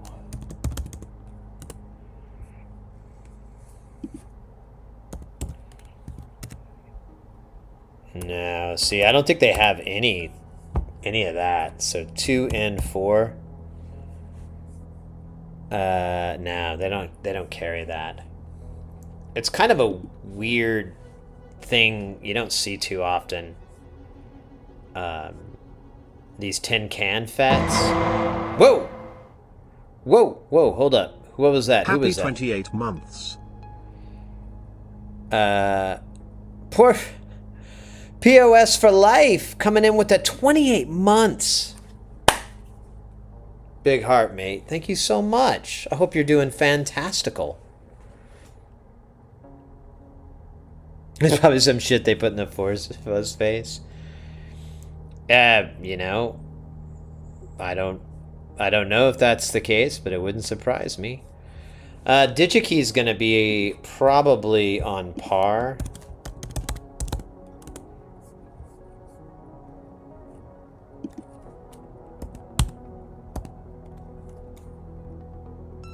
What was it? It's 48.56. 48.56.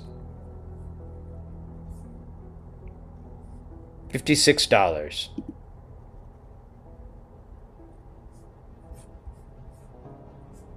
Oh, for 100. Damn it. And then I forget again. 40.91.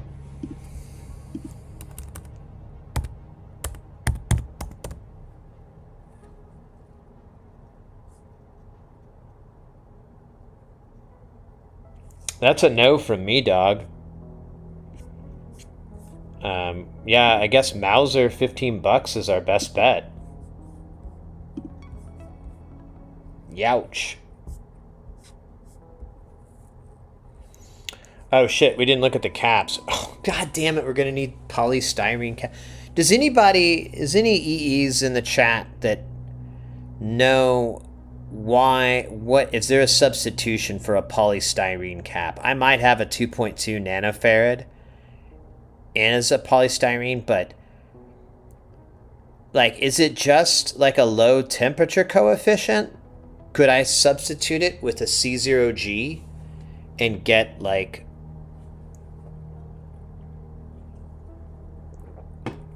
the same?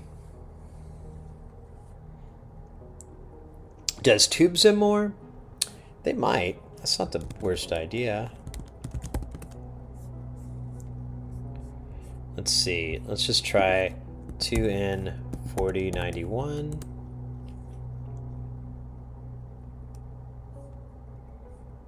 Nah, kind of. Ah, shit, I forgot. I closed the other one. It's 48.56. Negative.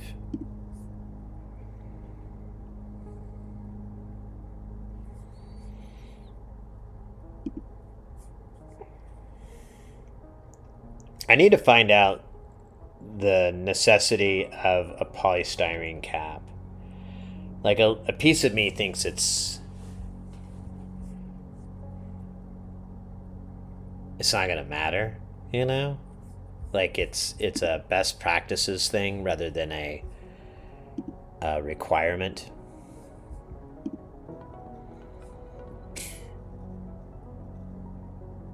I could totally be wrong though. You never know.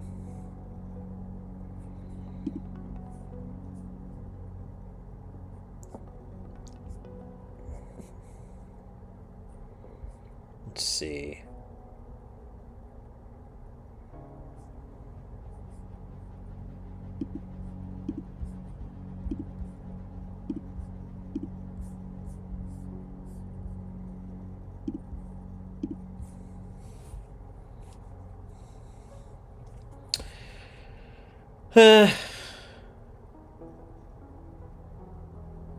Well, it's a good start. I think we got a good start here with our parts. We'll have to make a footprint for the FET But that would actually probably be a good good practice. I think we were talking about it earlier, like making footprints and so forth. It's 4856. Yeah, 4856. Did you find it? Did I not? Maybe I don't need the 2N at the preceding it.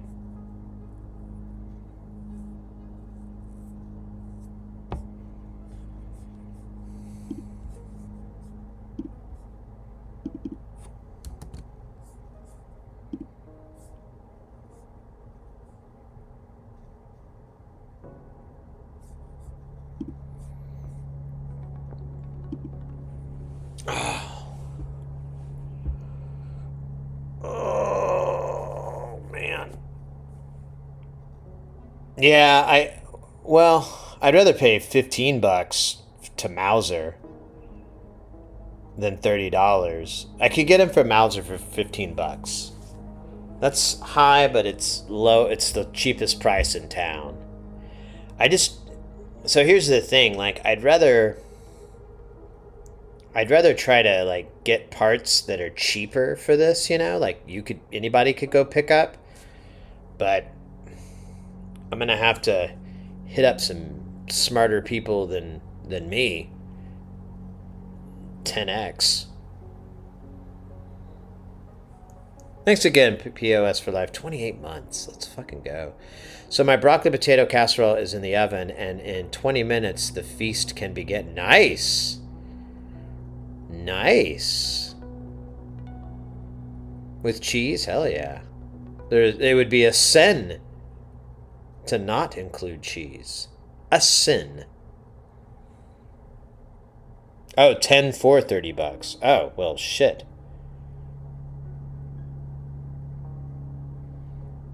Do they come from China? Because I will not. No. I gotta do a shitty impression of a shitty shit. Cheddar. Ooh. Hell yeah.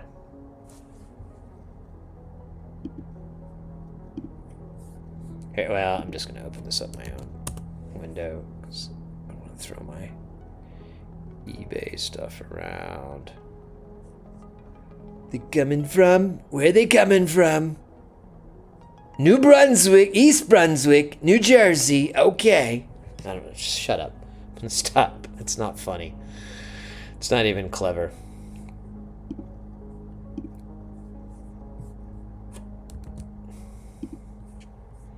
It's just fun to say China that way these days. Well, cool. Well, then maybe I'll pick that up. That sounds like a good plan. Speaking of which, now I'm looking at the time, I should probably, I should probably work on ending the stream here. I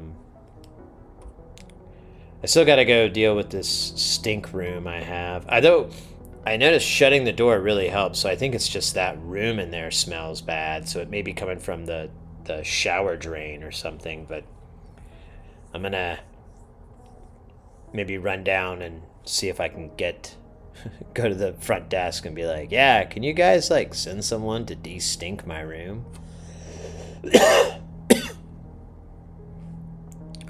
Sid got to. Well, I've got tomorrow's not too bad, and I don't know what I'm gonna do. There's always a chance I might stream tomorrow, but we'll see. I thought about it. Yes, I thought about today. Like, oh, maybe I should stream. Excuse me. Hold on. Let me get a chug. Maybe I should stream tomorrow, Thursday, because I work a half day, so I'll be done around noon or so. But I thought I should use that time and get something to eat and then go across town and check out this pinball place, because I feel like I'm going to be mad at myself if I don't check it out. They close at 8. I don't think I'm going to stay the whole time, but you never know. Might be really fun. But that's on my plan for tomorrow. And I think the rest of the week, it's pretty busy. I don't know. my boss, client, whatever you want to call him, he didn't give me a real detailed schedule on what's happening. So it might be, I might have some days where I'm finished early or whatever. We'll see. I should mention here, let me do the social link there. If you're new to the channel and you like what you got here, and I know right now things are a little wonky with the streaming schedule, but once I get back, we should have a fairly normal schedule. There'll be a little bit of the regular, like, hiccups and knockouts, but the majority of it's going to be pretty normal. So, and we'll be in the lab. It'll be a lot better. We'll be actually building stuff, working on our modular madness, as it were. But yeah, we'll see. We'll play it by ear if I can. I'll definitely try to stream and hang out with you guys. We've got the buy and tick filter started. We can finish it off or work on it more here in a bit. Other than that, guys, let's go ahead and get our raid rolling here. I've got Astro Canuck, our good buddy, over on the Twitch side. It looks like the YouTube, I don't have anybody up on YouTube right now, so we'll just let the YouTube stream end in its natural state. But thanks again, guys. Really awesome. We got a bunch of new follows here. And POS for Life, given 28 months of love into the deal, as well as our Anonymous giving a wonderful $20 tip earlier. Thanks again, Anonymous. Super duper appreciated. I'll definitely try to put that money to good use and not squander it on cheap booze and hot coffee. That was stupid. Usually I screwed it up. I was going to do the joke, I won't spend it on cheap women and hot booze, but I'd already started off and I realized, like, oh man, I screwed up the joke. Maybe I can save it.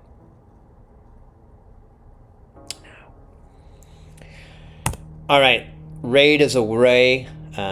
If you're into the raid call life, definitely hit that up and throw that love in the chat for our buddy Astro Canuck.